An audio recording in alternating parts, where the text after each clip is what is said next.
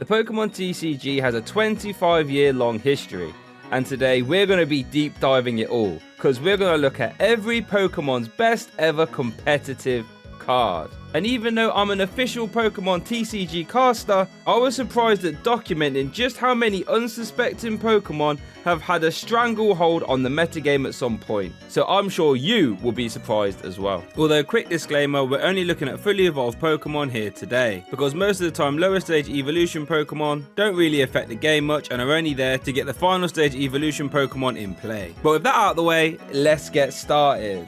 Despite Venusaur having a ton of cards since it is a Gen 1 OG Pokemon, it really hasn't seen super high competitive play. I would say that Venusaur's best card was Celebi Venusaur Tag Team. This was a solid tier 2 deck at the time, relying on being super annoying with its pollen hazard attack that would burn, confuse and poison your opponent's active. Then with buff padding, its HP would be 320. And you play a ton of healing cards like Shaman and Mixed Herbs, and its own GX attack that would fully heal this tank, while constantly applying pressure and removing all the damage your opponent would do. Nasty work. Charizard. It's a toss up between Reshizard, Radiant Zard or Charizard EX. And I think I'm going to have to give it to Charizard EX, but only very narrowly over Reshizard. Charizard EX has it all. Dark typing to slap other decks for weakness like Mew VMAX or Gardevoir EX.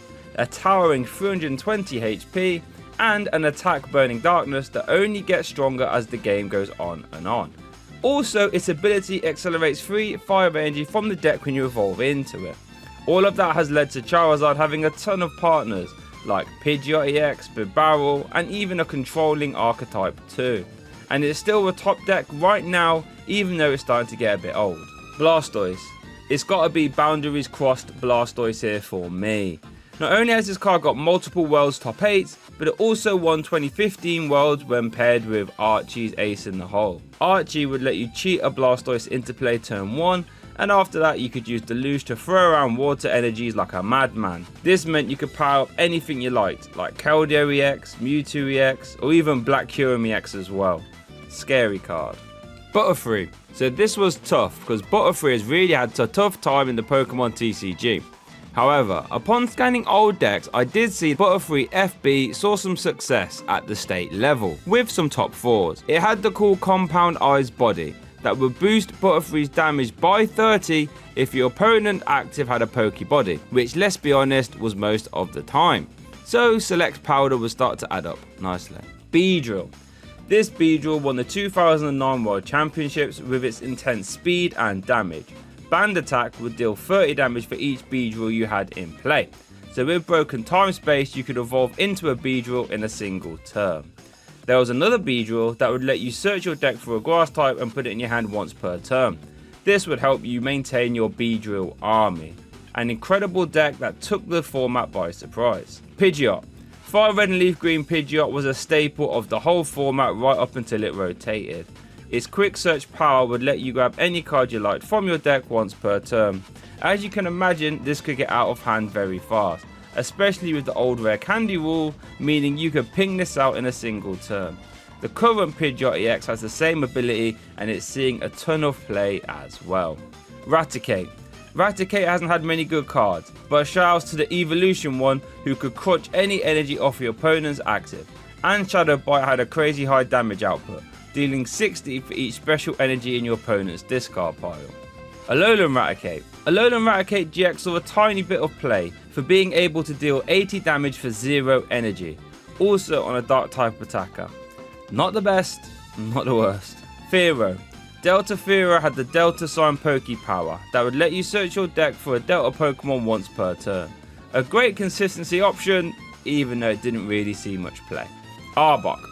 Delta Arbok saw a little bit of success at 2007 Regional Championships in Mountain West. Logan paired it with Delta Raichu. This deck operated similar to the Ryex, but swapped the Executor for the Arbok as a strong backup attacker. Raichu. Speaking of Raichu, Delta Raichu was one of the best road decks of all time. Zap would spread a ton of damage when used with cards like Curse Stone as well. This led to a great US Nationals upset where nobody saw this Raichu Executor deck taking the whole event down, meeting itself in the final and going undefeated to win. One of the best road deck stories of all time. Alolan Raichu. Raichu Tag Team was a cornerstone of the Pika-Rom deck. Tandem Spark would paralyze your opponent if Raichu has swapped into the active this turn, which to be fair was very easy to do.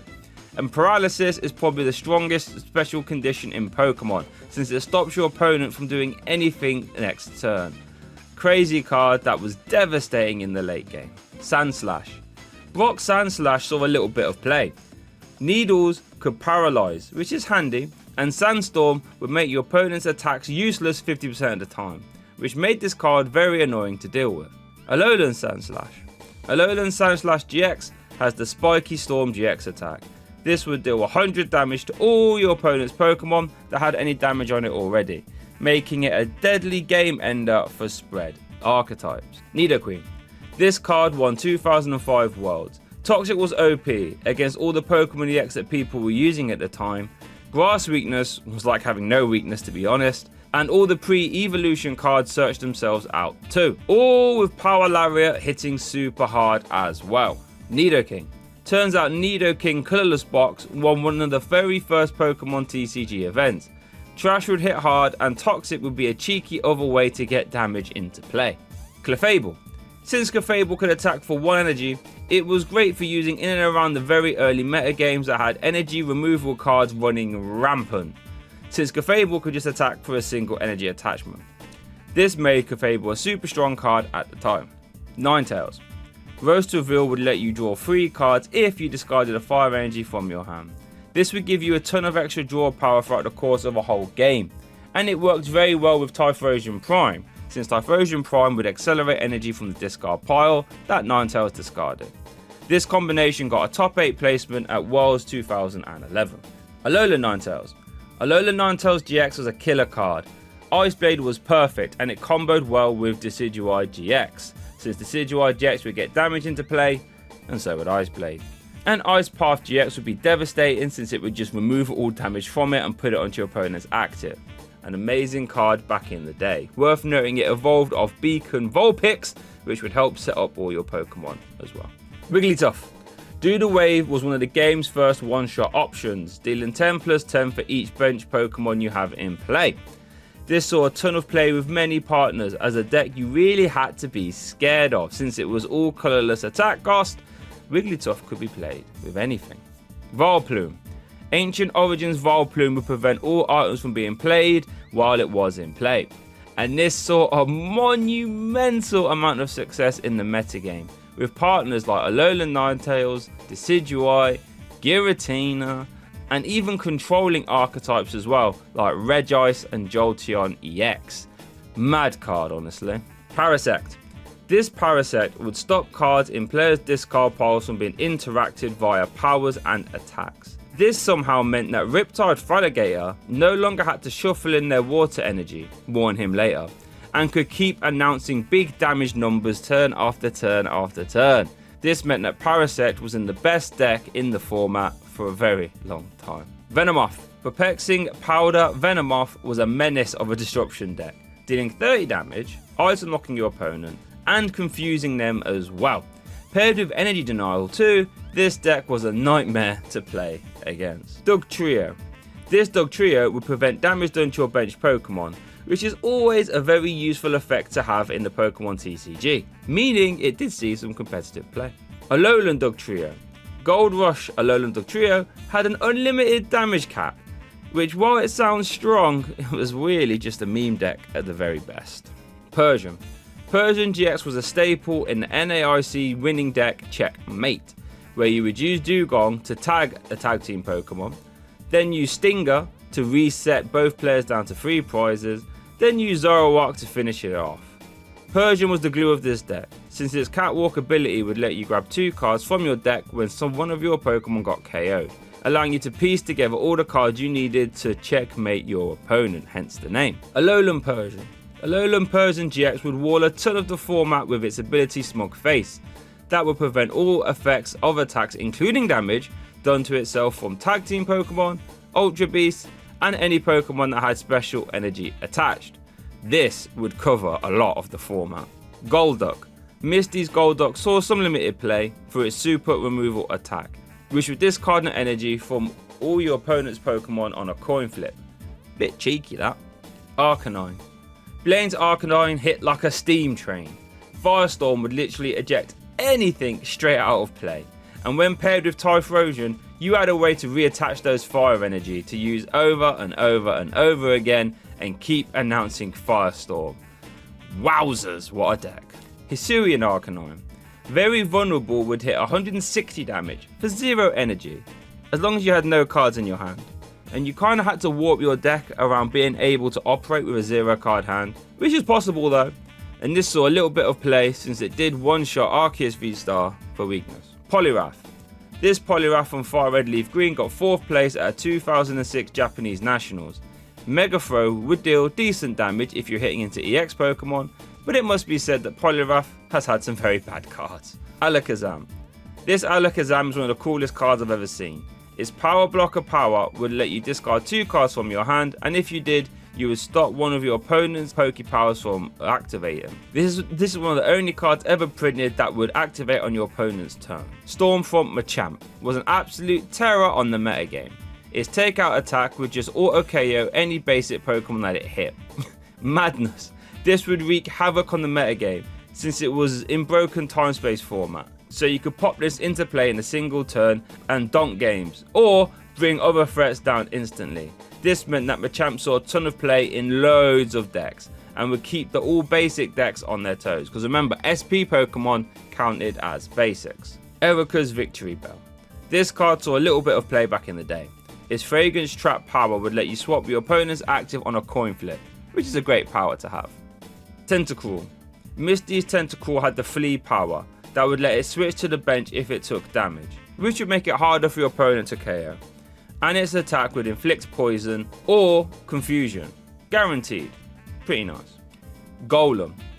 Golem had some truly awful cards, and to be honest, there really isn't any good Golem cards. This one has an interesting attack though, that does bench damage for each damage counter on Golem, which is interesting. Alolan Golem GX had the Heavy Rock GX attack that will stop your opponent from playing any cards next turn. Interesting. But it never saw any play due to the attack being way too expensive and it being a stage 2 Pokemon. Rapidash. Blaine's Rapidash was a multifaceted Pokemon. Flare Main was an efficient attack, but Stomp was interesting, that could damage the active hard or spread damage. Galarian Rapidash. Galarian Rapidash V would bring down one of your opponent's Pokemon till they have 100 HP left, regardless of how much they actually had. This would bring it into range of other cards like Jolteon V Max to finish it off, or Rapid Strike Urshifu as well. Slowbro.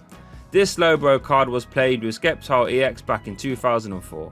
Its Strange Behavior power would move damage from any of your Pokemon to itself. This would let Sceptile keep swinging over and over and over again, tanking loads of damage. Galarian Slowbro. Galarian Slowbro V had the Rapid Fire Poison ability. This would poison the active while it was in the active. This was used as a math fixer for a few decks, but mainly using Eternatus VMAX, so Dread End would start to OHKO other VMAX Pokemon or Tag Team Pokemon as well. Farfetch'd. Farfetch'd from Secret Wonders saw a little bit of play in Blissey decks back in 2008 for its Leap Slack attack, which was capable of winning games turn 1. Dodrio. Dodrio from Jungle saw a little bit of play paired with Wigglytuff. Its Pokemon Power Retreat 8 would reduce retreat costs by 1 for each one in play, meaning if you had 2 of these in play, your Wigglytuff could now retreat for free. Very nice. Dewgong. This Dewgong was instrumental to Stefan Ivanov winning his 2nd NAIC title. It would deal 60 damage to 2 Pokemon. So not only was this good for KOing evolving basics like Zorua or Ralts that had 60 HP, but it would also bring down hefty tag team Pokemon into range of other attackers like Zoroark's Riotous Beating. Muck. OG Muck was a monster. It would turn off all Pokemon powers while it was in play, which was nasty for the format. This resulted in it seeing a lot of metagame play. Alolan Muck. In a similar vein, Alolan Muck had the Power of Alchemy ability, which would turn off all basic Pokemon abilities while it was in play. This would stop format staples like Oranguru Instruct or Tapu Lele as well. monster card. Delta Cloyster got a top 4 at 2007 Battle Road Junior Division, paired with Rayquaza EX. Its Pokebody would prevent all bench damage and effects done to your bench Delta Pokemon, not a bad effect. Gengar. Stormfront Gengar was a menace. Fainting Spell would 50% of the time KO your opponent's active when Gengar was KO'd. Absolutely brutal. And Shadow Rune was a deadly spread attack, making it a terror to play against. It was mostly paired with Vileplume to turn off all item cards as well, meaning you would have to take your chances on Fainting Spell flips, which is something I really wouldn't want to do. Hypno. Binding Aura Hypno will prevent your opponent from evolving a sleeping Pokemon, or attach energy cards to it either. Quite a powerful body if you can keep your opponent's active asleep. Electrode. Dark Electrode had the Darkness Navigation power that would let you attach a Dark Energy or a Dark Metal Energy to itself from your discard pile as long as it didn't have an energy attached to it already. Crazy strong power that saw a ton of play paired with Dark Dragonite, but more on that later. Hisuian Electrode V has seen a ton of play recently. Tantrum Blast has the potential to deal 300 damage for 0 energy, dealing 100 for each special condition Electrode is currently affected by. So with a combination of Spicy Curry and Brute Bonnet to poison and burn, this would hit very hard and actually one-shot Charizard EX thanks to weakness, its main role. Executor. Delta Executor was the backbone of the Right Eggs deck that took over US Nationals 2006, where it met itself in the final as a surprise deck. Delta Circle was the big hitter, and Egg Bomb complemented Raichu's spread strategy, making it one of the faces of arguably the most successful surprise deck of all time. Alolan Executor. This was a solid tier 2 deck in the time. Tropical Shake would deal 20 damage for each different type of basic energy in your discard pile, up to a maximum of 120 damage. This was a solid damage on 160 HP stage 1 Pokemon. Marowak. While Ryeeggs was busy being the best road deck of the time, some players would actually play Marowak instead of Executor to really double down on the spread play style, with Marowak really slamming the bench hard. Alolan Marowak. Alolan Marowak GX saw a little bit of play in Mewtwo tag team decks. For its GX attack, which would deal 50 damage to 2 of your opponent's Pokemon. Great for picking up missed KOs for 0 energy. Hitmonlee. Special combo Hitmonlee was integral to the combo deck, where you would have to attack with Hitmonchan, Hitmonlee, then Hitmontop in that order, to end with a massive spread attack. Hitmonlee would deal a respectable 90 damage, which was pretty good in its own right. Hitmonchan. Base set Hitmonchan was part of the best deck at the time, Haymaker, and for a simple reason. Jab would deal 20 damage for 1 energy, very efficient, and with plus powers and that, you could pick up cheeky KOs really fast. Weezing. Unbroken Bond Weezing was a fun spread deck. Detention Gas would spread 10 damage to all your opponent's basic Pokemon in between turns if it was in the active, and Splattering Sludge would deal 20 damage to all your opponent's bench damage Pokemon as well. Combining this with Shrine of Punishment and Spell Tag, quite honestly, this would add up at a silly fast rate. Galarian Weezing. Galarian Weezing had the neutralizing gas ability that would turn off all abilities while it was in the active. This was a terror for the format, and even won a regionals when it was paired with Eternatus V Max, where it also had another one in top 8 at that regionals as well. Kangaskhan. Mega Kangaskhan won 2014 Worlds in the senior division. Wham Bam Punch has the silly high damage output, and when paired with Fairy Transfer Aromateas, you can move all the energy off to utilize Max Potion to fully heal the Kangaskhan after tanking damage. Nasty, and it really took the player base by surprise. Seeking. Seeking from Sword and Shield would discard up to 3 energy from your opponent's active, with its Ripping Horn attack. This was actually the focal point of some control decks. Starmie. Starmie from Evolutions featured in the Greninja Break deck and Volcanion deck for its ability Space Beacon, that would let you grab 2 basic energy from your discard and put them back into your hand. Greninja would look to use those energy for Giant Water Shuriken, and Volcanion would look to use them for Steam Up. Mr. Mime. Mr. Mime from Detective Pikachu was an integral part of the Combo-zation archetype. This deck would look to use Jirachi Prism, wish upon a star ability, that would let you take an extra prize card if you took it as a face down prize card. While this effect was very strong, it was hard to make work consistently, since there was no way to really get Jirachi Prism into your prize cards. However, with the combination of Mr. Mime's ability and use Oranguru to swap a card from your hand to the top of your deck, Mr. Mime's ability to put the top card of your deck into the prize cards, you could actually make it work very consistently. And Combozation was a tier 1 deck. Jinx. Jinx from Unbroken Bonds was integral to the Spirit Tomb deck being a tier 1 archetype. Ominous Posture would let you move one damage counter from one of your Pokemon to another one. This meant Spirit Tomb could rack up damage fast for its Anguish Cry attack, making for massive one-shots even faster. Pinsir. This Pinsir could stop your opponent's basics from attacking if it was the only Pokemon you had in play, which, to be fair, could cause some awkward turns for your opponent. Tauros. Tauros GX was a constant threat players had to be worried of because of its Mad Ball GX attack, which would deal 30 damage for each damage counter on itself. This meant that any time if your opponent had tapped Tauros, it was swinging back very hard. And when combined with Ninja Boy, you could pluck it out at any time. Very scary. This new Paldean Tauros removes 2 energy from a stage 2 Pokemon that it attacks into, which is nice, but I don't think it will see much play there. Stormfront Gyarados was a top tier deck and one of the game's most explosive archetypes. Tail Revenge would deal 30 damage for each Magikarp in your discard pile, for 0 energy. With cards like Expert Belt, you would start to one-shot the format, and with Broken Time Space, if your Gyarados did get KO'd, it really wasn't hard to get another one rolling. This won French Nationals in 2009 and got top 8 at that Worlds too. This Lapras had the support navigation power, which would let you grab a supporter when you put it into play. Anytime this ability has been in format, it has been game defining, and this was no exception. Ditto. Ditto Prism was one of the coolest cards ever printed. You could evolve any stage 1 from Ditto. This would let you play tech cards much easier, like that Alola Muk from earlier, really opening up deck choices in the Sun and Moon era. You could use it as like a 5th Inkay Malamar decks to boost consistency, or you could play it to use stage 1 techs too. Very nice. Vaporeon. Vaporeon EX featured in the 2007 World Championship winning deck, thanks to its Evolutionary Swirl ability, which would force your opponent to shuffle their hand away and draw 4 cards. This would disrupt them in a very massive way. Flareon EX got a top 4 and a 2nd place finish at 2007 and 2006 Worlds. Its evolutionary power would burn and confuse your opponent's active when you evolved into it.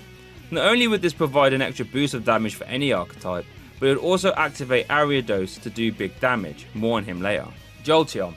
Jolteon Gold Star was not only in the 2007 World Championship deck, but it saw a ton of play in other decks as well, for its Yellow Ray power that would put 1 damage counter on both active Pokemon when you benched it. This would be an amazing math fixer at the time. Omastar. Omastar from Secret Wonders saw some play as a cheeky little surprise. When you evolved into it, you could de-evolve all your opponent's benched Pokemon. This meant if you could spread enough damage on them, from Empoleon for example, then you could sweep them out of play in a single turn. Kabutops. Kabutops from Skyridge would stop your opponent from evolving their basic Pokemon while it was in the active. This could lock down some decks if it arrived early enough. Aerodactyl. Aerodactyl V-Star saw a ton of play for its V-Star attack, which would turn off all your opponent's V Pokemon abilities while it was in play. This would be devastating at locking down Genesect V's draw power, also Lugia V-Star summoning star ability as well, meaning you would effectively grind those decks down to a halt straight away. This actually won a regional championships when paired with Vikavolt V, but saw some success in Lost Box and Arctina decks as well. Snorlax. Lost Origin Snorlax is a monster. Its unfazed fat ability meant that it was immune to all effects of attacks like Sableye Lost Mine or Amazing Destruction. Its attack 2 was crazy, from a basic Pokemon dealing 180 damage for 3 colourless energy. This saw a lot of play in Lugia decks, Lost Box decks and Cherrim decks as well. Articuno. This Articuno was part of the Rain Dance deck, where Blastoise from earlier would attach a lot of energy to Articuno, who would then slap hard and spread damage very fast, and one of the game's first successful Stage 2 decks. Galarian Articuno. Galarian Articuno would deal an 120 damage snipe and attach energy to itself via its ability, meaning you can swing it out of nowhere. This saw a little bit of play when paired with Shadow Rider Calyrex V Max, since it would help accelerate the Max Geist attack even faster. Zapdos. Rocket Zapdos was a metagame titan. Its unique ability to power itself up via Plasma and then have a huge output via Electro Burn was a terror back in the day, and it saw a lot of play thanks to this. Galarian Zapdos. Galarian Zapdos was used as a fighting type tech card, since Thunderous Kick could be used for 1 energy if your opponent had 3 Pokemon V in play. This meant it was great for keeping Eternatus V Max in check, as well as Arceus V Star 2. And since Thunderous Kick would discard a special energy before dealing damage, you could use it to remove weak guard energy. Moltres. Rocket's Moltres saw some play when paired with Typhlosion, since its Pokemon Power Rebirth would let you recycle it after it got KO'd, so you had an unlimited supply of attackers, and Firewall was okay, dealing 10 damage back to the opponent. Very nice. Galarian Moltres. Galarian Moltres V saw a ton of play as a Dark type efficient attacker. Dark Flame Wings would let you attach energy from the discard pile to itself, and Aura Burn was the perfect amount of damage to KO Dark weak cards like Mew V Max. Dragonite. Delta Dragonite was a top metagame Titan back in 2006, taking 4th place at the World Championships. Delta Charge would attach energy from the discard pile to itself, and then Delta Metagross would discard them with its Crash and Burn attack, resulting in a high powered damage throwing deck. But also massive shout out to Dark Dragonite 2, since it was a crazy deck when paired with that Electrode from earlier. Mew.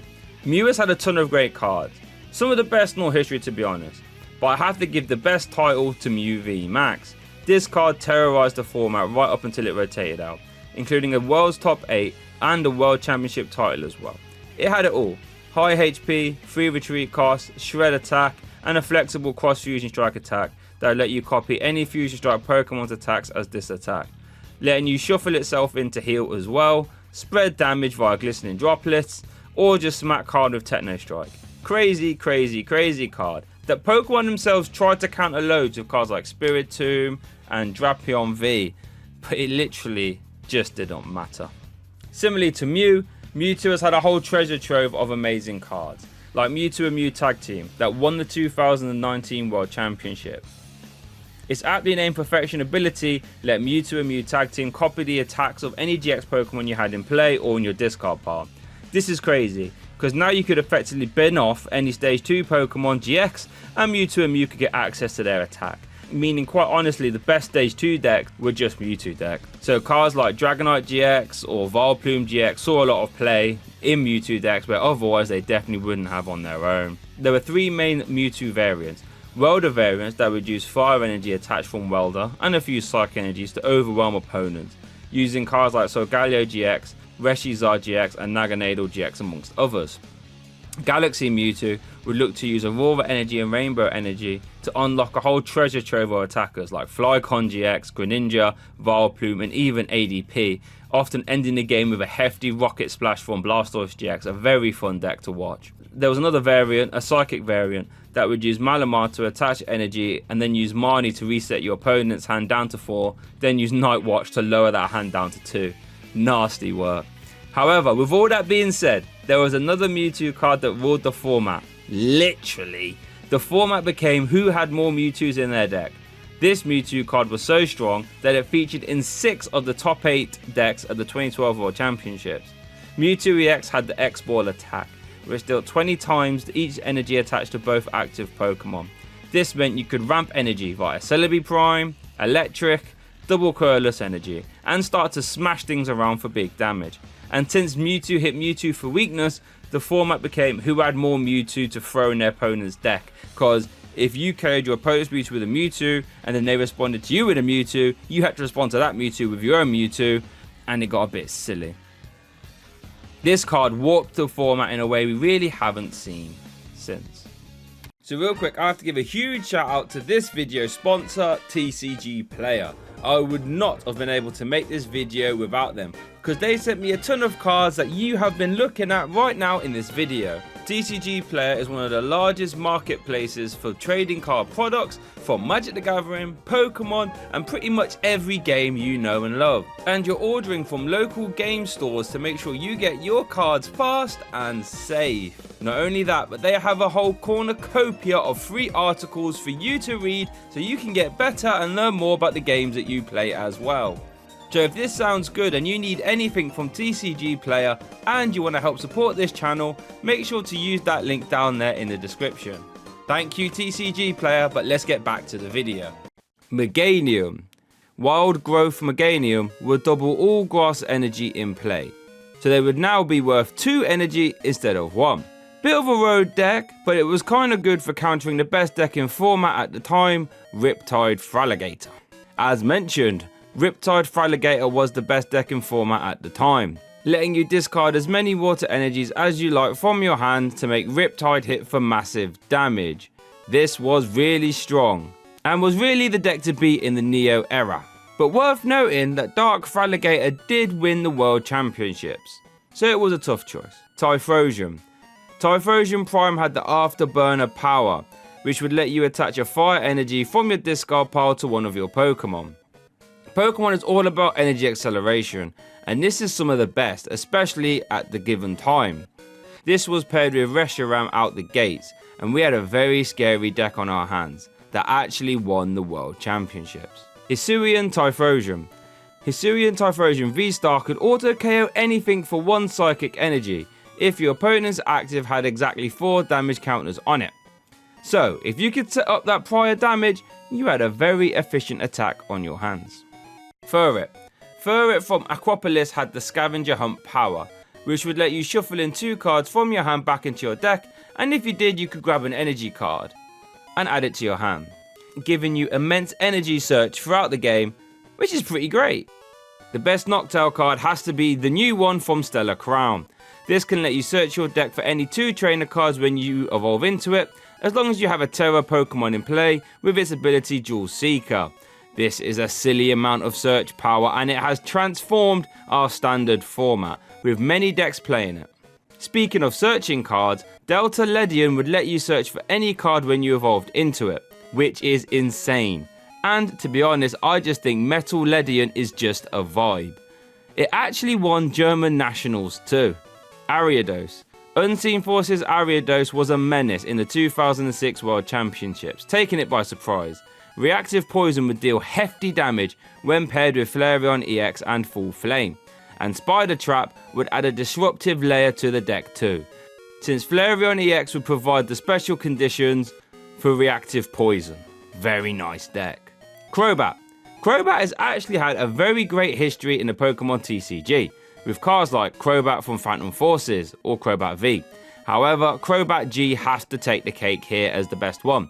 Its Flashbite power would let you place 10 damage on one of your opponent's Pokemon when you benched it. And since it was an SP Pokemon, it was a basic, meaning you could put it into play and then abuse it with Poketurn to use it over and over again, making it one of the game's best ever math fixers.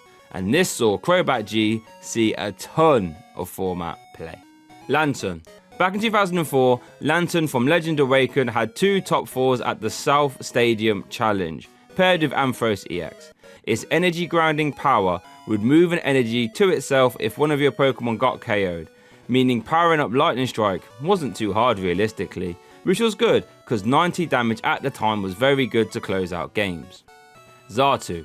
Paradox Rift Xatu allows you to attach extra psychic energy via its Clairvoyant Sense ability. This exact ability is seen on Shadow Rider Calyrex VMAX only a year or 2 before, not only letting you get energy into play, but draw cards as well. Ampharos. This Ampharos had the Damage Bind body. This would turn off all Pokepowers for any Pokemon that had damage on it. That is actually a crazy strong body. So good it got a top 16 placement at the 2010 World Championships. Blossom.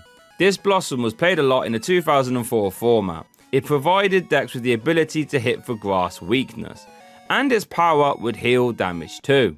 In the 2004 World Championships, this would have been very good at helping players counter the Magma Groudon deck, even though realistically Magma Groudon did run through the whole field. Azumarill. The new Azumarill, which actually hasn't been released yet in English, seems like it will definitely be the best Azumarill card of all time. Its ability lets you use Double Edge for 1 psychic energy as long as you have a Terra Pokemon in play. And this is an incredible amount of damage for 1 energy, coming close to being one of the highest 1 energy numbered attack damage we have ever seen. And I'm sure it will be a fun deck at the very least. Sudowoodo.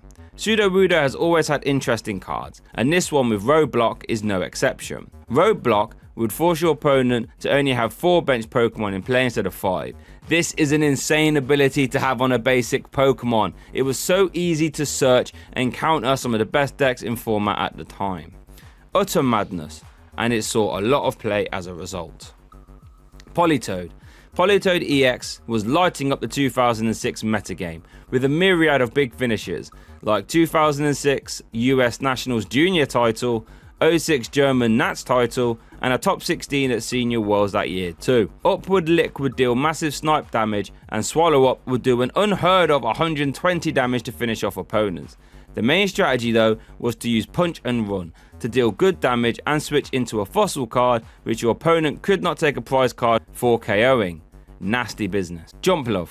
Jumpluff has had a pretty tragic history in the Pokemon TCG.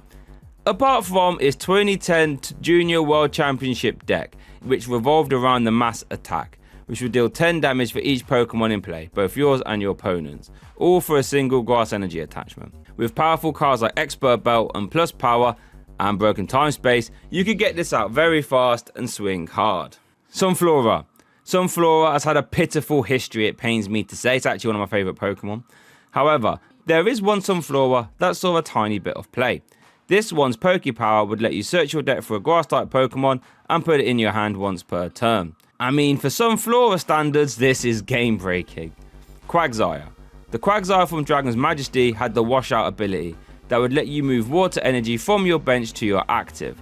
This, when paired with Naganadel, who would attach energy to itself, made for a very fun deck that would utilise hefty attackers like Magikarp and Murloc Tag Team to close out games. Espeon. Espeon EX had the Devo Flash Pokepower. This would let you de-evolve one of your opponent's Pokemon when you evolved into Espeon EX. This combos stupidly well with the damage spreading cards in the format and in the same deck, like Delta Rayquaza EX and Absol EX. This featured in the 2007 World Championship winning deck. Umbreon. Umbreon VMAX had the Dark Signal ability that would let you swap your opponent's active when you evolved into it.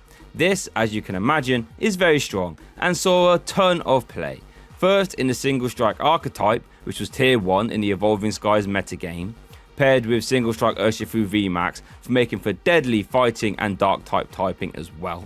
And then it saw play with Arceus V-Star and Duraludon VMAX, which actually got second place at NAIC 2023. Slowking. Slowking from Neo Genesis was well known for causing massive metagame carnage. The story goes that it was mistranslated when it got released into English. You see, in Japanese, it's Pokepower Mind Games read, when Slowking is in the active, whenever your opponent tries to play a trainer card, they have to flip a coin. If tails, the trainer card fails and gets put to the top of their deck. And while this was pretty strong, you had to have Slowking in the active to make use of it, so you couldn't stack the power to make your opponent flip multiple coins. However, when it got translated into English, the part that said Slowking had to be in the active, well, was missing.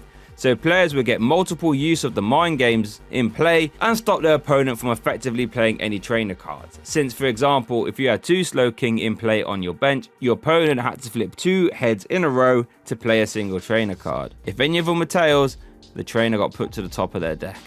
Times got rough, making the format delve into Slowking fests. Galarian Slowking. Galarian Slowking VMAX would deal a silly amount of poison damage, by not only inflicting the poison as well, but making the poison Pokemon take 12 damage in between turns. Fun, but not super impactful. Unknown. This is a tough one, since there have been some very good situational unknown cards, but there was one unknown card where the whole deck was built around it, and that is Unknown Hand. It had the ability, called Hand, which read, if Unknown is in the active and you have 35 cards in your hand, you won the game. This actually saw play, since you would use Ninetales to draw 3 cards and a ton of other cards to just keep turboing cards from your deck into your hand. Actually had some very limited success too. Wobbuffet. Phantom Force's Wobbuffet had the Bide Barricade ability, which turned off all non-psychic abilities while it was in the active.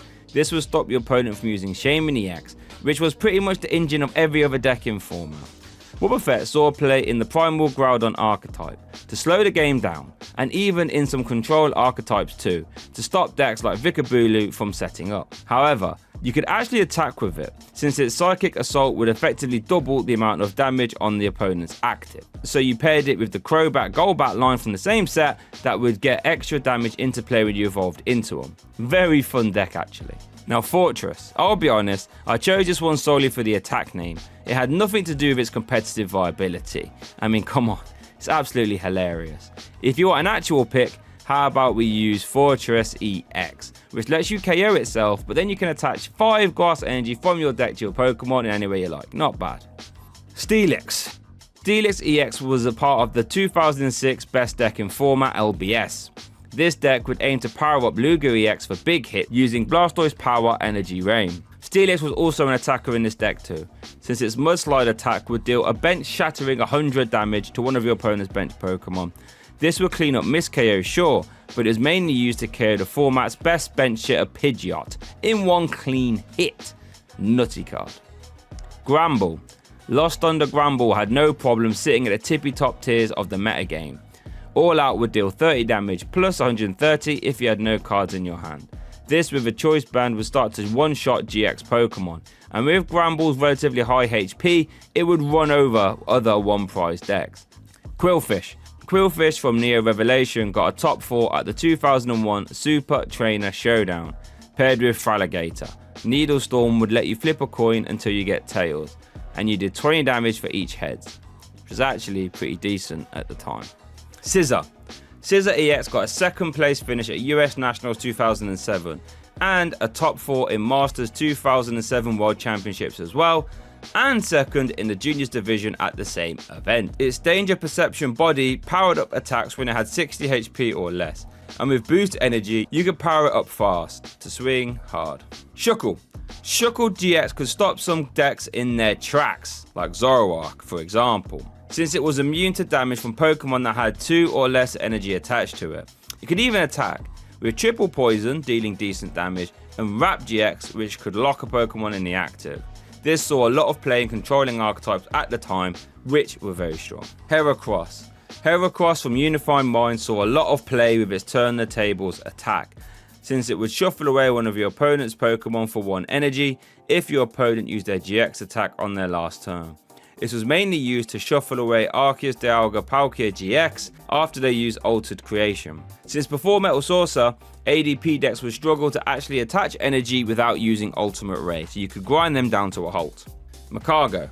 Macargo GX featured in a 2019 World Championship winning deck, thanks to its attack Lava Flow, which did 50 plus 50 for each energy you discarded from the attacker. Funnily enough though, Henry Brand didn't play Eddie Slugma in his deck. Instead, you would ditch the Macargo and use the attack via Mewtwo and Mew tag team. There was a time though afterwards where Macargo was its own little funny standalone deck, which I loved playing, but wasn't ever really more than a tier 2, tier 3 deck. Cursula.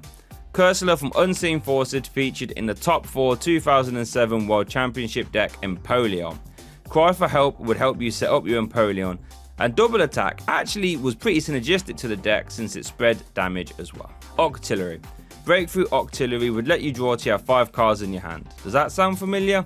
This saw a ton of play in decks like Vikabulu, Buzzwole GX and Galley. This featured in the 1st place Madison Regional Buzzrot deck as well, and it also featured in the Toronto and LAIC Championship 2018 deck as well. Delibird.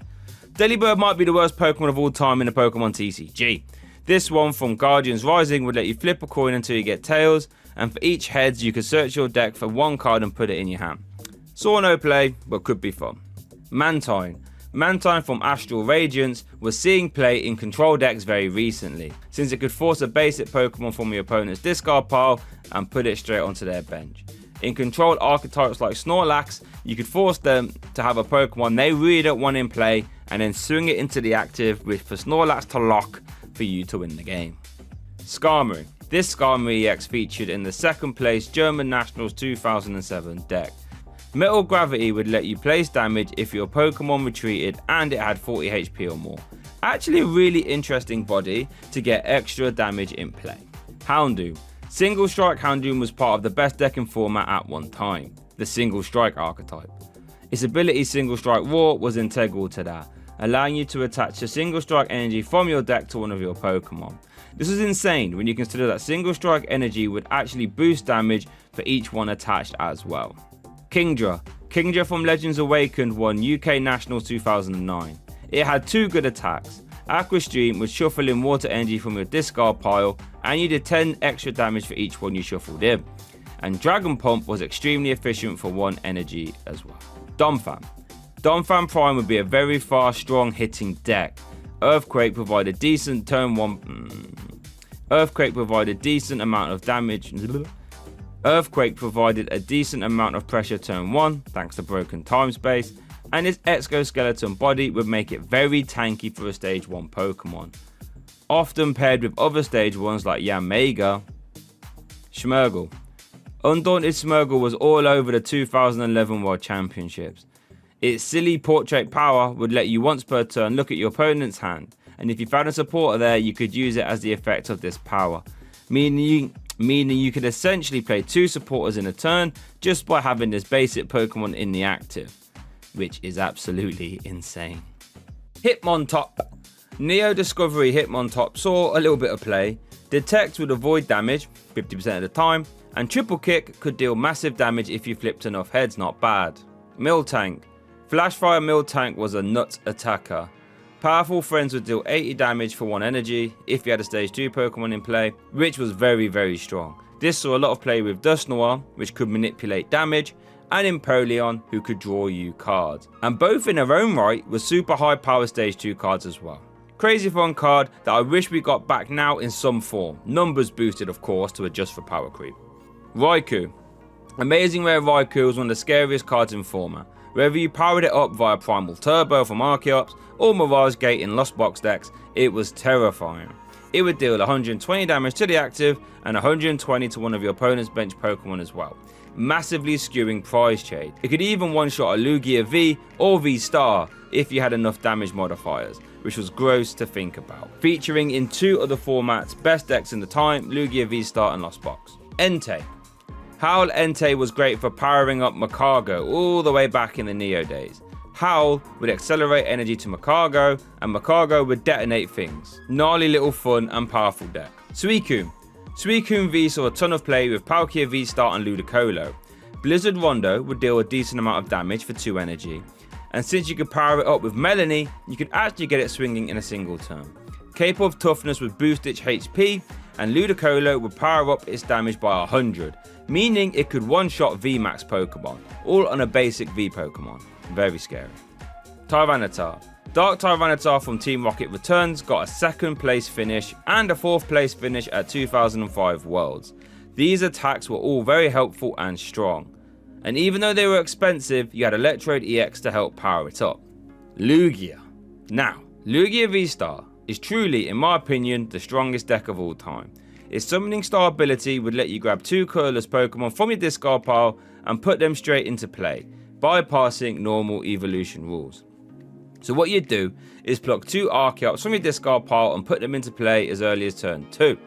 Archeops has the Primal Turbo ability, which would let you attach 2 special energy from your deck to one of your Pokemon. So with 2 of these in play, which you could easily do via Summoning Star, you could attach 4 special energy from your deck in a single turn. This was silly, and at Lugia V-Star's peak, you had powerful energy to attach, which would boost your colorless Pokemon's damage by 20 for each 1. So now Tempest Dive would actually threaten 1-shots now too. And even after powerful energy and Aurora energy rotated, Lugia V-Star has remained a tier 2 deck at the very least. Sometimes with single strike energies, and most recently with legacy energy. But make no mistake about it, Silver Tempest format was dominated by Lugia V-Star, and you literally had 0 reason not to play it. Ho-Oh. Ho-Oh EX from Dragons Exalted saw some play thanks to its Rebirth ability. This would let you flip a coin if Ho-Oh EX was in the discard pile, and if it was heads, you could take it from your discard pile and attach 3 basic energies from your discard pile to it also. This would let you accelerate a lot of energy, and then you would energy switch them from the Ho-Oh to your attacker of choice. But shout out to Ho-Oh GX, which was one of the most craziest turn 1 offensive decks back in the day, which would often end its first turn with 4 energy attached to it, so you can start to detonate opponents with Phoenix Burn. And when paired with Choice Band, that would hit the magic 210 damage at the time. Celebi. Celebi Prime started off as a bulk card, even though it had a lot of potential. Forest Breath would let you attach 1 grass energy to one of your Pokemon from your hand if Celebi Prime was in the active. So this was bulk all the way until Mewtwo EX came out, And then Celebi Prime saw some play, since Forest Breath was amazing at powering up beefy X-Balls. It's actually got a top 8 placement at 2012 Worlds. Sceptile. Sceptile EX won the 2004 Norway Nationals, paired with Muck EX. It had very efficient attacks like Poison Ring, and Slashing Strike would deal a massive 100 damage, which was mental at the time. Blaziken. Back in 2004, the format belonged to Blaziken. Blaziken EX had a silly high damage output, dealing 100 damage to any Pokemon in play. But funnily enough, that wasn't the best Blaziken, since Firestarter Blaziken had a very good attack, but most importantly would let you attach energy from the discard pile once per turn to any one of your Pokemon, making it the beating heart of the deck. The combo Blaziken deck was by far the best deck in format at the time. This Swampert got second place at 2004 Junior Worlds. Its water cool power would let you attach extra water energy to your active Pokemon.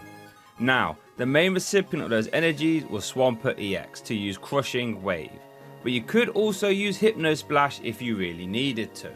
Mightyena.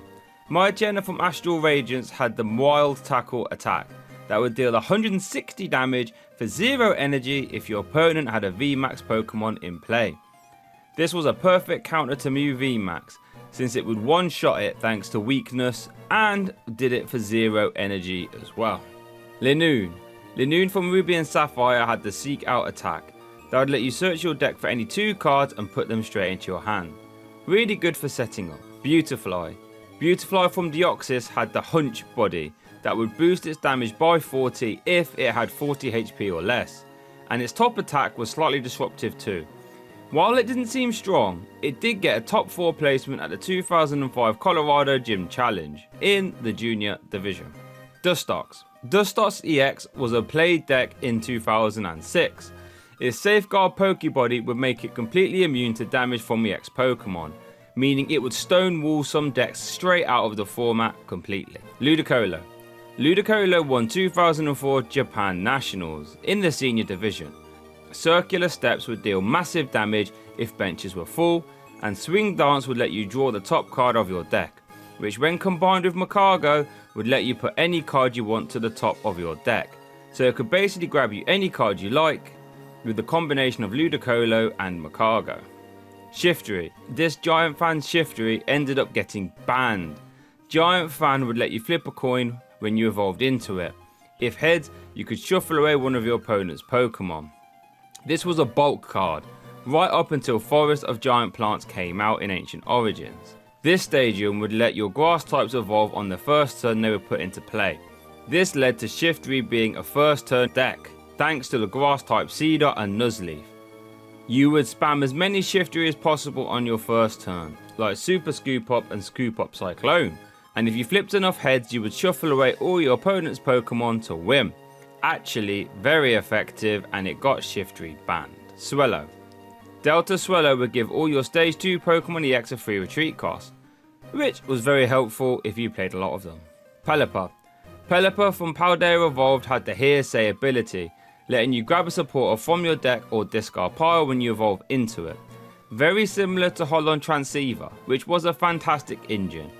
Unfortunately for Pelipper though, it hasn't seen any play. Gardevoir. Now realistically there are a few Gardevoir cards you could pick here, but the right choice is Gardevoir from Secret Wonders, arguably the strongest card ever printed. Its Pokepower Telepass would let you use a supporter in your opponent's discard pile as the effect of this power, which is actually crazy on its own. But its Psychic Lock attack would turn off all opponents' Pokepowers next turn, meaning you could lock down decks super fast. This Gardevoir Gallade deck was the best deck in format for ages, and it won the 2008 World Championships, and got second place at the 2010 World Championships too, only losing to a top deck. Masquerain. Masquerain from Plasma Blast had the Tool Reversal ability that would let you pick up one of your tool cards attached to one of your Pokemon and put it back in your hand. This saw limited play in the Tool Drop archetype, where Trubbish would deal more damage depending on each tool you had in play. So Masquerain would let you dump your tool cards onto Sigilif, and then you could pick them back up to put on your Trubbish at a later date. Breloom. Breloom from Secret Wonders saw limited play in the Guardi Gallade deck from earlier. due to its ability to hit the grass weakness while using the fighting type energy that Gallade would. When used with Lake Boundary, weakness was applied as a 2x multiplier as well. This actually ended up winning 2008 US Nationals, the biggest event of the year. Slacking. Slacking won the 2005 Gym Challenge, and it got a top 4 at the challenge in Houston. Its lazy body would turn off all Poke powers while it was in the active, which was very disruptive. Metagross and Boost Energy would keep Slacking powered up so it could keep attacking. Ninjask. Ninjask from Deoxys had the fast protection body, which would make it immune to all damage done to it from your opponent's basic Pokemon, making it very hard to deal with sometimes. Shedinja. Shedinja from Lost Thunder was a menace. You could attach it as a tool card, and the Pokemon it was attached to would give up one less prize card if it got KO'd. Often, this was attached to Resource Management or Oranguru in control decks, so you could keep using Resource Management and your opponent wouldn't take any prize cards for KOing you. But it actually won Sheffield Regionals in a Mewtwo and Mew tag team deck. Exploud. 2004 Exploud really didn't mess about. 4 attacks, all of which were helpful. The main one, however, was Breaking Sound, and it was the main one that players would look to use, dealing 10 damage to all your opponent's Pokemon. With Desert Ruins to bolster that spread damage, all while having Mr. Briny to heal off damage as well. A devastating deck that could do 6 prize turns quite often. Hariyama. Hariyama EX would stop your opponent from playing any stadium cards while it was in the active, and its attacks were decent too. It actually worked well with Medicham EX, and that pairing took 3rd place at US Nationals 2005. Delcatty. Like Blaziken before, the 2004 metagame had Delcatty all over it, letting you discard an energy card from your hand to draw 3 cards. When paired with Magneton, who would let you get back energy cards from your discard pile, you had a great little loop on your hands. At a time where supporters were mostly used to search out cards, not necessarily draw them. Delcatty was the heart and soul of the format. Sableye. Sableye is a sneaky Pokemon that's had a ton of great cards, like Lost Origins and Junk Hunt. However, none of them can stand up to the mighty Stormfront Sableye. Out of the gates, this card was already pretty nuts. Its Pokebody would force you to go first if you led it in the active to start the game. This on its own would have been pretty good, but it had 2 killer attacks too. Impersonate would let you discard a supporter from your deck and then use it as the effect of this attack. Madness. This would let you double up on disruption supporters, like going Judge into Cyrus's Conspiracy for example. But what made this Sableye card unique was its attack over Confident, whose damage would get boosted by 40 if the opponent's active had less HP than Sableye. This would be good for picking up cheeky KOs, occasionally even to open games so you could win before your opponent had a chance to do anything. However, there was a rule change that would let you play items on your first turn going first, and that meant Sableye became the frontman for the most aggressive first turn win deck we have ever seen, where you would play Seeker to force your opponent to pick up a Pokemon, then spam Crobat G and Poke turns to KO any other bench Pokemon your opponent might have, then use plus powers and expert belts to finish off the active. This was so effective that you could win 80% of the time on your first turn going first. This deck was so game breaking that Pokemon actually had to step in and perform an emergency rotation to remove Sableye from the format, the only time this has ever happened before. Aggron. Aggron VMAX got a top 16 finish at 2022 Worlds. When paired with Arceus V-Star, you could power it up pretty fast, and it would hit hard, dealing 270 damage, or more with a choice belt attached. Medicham EX. Medicham EX almost won all 3 age divisions at 2005 Worlds, only losing in Masters. Its Wise Aura body would turn off Poke powers while it was in the active. Very disruptive. And the attacks were just about good enough to apply enough pressure while denying all those Poke powers while it was in the active. Very strong deck. Manectric. Manectric EX was the focal point of the 2005 World Championship winning deck. It had the disconnect attack that would prevent your opponent from playing any trainer cards next turn. This would grind some decks down to a halt, allowing you to lock in Curse Stone Stadium 2, which would bolster your damage output nicely. The deck even used Mew EX to give a toolbox style of approach as well. Plusle. Plusle from Secret Wonders got 4th place at Japan Nationals 2007, paired with Ludicolo and Blissey. Its plus charge power will let you grab 2 basic energy cards from your discard pile and put them in your hand if one of your Pokemon was knocked out last turn. Minun. This Minun also got played in Lucario Blissey. Its minus charge power would let you draw 2 cards if one of your Pokemon got knocked out last turn, making for powerful swing turns. Volbeat. Volbeat from Great Powers had the Light Conduct power, which would let you put a supporter card from your discard pile to the top of your deck if you had Illumise in play. Not bad. Illumise. Illumise from Twilight Masquerain lets you shuffle in one of your opponent's bench Pokemon on your first turn going second. Situational, but strong, and there were some wobblings of people playing it at 2004 Worlds, but never really amounted to much. Swalot. Swalot from Hidden Legends got 4th place at the Colorado 2005 Gym Challenge, Senior Division. Swallow-Up could deal massive damage, and Amnesia could buy you turns in a pinch. Sharpedo. Sharpedo EX got a top 32 finish at 2005 Worlds. Darkness Blast would hit very hard with Darkness Energy to boost it, and it also had a Disruptive Element 2 with 2 energy removals in the deck. Warlord.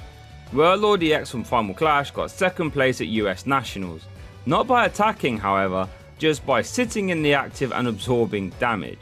This makes Warlord EX one of the most successful Wall archetypes of all time, and it took the format by surprise at that US Nationals event. Camerupt. Magma Camerupt was part of the 2004 Magma deck that took over the event, that took over the World Championships that year, winning every age division, something that has never been done since. But it could also attach an energy to itself from the discard pile.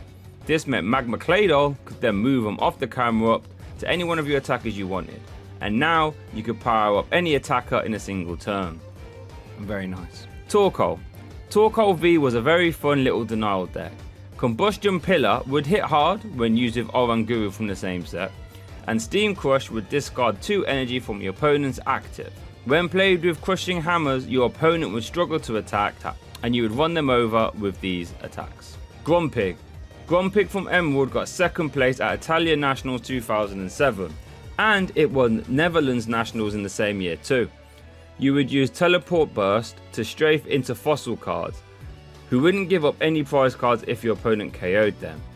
Or even a Crystal Guardians Grumpig, who would reduce damage done to it by water and fire types. A very fun little hit and run deck. Spinder. Spinder from Legend Maker featured in the top 16 Infernape deck at 2007 US Nationals. You could slam it into the active, and if your opponent had to try and attack it with a basic Pokemon, they'd flip a coin. If tails, that attack would fail. Also, Whimsy Draw had the potential to draw you a ton of cards so you could set up. Flygon. Flygon Levelettes got a top 32 finish at 2012 Worlds, and it won German Nationals in that year.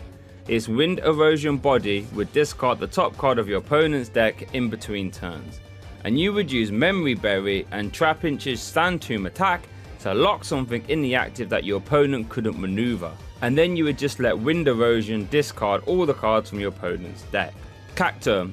Cacturne from Crystal Guardians had the Spike Storm power that would put 1 damage count on all your opponent's Pokemon that have any damage counters on them already. This would add up scarily fast, and it got a top 4 at Japan Nationals 2005. Altaria. Altaria from Dragons Exalted got a top 64 at US Nationals 2013 and top 32 at the ECC that year as well. Its Flight Song ability would boost your Dragon type damage by 20, and this would stack too, so if you had 3 of these out, your Dragon types would do an extra 60 damage per turn. This was played with Garchomp from the same set, due to its efficient Mat Cut and Dragon Blade attacks. Gabite had the Dragon Call ability that made getting this deck set up much easier. Zangoose. Team Magma Zangoose was played in the 2004 World Championship Domination. Team Magma Zangoose was played in the 2004 World Championship winning deck, as a 4-of as well. This was due to its attacks being very helpful.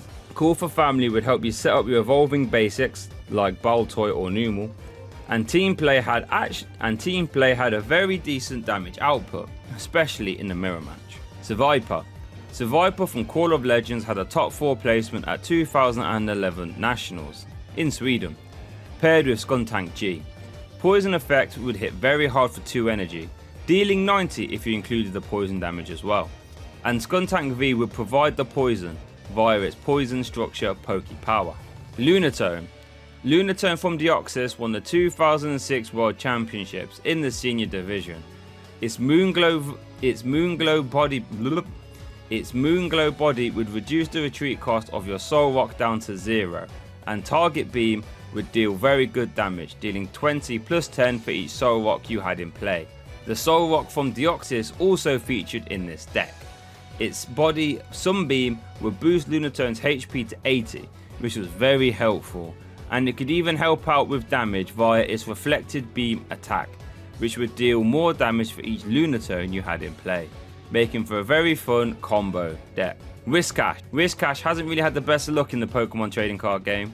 The one from Obsidian Flames does have a fun use case though, since its Raging and Rocking attack could easily discard the top 12 cards of your opponent's deck, since you could Primal Turbo 4 Reversal Energy onto it, and that meant as long as you was behind on prizes, those energy cards would now count as 12 fighting energy, which would detonate your opponent's deck. Crawdon. Crawdon EX from Holon Phantoms had the very silly ability Splashback that would let you shuffle away one of your opponent's bench Pokemon if they had 4 or more in play. This, as you can imagine, is very hard to play around. Its attack Power Blow wasn't too bad either. This got a top 4 finish at the Coral Springs Gym Challenge in 2006. Claydol.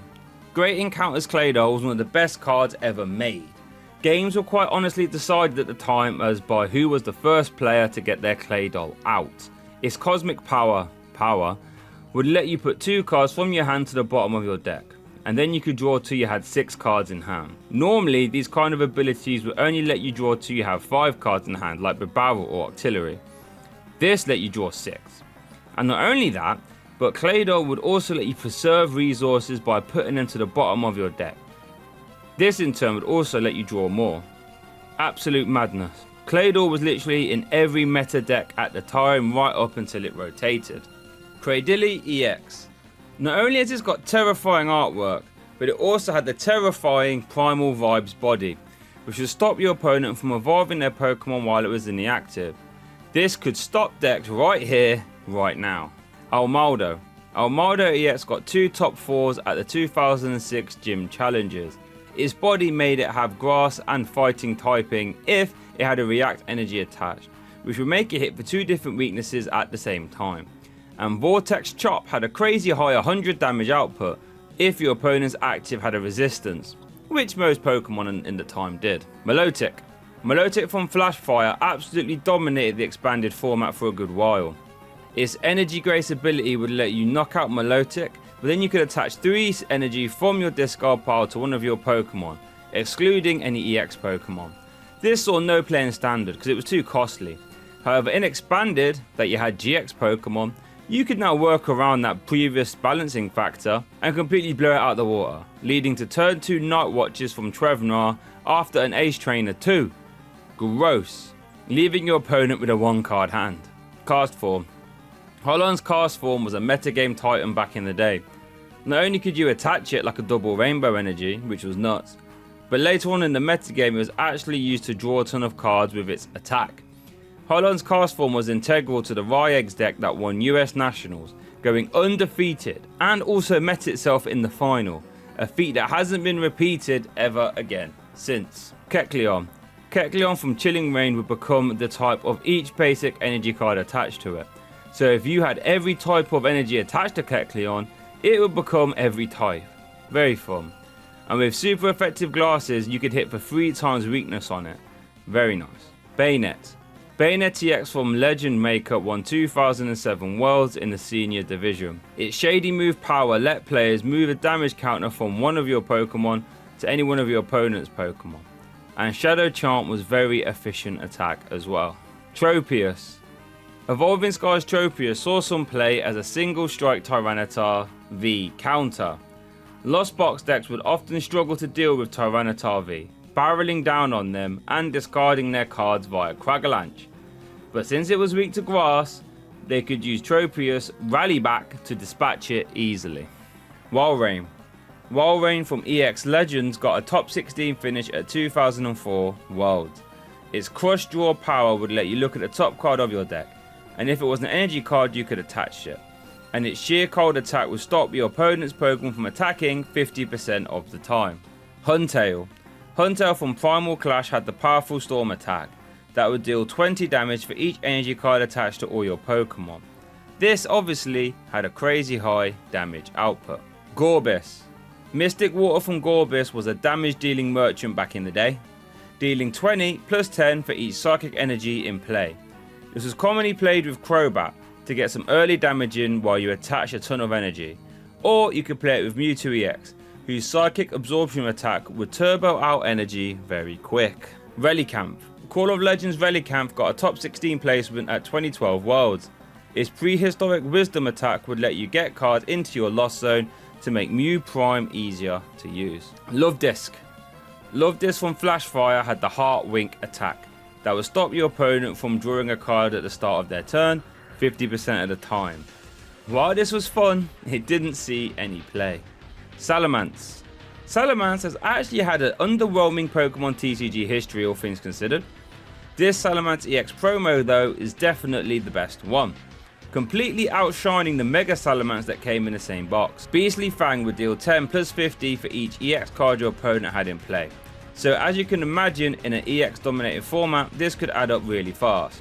And it quickly became a backup attacker in Volcanion EX decks, since it would slap hard in the mirror match and against Mega Rayquaza decks later on as well. Metagross. Delta Metagross got 2 top 16s at 2007 Worlds, and it won a regional too.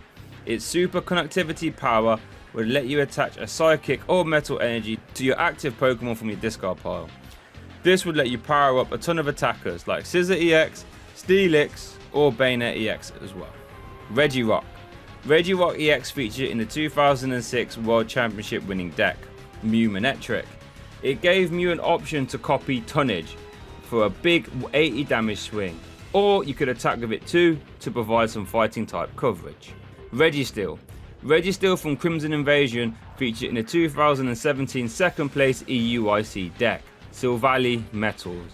You would use it to accelerate metal energy via its attack Turbo Arm. Regice. Regice from Legends Awakened saw a ton of play, mostly in the Gyarados archetype. This is due to its Regimove power, which would let you discard 2 cards from your hand, then you would switch your opponent's active with one of their benched Pokemon. Benched basic Pokemon, giving you gusting power and letting you discard stuff like Magikarps from your hand for Gyarados' Tail Revenge attack, which would do more damage for each Magikarp in your discard pile. Latias and Latios. The Lati twins from EX Holland Phantoms had the dual aura body that stopped all evolved Pokemon from using Pokebodies as long as they were both in play. This was played in the Ryex archetype from earlier that destroyed US Nationals, winning it all and going undefeated that year. Kyogre. Kyogre from Celebrations has one of the game's best game-ending attacks. Its Aqua Storm attack would discard top 5 cards of your deck, and for each energy card you discarded, you could snipe 2 of your opponent's benched Pokemon. So players would manipulate their deck so they just had 5 basic energies in there. So you had an effective 250 damage snipe to KO 2 multi-price Pokemon to win the game. Worked very well. Groudon. Magma Groudon was one of the game's most successful surprise decks, and it was so successful that it's done something that no other deck has done since 2004. It won every age division at the 2004 World Championships. Both of its attacks would hit very hard for little energy, and since Magma Energy would count as 2 energy for a single turn, and Special Darkness Energy would boost damage by 10, this meant Pulverize had no problems ejecting everything out of the format, and doing so in convincing fashion. Rayquaza. Rayquaza has some of the best Pokemon history of all time, which includes some corker cards, but the best in my opinion has to go to Mega Rayquaza EX. This was a terror on the metagame with its Emerald Break attack, dealing 30 damage for each bench Pokemon you have in play. Sounds mediocre, right? Well, thanks to the Skyfall Stadium, you can now have 8 bench Pokemon in play, and with cards like Hooper EX and Shaman, it was a doddle to get those 8 Pokemon in play. And since Mega Rayquaza had the Delta Evolution Ancient trait, you could attack with this doing 240 damage turn 1. Madness. Jirachi. Stellar Wish Jirachi ruled the format. Its ability would let you look at the top 5 cards of your deck when it was in the active. You could take any trainer card you found there, and then Jirachi would go to sleep. That didn't matter though, because you could attach a skateboard to it so it could retreat for free afterwards, and while it was asleep as well. This saw play in countless archetypes like Percephalon, Malamar, Mewtwo, and Pikarom as well. Deoxys. Deoxys EX was the face of the Plasma archetypes, which got 2nd place at 2013 Worlds and 7th place at 2014 Worlds as well. Power Connect would boost the damage of your Plasma Pokemon by 10 for each one you had in play. This would make Thundurus's Raid and Knuckle even more scarier. Curum's Blizzard Burn hit for one-shot numbers on EX Pokemon, and even Lugia EX's Plasma Gale would start to KO a lot more stuff. The latter of which was even more scary because Lugia was taking extra prize cards at the same time. Torterra. Torterra Level X saw some play paired with Flygon Level X from earlier. Its power would let you switch your opponent's active as long as you were behind on prize cards. This would work so well with Trapinch and Sandoom attack, which remember a Flygon could use. This combination actually got a top 32 at 2010 Worlds. Infernape. Infernape from Diamond and Pearl base set was a monster. Its Flare Blitz attack was very efficient, dealing 90 damage. The Level X was also played in the deck. This won US Nationals 2007 in the Senior Division and top 32 2007 Worlds. Empoleon. Empoleon from Diamond and Pearl was a deadly spread deck that got top 4 and top 8 at 2007 World Championships. Ice Blade would deal 40 damage on a snipe, very good, all for a double rainbow energy attachment as well. And Aqua Jet could be used for a scramble energy. Shout out to Prinplup, whose Aqua Shower and Brine attack were both used in the deck a lot as well. Staraptor. Staraptor Level X had the fast core Poke Power, which would let you search your deck for a supporter card and put it in your hand once per turn. As you can imagine, this is a very strong power to have. It got a top 4 placement at Ontario State Championships 2011. Bibarel. Brilliant Stars Bibarel has had a commanding stamp on our metagame. Industrious Incisors lets you draw till you have 5 cards in hand. This has seen a ton of play with Arceus V-Star, Charizard EX, Whimsicott V-Star, and quite honestly a lot more archetypes to count. Kriggatoon. Kriggatoon V from Battle Styles has the Exciting Stage ability, which would let you draw till you had 3 cards in your hand, or draw till you have 4 cards in your hand if it was in the active spot. A very strong ability to have on a basic Pokemon. This got a top 16 placement at Sao Paulo Regionals and a top 8 at the Players Cup 3, paired with Miraidon EX and Victini V-Star respectively. Luxray. Luxray GL Level X is one of the best cards ever printed. Its Bright Look power would let you swap your opponent's active when you evolved into it. One of the strongest abilities you can have in the Pokemon TCG. Its attack Flash Impact was also decent, dealing 60 damage for 2 energy. Or when used with energy gain, you could use it for 1 lightning energy instead. Luxray saw a ton of play with a ton of partners like Dialga Level X, Gyarados and Garchomp C Level X. The latter of which won Worlds in 2010 and quite honestly could have won a lot more, but it was a victim of the emergency rotation thanks to Sableye.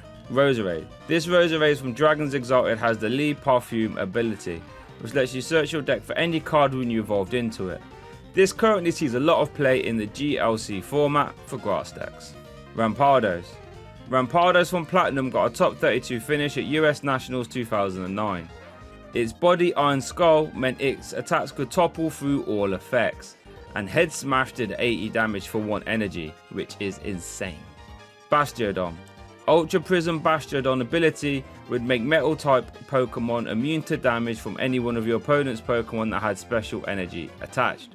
This would stonewall, if you pardon the pun, some decks if it was left unchecked. Wormadam. The Wormadams from Brilliant Stars all had the Matron's Anger attack, which would deal 30 damage plus 10 for each Pokemon in your discard pile. This kind of attack is very strong, as seen with Vespiquen and Flareon, but unfortunately Wormadam didn't see a lot of play. Mothim. Mothim from Fates Collide had the Wormadam first ability, which would let you move a damage counter from one of your Wormadam to another one of your Pokemon. Could be helpful in the right circumstances. Vespiquen. Ancient Origins Vespiquen won UK Nationals 2016 and Worlds 2016 in the Senior Division. Its Be Revenge attack would deal 10 damage plus 10 more for each Pokemon in your discard pile. This would add up crazy fast, and had a myriad of partners like Mega Break, Vileplume, and even the evolutions from the same set to give it different typings. Pachirisu. Call of Legends Pachirisu was used in the deadly ZPS archetype, where you would power up a Zekrom to use Bolt Strike in a single turn. Self-generation from Pachirisu would let you attach 2 lightning energy to itself when you benched it from your hand. Then Celebration Wind Shaman would move those energy onto Zekrom when you benched it. This would allow for a turn 1 Bolt Strike, which would KO pretty much everything in a single hit. Floatzel.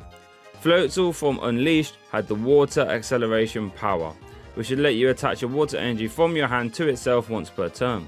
When paired with Magnezone Prime, Lost Bird now had a nice engine to hit high damage. It's actually got a top 16 placement at Virginia Regionals 2011. Cherrim. Battle Styles Cherrim had the Spring Bloom ability, which would let you attach as many grass energy as you liked from your hand to your non-rule box Pokemon in a turn. This saw some play with Lost Origin Snorlax from earlier on, to actually get a day 2 finish at Liverpool Regionals. Gastrodon. The best Gastrodon is actually going to be this new one, which turns off all stage 2 Pokemon abilities apart from the one in your opponent's active. This actually has a chance of seeing some play, turning off powerful stage 2s like Archeops, Baxcalibur, and Charizard EX if it's on the bench. Very good. Abipom. Abipom G saw a ton of play in the 2009-2010 season. Its snap attack was an early one-hit KO machine just for a double colorless energy. This was seen in a ton of high placing decks, including the 2010 UK national winning deck as well. Drifblim. Drifblim from Dragons Exalted got a top 16 finish at 2013 Worlds. Shadow Steel would deal 50 damage for each special energy card in your opponent's discard pile. This would be very helpful at dealing with the plasma archetypes that were running rampant at the time, as they were all special energy reliant. Lopunny. Mega Lopunny and Jigglypuff GX was a Mewtwo and Mew staple. They ended up winning OCIC in 2020 and had plenty of other finishes too, like first place in the Aichi Champions League as well. Its Jumping Balloon attack would deal 60 damage for each EX or GX Pokemon your opponent had in play, which as you can imagine would add up very fast. Mismagius. Mismagius from Unbroken Bonds had the Mysterious Message ability, which would let you draw till you had 7 cards in your hand, but Mismagius would get KO'd in the process. This seems like a steep price to pay, right? But in tag team only decks, this could be a really handy draw engine, and since you only played 3 prize Pokemon, you could essentially give up 2 of these and it really didn't matter much. Honchkrow. Honchkrow Level X got a top 32 finish at the 2008 World Championships. Its Darkness Ring attack would let you grab a card from your discard pile and put it in your hand if it was to KO something, which, with a special Darkness energy, was pretty often. Purgly. Purgly G got a top 16 placement at 2007 World Championships as a one-off in Lux Chomp. Chip Off would let you discard cards from your opponent's hand at random until they had 5 cards left. Could be very disruptive. Skuntank. Skuntank G featured in the SB box archetype that topped 4 2009 World Championships. Its poison structure power would let you poison both active Pokemon unless they were an SP, and you had a stadium in play.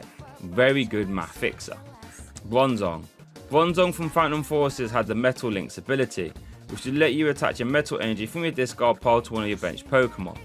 This kind of ability is always good, and it got a top 8 placement at 2016 World Championships, paired with Genesect EX to attack and Aegislash to be a bit of a war and attack as well. Even Bronzong Break could get involved, and a slightly different Bronzong Dragons variant won the Supernova Blast 4 as well. Spiritomb. Spiritomb from Arceus was a format staple to help defend against the SP decks at the time, since when it was in the active it would stop all trainer cards from being played, stopping all the SP support cards. Its Darkness Grace attack would also evolve one of your bench Pokemon as well, perfect for Gardevoir to get its Pokemon into play while slowing down your opponent. This combination got 2nd place at 2010 World, losing to a top deck for game. 2. Garchomp C Level X, funnily enough, which is the best Garchomp card of all time. Garchomp C Level X is the frontman for one of the strongest decks of all time, Lux Chomp. With a power gain, you could use Dragon Rush for a DCE attachment, which did an 80 damage snipe to any one of your opponent's Pokemon, which was enough to pretty much decimate your opponent. Its power would also heal damage from all your SP Pokemon when it was put into play, and the deck was pretty much all SP Pokemon for the most part. Oh, and it had a free retreat cost as well. This deck won 2010 Worlds and got 2nd and 3rd place at Japan Nationals 2009. And quite honestly, it could have gotten more placements, but it was the victim of the Sableye emergency rotation. A lot of people's favourite deck of all time is Lux Chomp, and it's not hard to see why. Firing off Dragon Rushes for a DCE was very fun. Lucario. Lucario GL was a tech played in a ton of different decks around 2009-2010. Its Pokebody Boundary Aura would apply weakness as ×2 instead of the normal +30 at the time. But worth giving a shout out to Lucario EX, who was this kind of frontman for the Lucario Bats archetype for a time, but it quickly ended up getting phased out. Hippowdon. Hippowdon from Primal Clash got a top 32 placement at 2015 Worlds, and a top 8 at US Nationals in the same year. Its Resistance Desert attack would make it immune to damage from EX Pokemon next turn, which if used over and over and over again, would lock off a lot of the format. Drapion. Drapion V was a terror for the best deck in format at the time, UV Max. Drapion V would reduce its attack cost by 1 for each Single Strike, Rapid Strike or Fusion Strike Pokemon your opponent had in play, meaning against Mew VMAX it was often able to attack for free. And since Mew VMAX was weak to Dark, it would one-shot it for 0 energy. Crazy on a basic. It was in the EUIC 2023 winning deck, where it was actually used to KO Gardevoir EX2, with Arceus V-Star powering it up. Toxicroak. Promo Toxicroak G saw a ton of play in many decks, like Logchomp from earlier. It was a fighting type that attacks for psychic energy, letting you hit for fighting weakness without having to run different energy cards. And Poison Revenge did good damage for 1 energy too, whilst being used with energy gain. Carnivine. Carnivine from Ultra Prison saw a little bit of play for being a counter for some of the grass weak Pokemon in format, like Lycanroc and Zygarde. However, it didn't see too much success.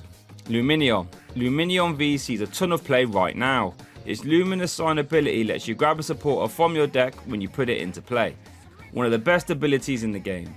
This is featured in many archetypes like Charizard EX, Lugia V-Star, Chien-Pao and Raging Bolt, and quite honestly, there's no reason why you couldn't run it in every single deck in format. Crazy ability, crazy strong. Abomasnow. Abomasnow from Storefront got a top 16 placement at 2010 Worlds. Its Snow Veil body would reduce damage by 20, very nice, and Snow Play would spread 20 damage to each of your opponent's Pokemon apart from water and grass types. Below 0 would also paralyze your opponent's active if Abomasnow evolved from Snover this turn.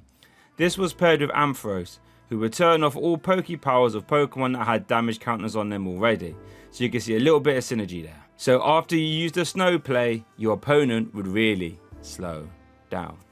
Weavile. Weavile GX had the Shadow Connection ability, which would let you move around dark energy that were attached to your Pokemon. When paired with Darkrai Tag Team and Mega Sableye Tag Team and Greninja Tag Team, the Dark Box archetype was very scary, had a lot of options to attack with. Since Darkrai Tag Team would do heavy damage to the active while sniping the bench, could also auto-KO your opponent with its GX attack. Mega Sableye Tag Team would take extra prize cards if it KO'd a GX or EX Pokemon, or discard the top 15 cards of your opponent's deck with its GX attack. And Zoroark Tag Team would just hit pretty hard for 2 energy. This got a top 16 placement at the 2019 World Championships. Magnezone. Magnezone Prime was a format titan for 2 big reasons. Its magnetic draw ability would let you draw till you had 5 cards in your hand, which would help you keep ticking over nicely throughout the whole game. Remember, that's the same ability as Barrel from earlier. So if you had 2 of these out, you could refill your hand twice per turn. Not only that though, but Magnezone Prime was a fantastic attacker in its own right, dealing 50 for each energy card attached to your Pokemon that you choose to put in the Lost Zone. At the time, 150 damage was a great number to be hitting for. This was very easy to do with Magnezone. As you can imagine, a card this versatile had a ton of partners like Mega Prime, Emboar and Kingdra to help out as well. This got a top 8, 3 top 16s, a 2nd place finish in seniors, and a 1st place finish at the 2011 World Championships, completely dominating the metagame. Licky Licky. Unified Minds Licky Licky had the Let's Go Crazy attack, which would deal 90 damage while discarding a card from your opponent's hand at random, top card from your opponent's deck, and energy from your opponent's active as well. Fun, but it didn't really do much in a competitive metagame. Rhyperior. Rhyperior V was used in the Welder box archetype that used Welder to accelerate fire energy to attackers that would mostly have colourless energy in their attack cost, and you would use Aurora energy to make up the rest. Rhyperior was used as the fighting type attacker, since heavy rock artillery would KO all fighting weak Pokemon, and to be fair, Drill 1 would discard energy from your opponent's active and deal 80 damage at the same time. Tangrowth. Tangrowth from Cosmic Eclipse had a top 64 placement at Bochum Regionals 2020. Grass Knot would deal 30 more damage for each retreat cost on your opponent's active Pokemon. So you would use Absol to boost your opponent's retreat cost to make Grass Knot hit harder. A funny little rogue deck, Electivire. Electivire from Diamond and Pearl got a top 8 at 2007 US Nationals, and 2 top 16s at 2007 Worlds, 1 in Masters and 1 in Seniors. Its intense voltage power would let you move a lightning energy to itself if Elekid was below the Electivire in play, and its attack would deal a monstrous 120 damage if you discarded all lightning energy attached to it, which at the time was a ridiculous amount of damage. Magmortar. Magmortar Level X was a strong variant back in 2007. Its Flame Buster attack would deal 100 damage to one of your opponent's Pokemon, and the other Magmortar would deal massive damage with Flame Blast.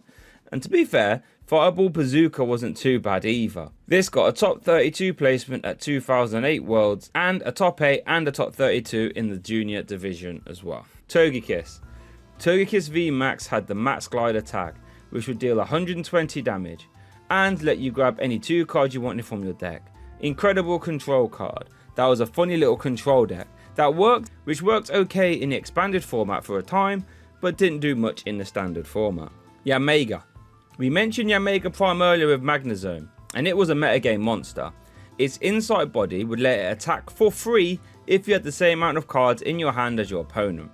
This made Linear Attack and Sonic Boom some of the best attacks in the game, since they would now cost 0 energy to use.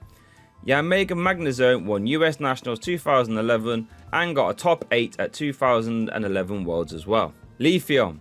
Plasma Leafeon, in my opinion, has one of the best 1 colourless energy attack cost ever printed. Energy Crush would deal 20 damage for each energy in play, both yours and your opponent's. This would keep Seismitoad players terrified, since it also resisted water as well whilst being weak to grass. And while it was never the focal point of a deck as a utility attacker, and it got 10th place at 2013 Worlds as well, and it got 10th place at 2013 Worlds, as well as winning German Nationals 2015. Glaceon. Glaceon Level X got a top 8 placement at 2008 Worlds. Its Chilly Breath body would prevent your opponent from activating any Poké powers whilst it was in the active. Very disruptive. Gliscor. Gliscor Level X had the Shoot Poison body, which would let you paralyze your opponent's active when you evolved into it.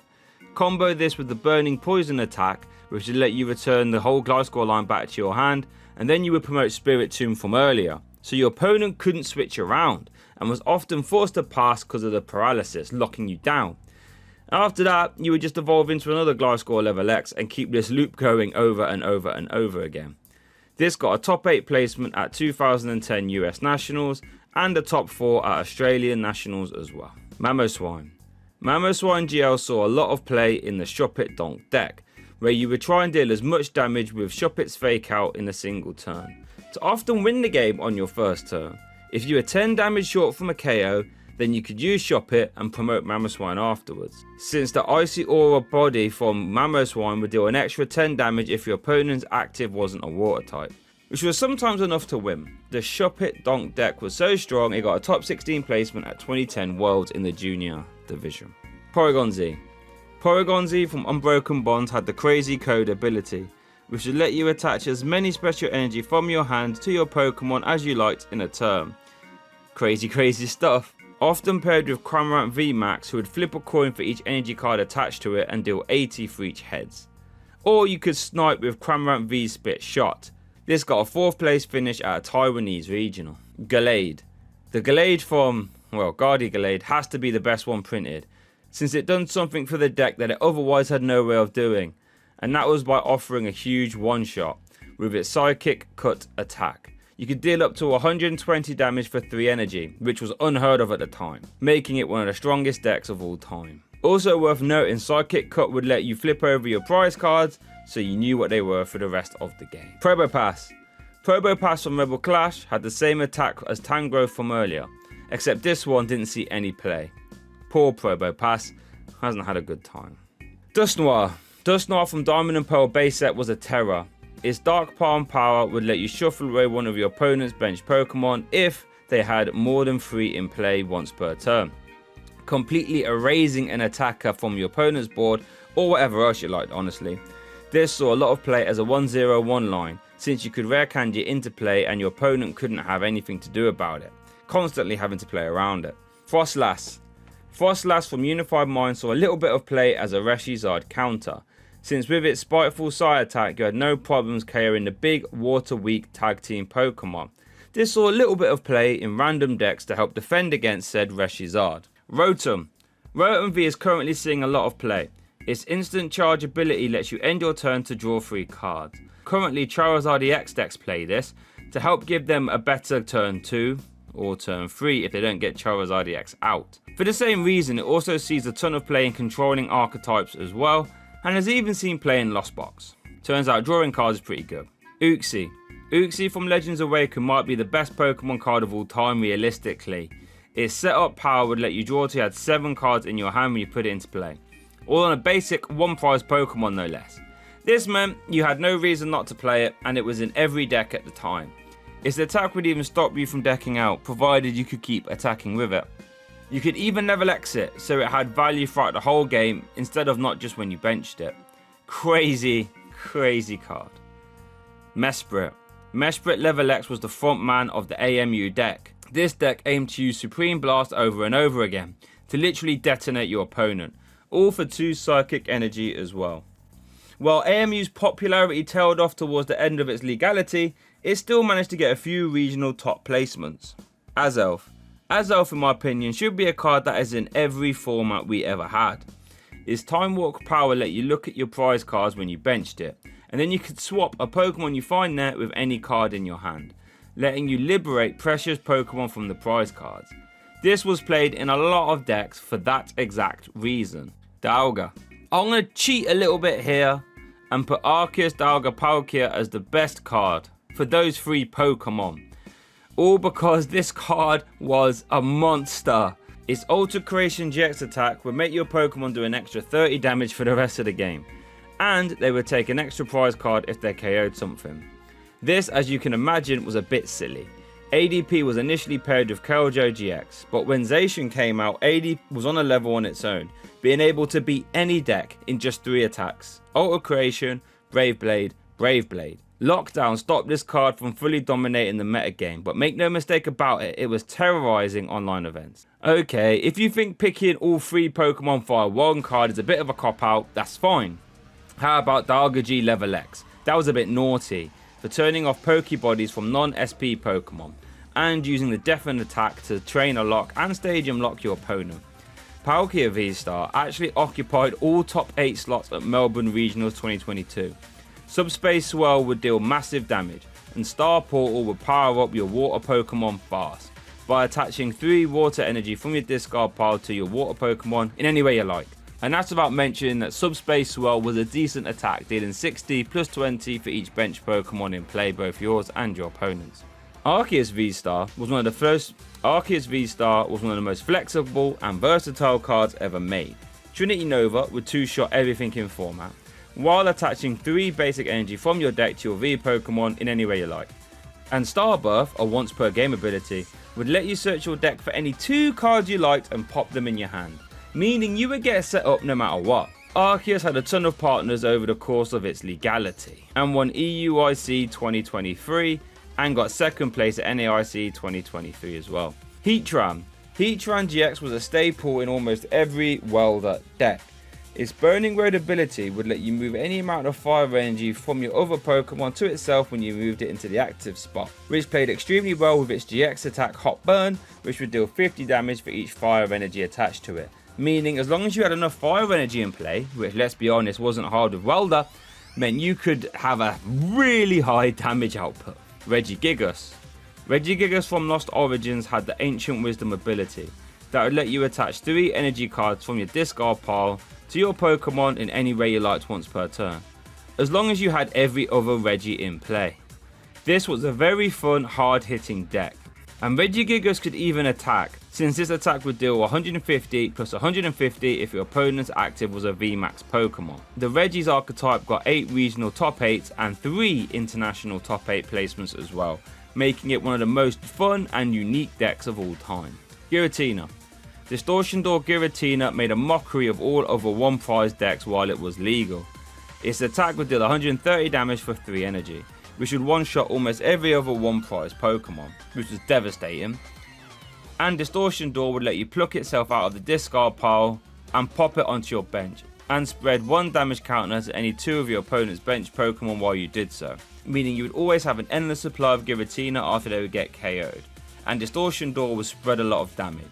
Didn't stop there though, since Spell Tag would also let you chip in extra damage counters as well, all while being a bulky one prize Pokemon.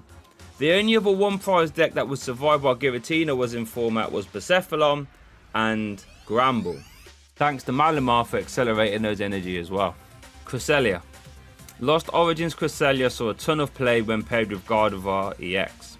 Its Moonglow reverse attack was perfect for undoing the damage that Psychic Embrace would place, meaning you could set up your attackers with your Gardevoir EX without having as much damage on them before they were getting ready to attack, which was pivotal in the mirror match. And against one prize decks like Lost Box, you can start to take out their important Pokemon whilst leaving a one prize Pokemon in the active. Very nice. Manaphy. This might seem boring, but the most important Manaphy card we have ever seen is our current one, that protects your bench Pokemon from damage. This might seem inconsequential, but without it, the format would be dominated by Radiant Greninja just KOing all evolving basics before they had a chance to evolve. So thank Arceus for this little guy. Darkrai. Darkrai EX might be in contention as one of the strongest cards of all time. Right off the bat, Darkrai EX had won 2 World Championships in a row, one in 2012, one in 2013, and it's not hard to see why. Its Dark Cloak ability would give anything with a Dark Energy attached free retreat cost. A Night Spear would deal 90 damage to the active and a 30 damage snipe. This was perfect maths for dissecting big basics in 2 while putting pressure on evolving basics on the bench as well. This still sees play in the expanded format, and it's fully crazy being one of the only cards to win 2 World Championships in a row whilst being the main attacker. Shaman. Shaman EX from Roaring Skies transformed the format the second it came out. Its setup ability let you draw till you have 6 cards in your hand, again on a basic Pokemon. Except this time, unlike Uxie, this was a 2 prize Pokemon, but to be honest, that really didn't matter much. This sped the format up to crazy fast speeds, and every deck played at least 3 of these, if not 4. This made the card come close to £100 at its peak, and the full art was even higher. Format staple. Superior. Superior V-Star was using Arceus V-Star decks to be a Charizard EX counter, since with its grass typing and 190 damage attack, it would one-shot a Charizard EX thanks to weakness. It had a top 32 finish at Portland Regionals. Emboar. Black and White Emboar won the 2011 World Championships.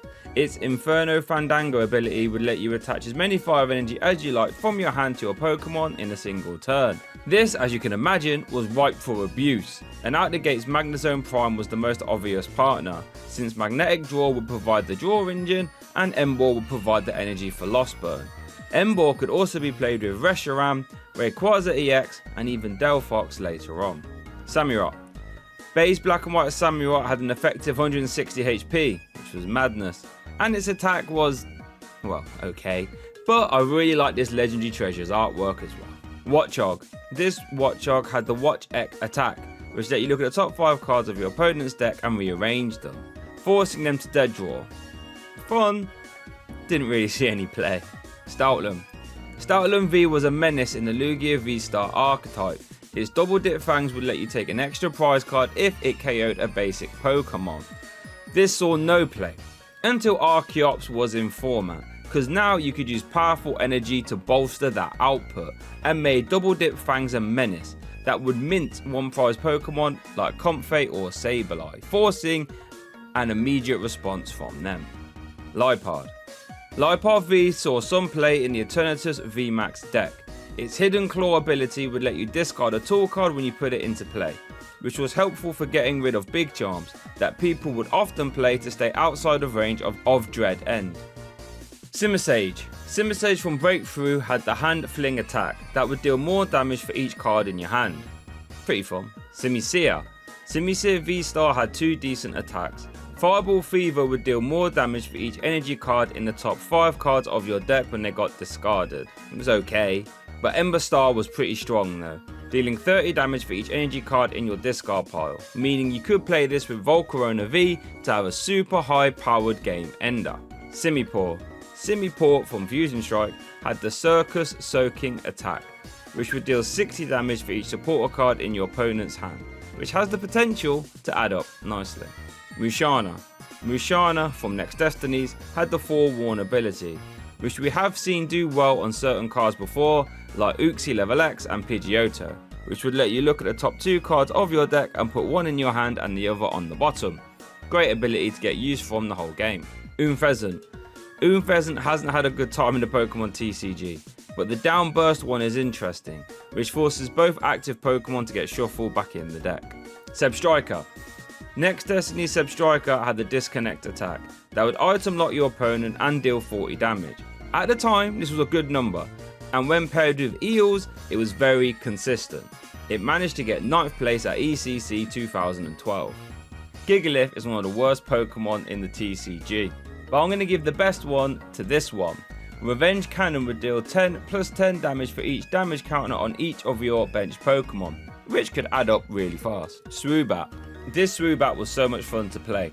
Its Jet Woofer attack would discard the top card of your opponent's deck for each psychic energy you had attached to it. I paired this with Gardevoir, who would make all psychic energies now count as 2. So if Swoobat had 5 energy attached, you would discard the top 10 cards of your opponent's deck. Fun, but not too competitive. Rototilla Exeggutor became the face of a controlling archetype, letting you shuffle in 4 cards from your discard pile back into your deck, letting you reuse powerful disruption cards that would eventually run your opponent out of resources. Ordino. Mega Ordino probably has the biggest Cinderella story in all Pokemon TCG history, winning the 2016 World Championships literally out of nowhere, and doing it in convincing fashion. Its Magical Symphony attack was perfect for 2-shot in the active, while also dealing a 60 damage snipe too, as long as you played a supporter card for the turn. That extra 60 damage snipe was perfect for keeping the 1 prize attacking decks in check, since you would be able to take KOs on bench Joltik, Combee, or Punkaboo, whilst also 1-shot in the active as well. What a meta call, what a deck, and what a story. Conkeldurr. The new Conkeldurr from Twilight Masquerade has seen some success at the local levels. Its Gutsy Swing attack can be used for 0 energy provided it is affected by a special condition, meaning it can do a 0 for 250 damage attack, which to be fair is very good. When paired with Binding Mochi and Poison from Brute Bonnet, this can actually one-shot V-Star Pokemon Seismitoad. Oh boy, where do we start with this one? Seismitoad EX was one of the most infamous cards ever printed.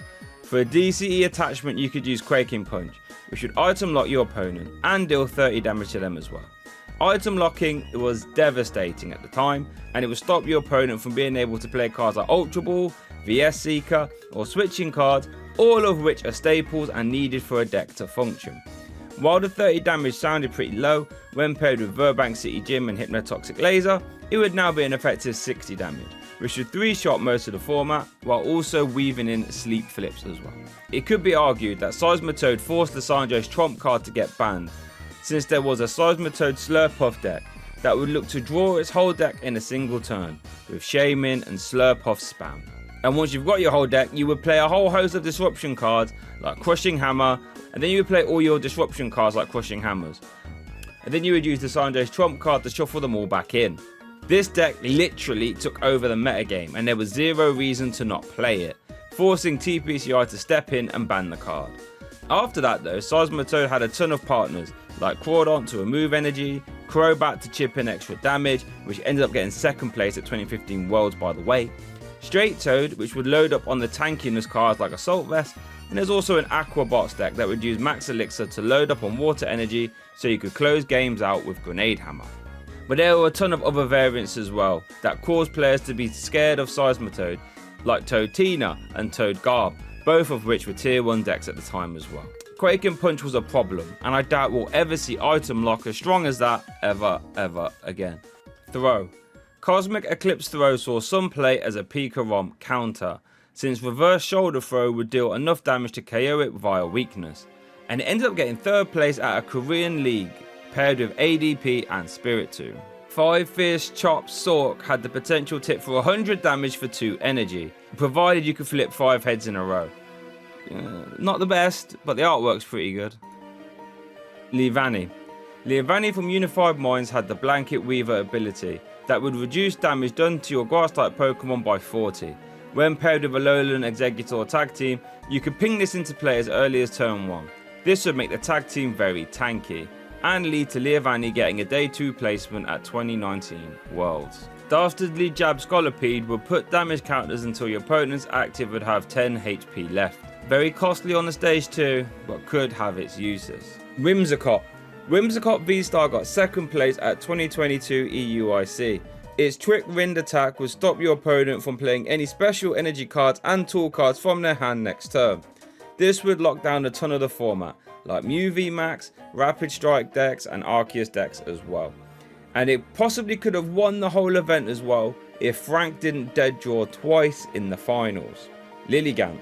Emerging Powers Lilligant saw a little bit of play. The Amusing Aroma will paralyze your opponent 50% of the time, which will completely stop them from doing anything. This would completely lock your opponents, especially when played with Vileplume, who would prevent items from being played, meaning your opponent would be paralyzed and he couldn't even play a switch to get out of it. It's actually got a top 4 finish at 2012 Houston Regionals. Basculin. Swarm the Wound Basculin would effectively double the damage on your opponent's active for a single Rapid Strike energy attachment. And since Rapid Strike Pokemon love to spread damage, this would make Follow the Wound a viable option for those kinds of decks. Crocodile. False Accusation Crocodile will deal 20 damage for each card in your opponent's hand. Not bad, could add up. Darmanitan. Darmanitan from Unbroken Bonds had the Find Wildfire attack, which would let you grab 3 fire energy from your deck and pop them in your hand. So next turn you could use these with Welder or Volcarona GX, or even Heat Factory on your next turn. Maractus. Maractus has the Powerful Needles attack that will flip a coin for each energy attached to it, and you would do 60 for each heads. So combine that with Cherim from earlier, you would load up a ton of energy and slap for big damage. Crustle. Crustle from Boundaries Cross not only has amazing artwork, but it had the Sturdy ability, which would stop it from getting one-shotted if it had full HP. Very annoying for your opponent, as you could start to spam Max Potion to stall for many turns. Scrafty.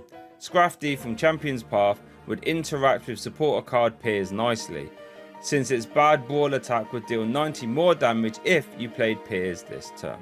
Sigilif. Sigilif from Dragons Exalted was a card that people had to be worried about in 2013. It had the Safeguard ability, meaning it was immune to damage from EX Pokemon. This could wall some decks like Plasma outright, since they had to play Kyurem or Absol to try and have a way to hit through it. Koffarigus. Lost Thunder Koffarigus had the Spirit Juggling attack that would deal 30 extra damage for each bench Pokemon you discarded with the effect of this attack. So you would play it with a ton of Lost Thunder Giratina, who could easily recycle themselves back into play after being discarded, and they would also spread extra damage as well. Caracosta. Caracosta from Unified Minds was actually used in a fun anti-meta fossil deck, where you would use this Caracosta to hit Reshizard for weakness. It actually got a day 2 placement at 2019 Worlds and a top 32 at Atlantic City Regionals. Archeops.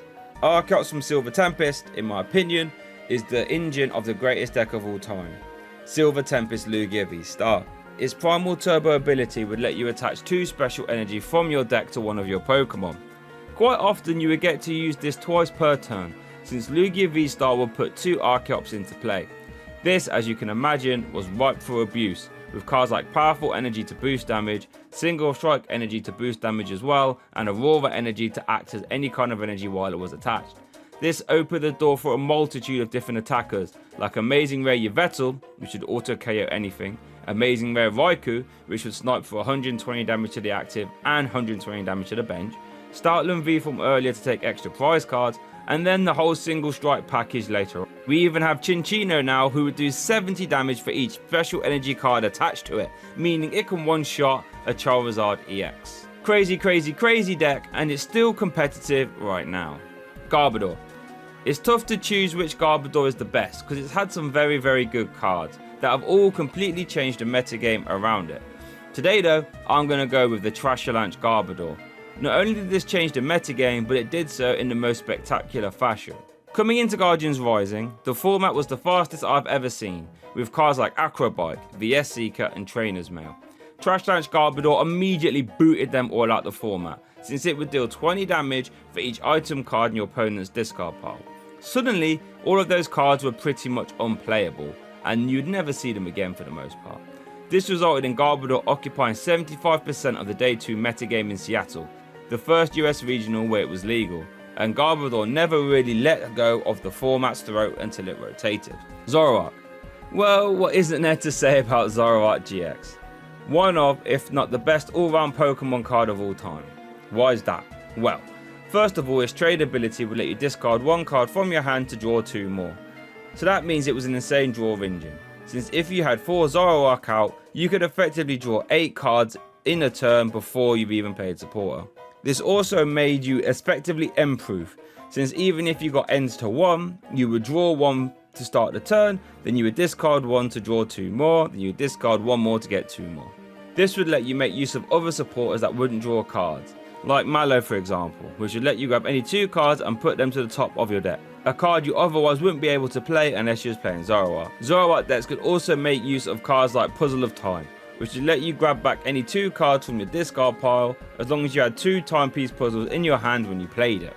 Not only was Zoroark a draw engine, it'd also be a perfectly fine attacker, since Writer's Beating would deal 120 damage if you had 6 Pokemon in play, which, let's be fair, was fairly often. This meant Zoroark was perfectly fine attacking and drawing cards for the entire game. However, you could obviously have a whole multitude of partners like Golisopod GX, which won EUIC, Lycanroc, which had Luxray GL Level X's ability to make Zoroark even more deadly, or really far down the road you even had Dugong from earlier, which won NAIC. Zoroark's apex was winning the 2018 World Championships when paired with Garbodor to turn off abilities on your opponent's turn via Klefki, which walked all over Malamar in the final. Rotation was the only thing that stopped Zoroark, and I'm convinced it would still be good right now in the format 5 years later. Chinchino. Chinchino from Sword and Shield base was the face of one of the scariest, most aggressive discard decks. Its Make Do ability would let you discard a card from your hand to draw 2. Does that sound familiar? Just like Zoroark from earlier. So what you would do is draw your whole deck, then use Power Pad and Resource Management to shuffle in Lieutenant Surge's strategy and 2 copies of Belelba Bryson Man.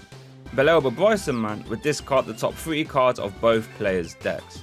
But since you would draw your whole deck before you played them, it really didn't matter.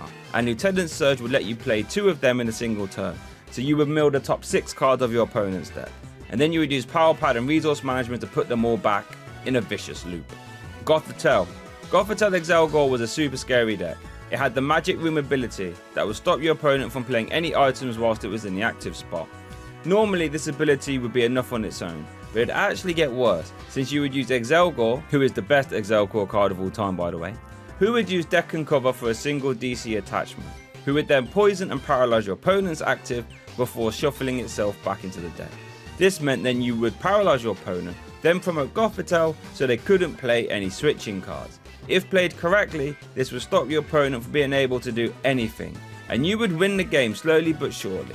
This archetype got a top 4 placement at 2013 Worlds in the senior division, while also winning US Nationals and Norway Nationals in the same year.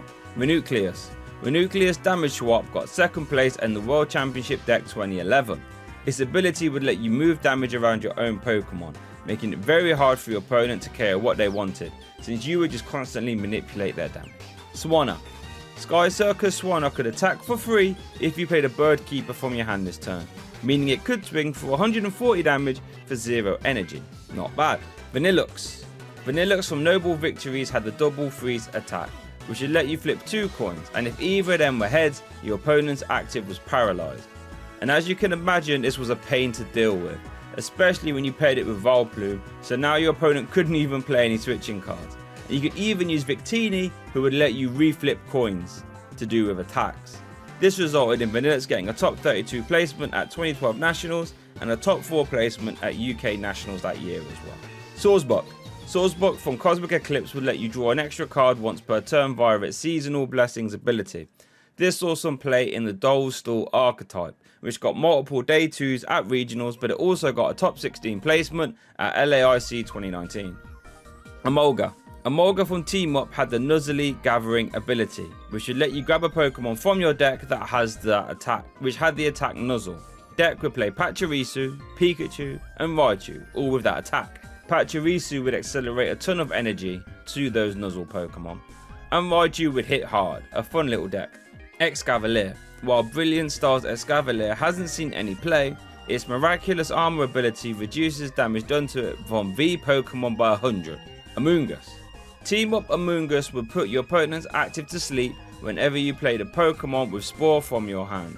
This led to a fun little sleep box deck where you attacked with Breloom. Jellicent. Jellicent from Plasma Storm had the Spiteful Spirit ability, which would poison and confuse your opponent's active whenever it got KO'd, which is a bit nasty.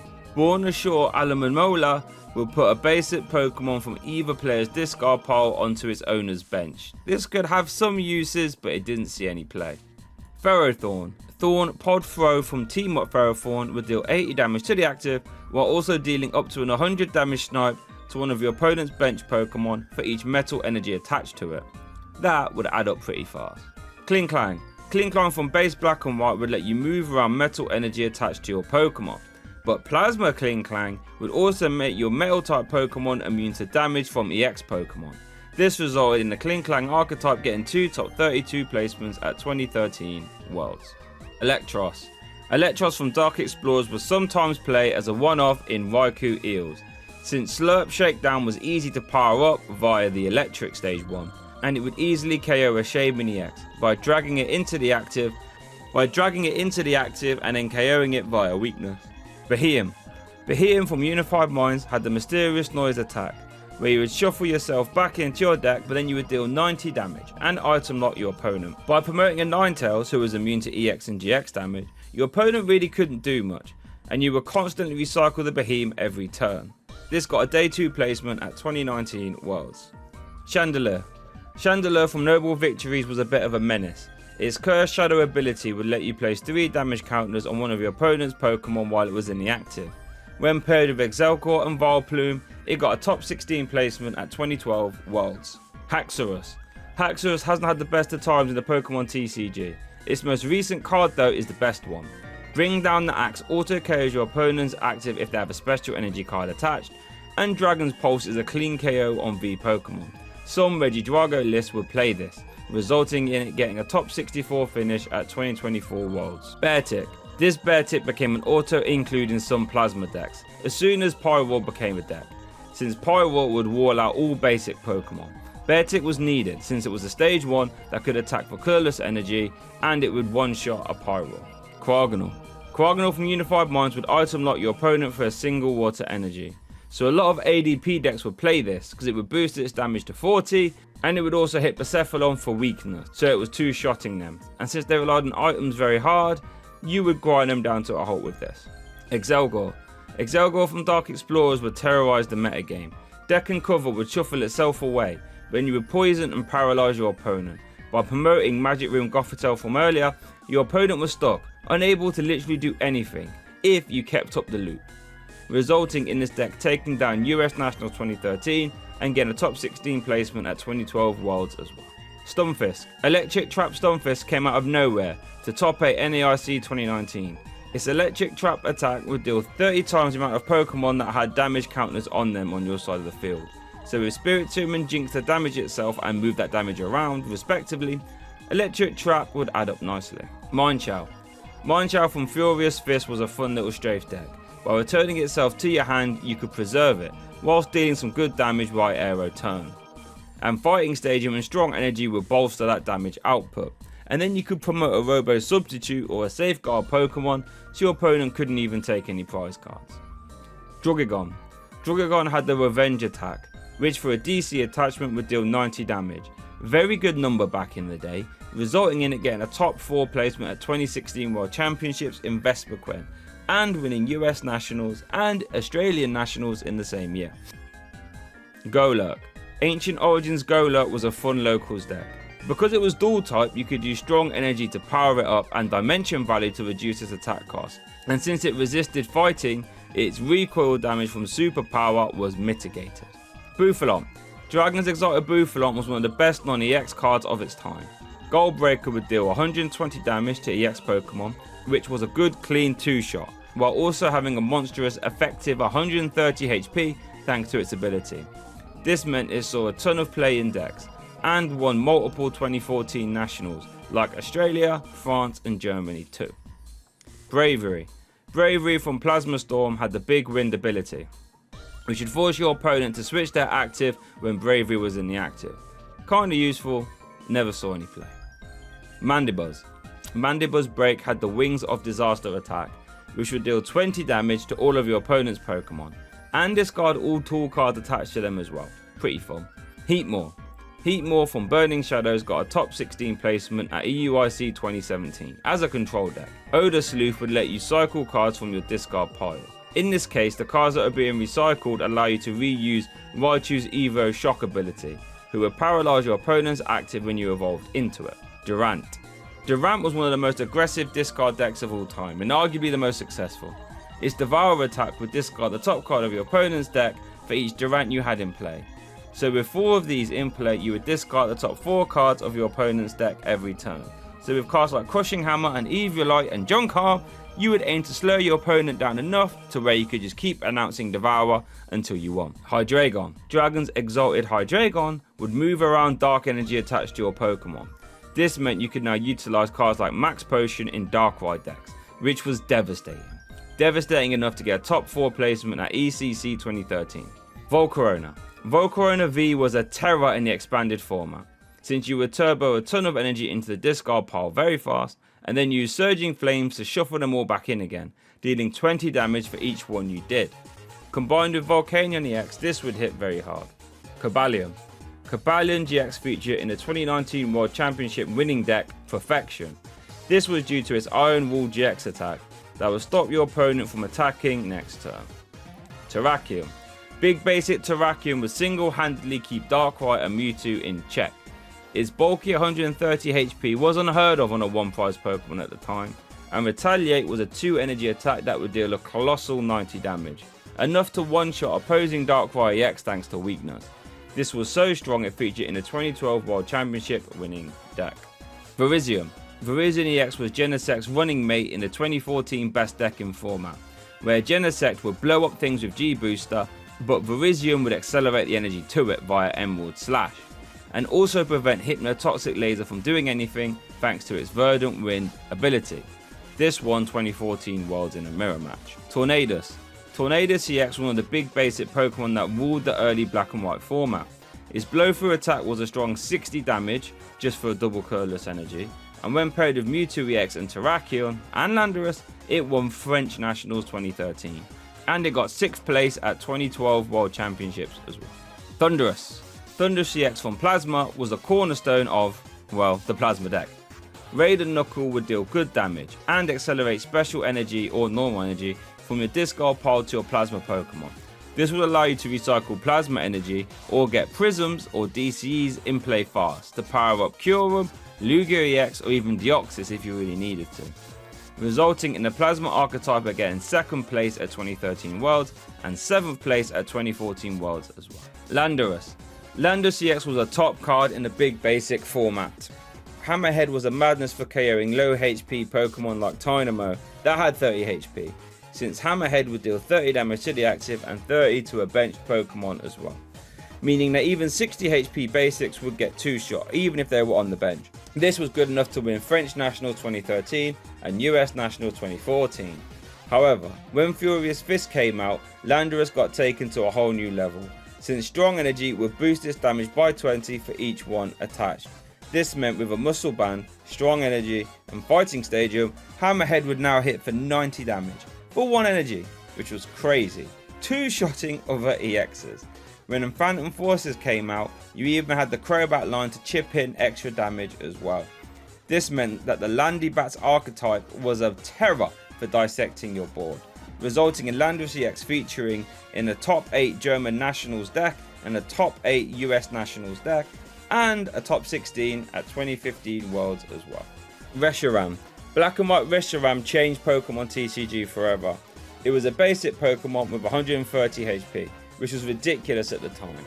An outrage style attack that would deal massive damage back if you failed to KO it in one hit, and its Blue Flare attack would pretty much detonate the entire format for 3 energy. Out of the gates you could play Reshiram with Emboar to accelerate fire energy, or Typhlosion Pine, both of which would work well. Reshiram was so strong it featured in the 1st, 3rd, 4th, 6th and 16th place decks at the 2011 World Championships. Zekrom. Black and White Zekrom had a decent hold on the metagame, mostly for the same reasons as Reshiram, except you had to power it up a bit differently, using Pachirisu from earlier and Celebration Wind Shaman to move the energy from Pachirisu onto Zekrom for a turn 1 Bulk Strike. Zekrom featured in the 2011 World Championship 2nd place deck. However, it was Pikarom that was the best Zekrom card. It was one of the first tag team cards that we got our hands on, and it stayed relevant right up until it rotated. Full Blitz would deal 150 damage to the active and accelerate 3 lightning energy from your deck to one of your Pokemon.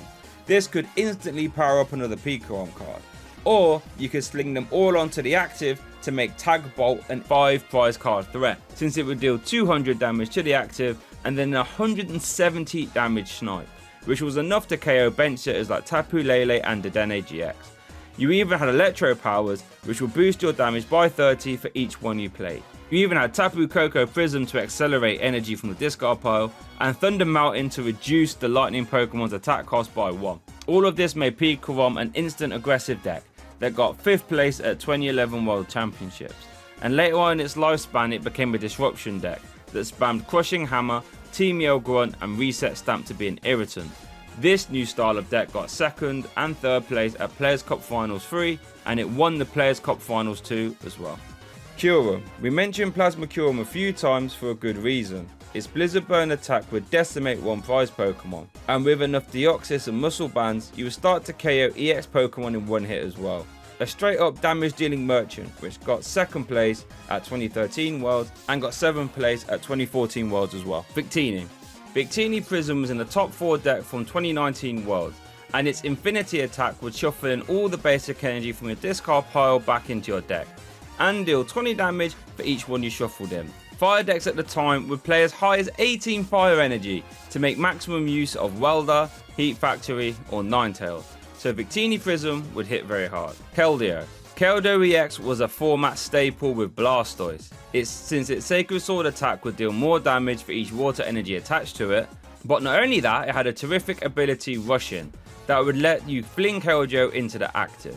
So if you paired it with a Float Stone to give it free retreat, you could essentially remove special conditions at a whim, or reset attacks that wouldn't let you attack next turn, just by putting Keldeo in the active and then immediately retreating. Keldeo was a problem for the format, as it was one amazing defense against Paralysis decks and Hypnotoxic Laser decks as well, and it featured as the main attacker in the 2015 World Championship winning deck.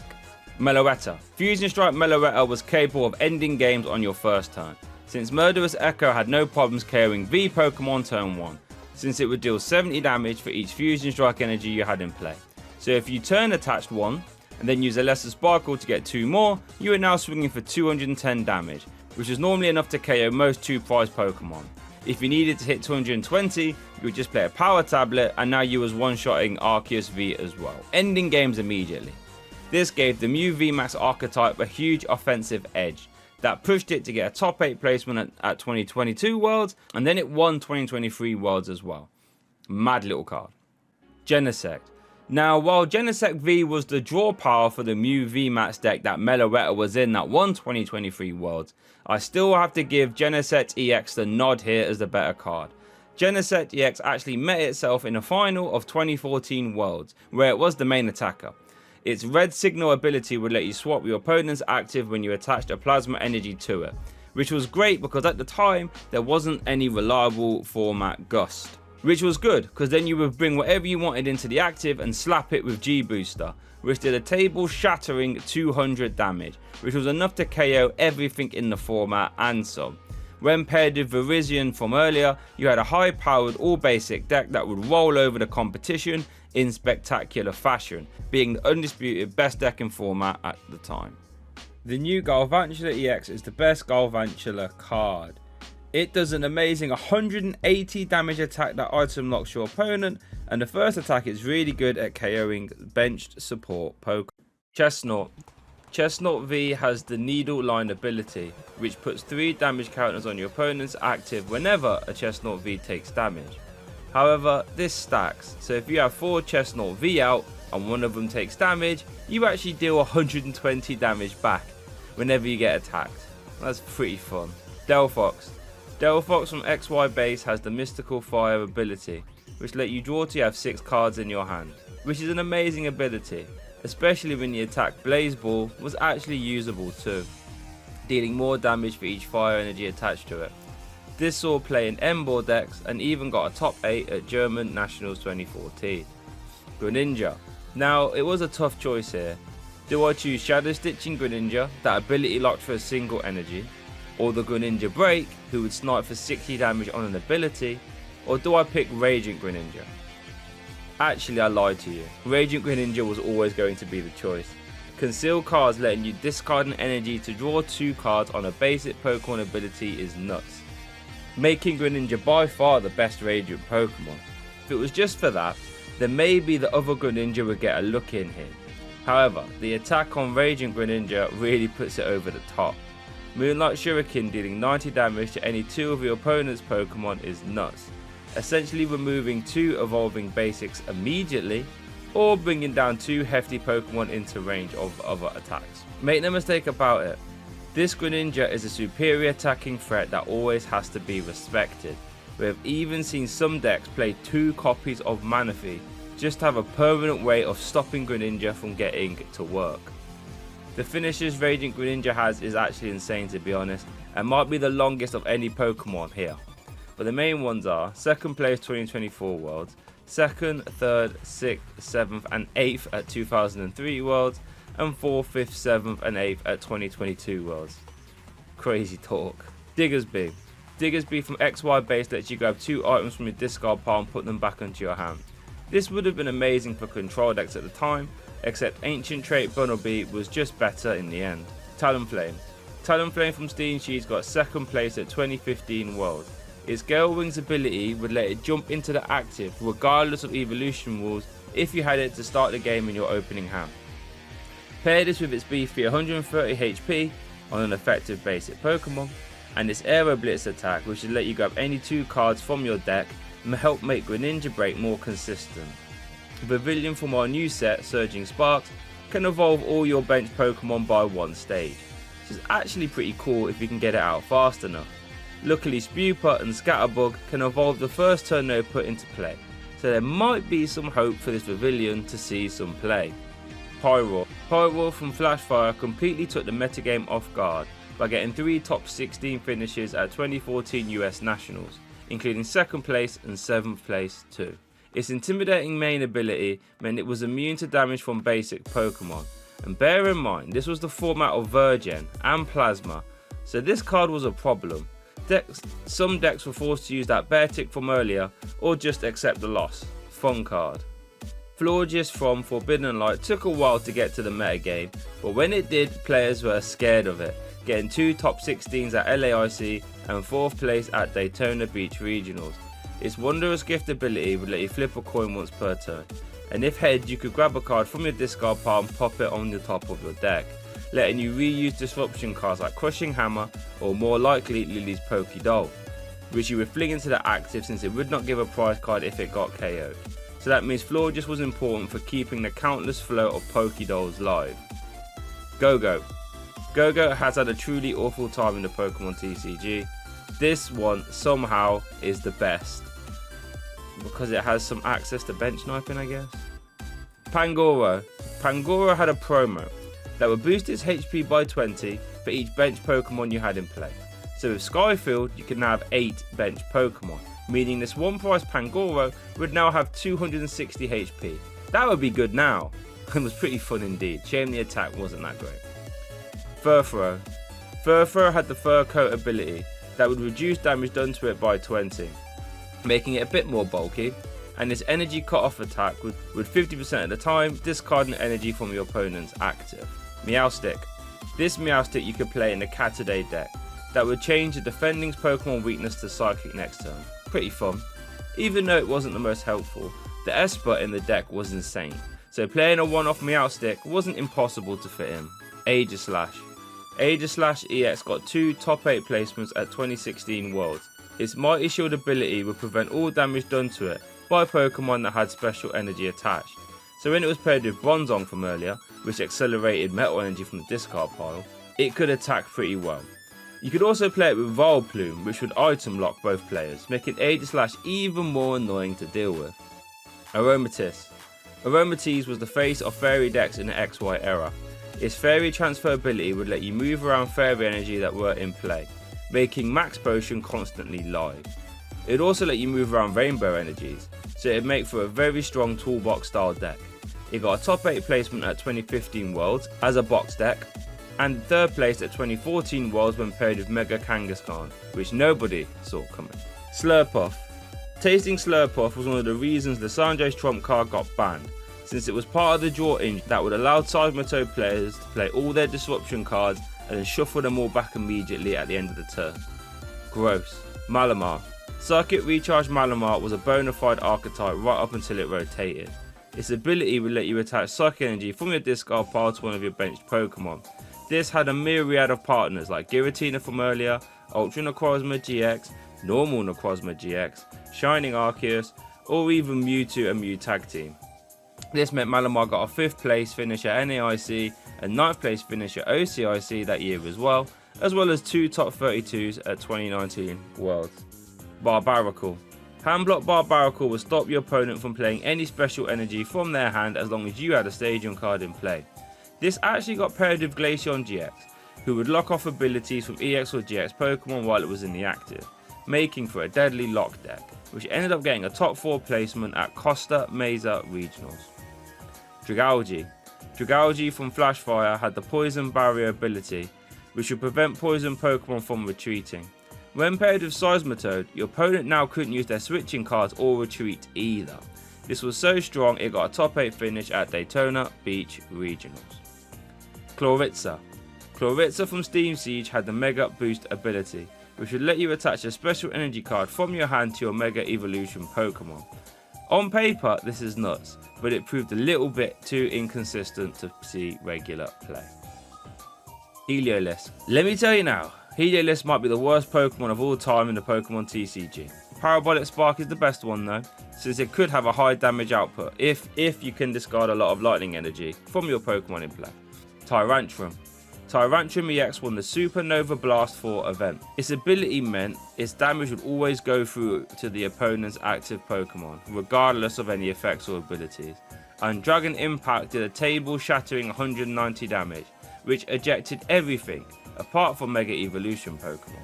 When paired with Bronzong, it was very hard to deal with. Aurorus. Aurorus EX would prevent Pokemon with water energy from getting paralyzed. This was okay, and got a top 64 placement at US National 2016 in an Aqua Box Seismitoad EX deck. Sylveon. Sylveon GX had 2 massive roles in the metagame. Its first use was to support in Gardevoir GX decks, to magical ribbon any cards out you ever needed, like Rare Candy, Gardevoir or Energy cards. Since Magical Ribbon would let you search for any 3 cards you like from your deck and put them in your hand. Its other use was as a standalone disruption deck, where you would search for Puzzle of Times, Max Potions or whatever you liked to disrupt your opponent. Both uses saw Sylveon as a metagame titan, and worth noting its GX attack Plea could get used in both decks, which would return 2 of your opponent's Pokemon back to their hand, which was devastating for a lot of decks. Hawlucha. Furious Fist Hawlucha was the backbone of fighting decks at the time, would deal 60 damage for 1 energy, only 2 EX Pokemon though. With buffs like Strong Energy and Muscle Band, you could easily get this to 100, or even use Focus Sash to make it immune to 1-hit KOs. It featured in the top 8 Worlds deck 2015 when paired with Domfam. Dedenne. Well, this was an easy one. The Den AGX would discard your whole hand to draw 6 cards when you put it into play. This, as you can imagine, broke the format. It's basically a Professor's Research, Professor Juniper or Sycamore on a coming into play ability. You had an insane amount of draw power without even playing a supporter.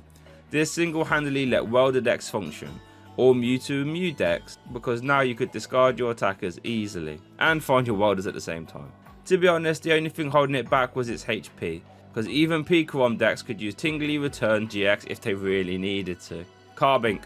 Carbink Break would evolve up from a Safeguard Carbink, which means it was safe from damage from EX or GX Pokemon. Or you could evolve from the Energy Keeper Carbink, so that your basic energy was safe from being removed. This made Carbink an irritant already, but now after it break evolved, it had the Diamond Gift attack. That would deal a little bit of damage, and also accelerate 2 fighting energy from your discard pile. This saw Carbink be a premier fighting type energy accelerator. They got second place at OCIC 2018 and a top 32 finish at 2016 Worlds. Goodra. Slimy Room Goodra had a funky ability that forced their opponents to flip a coin whenever they tried to attach an energy for the turn. If tails, the energy would get discarded instead. And while this would have been fun to try out, it actually didn't count as wasting your opponent's energy turn attachment, so they were fine to just try again with a different energy card, meaning it saw no play. Klefki.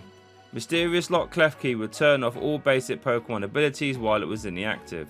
This would slow down a ton of decks like Genesect V, Lumineon V and Comfey.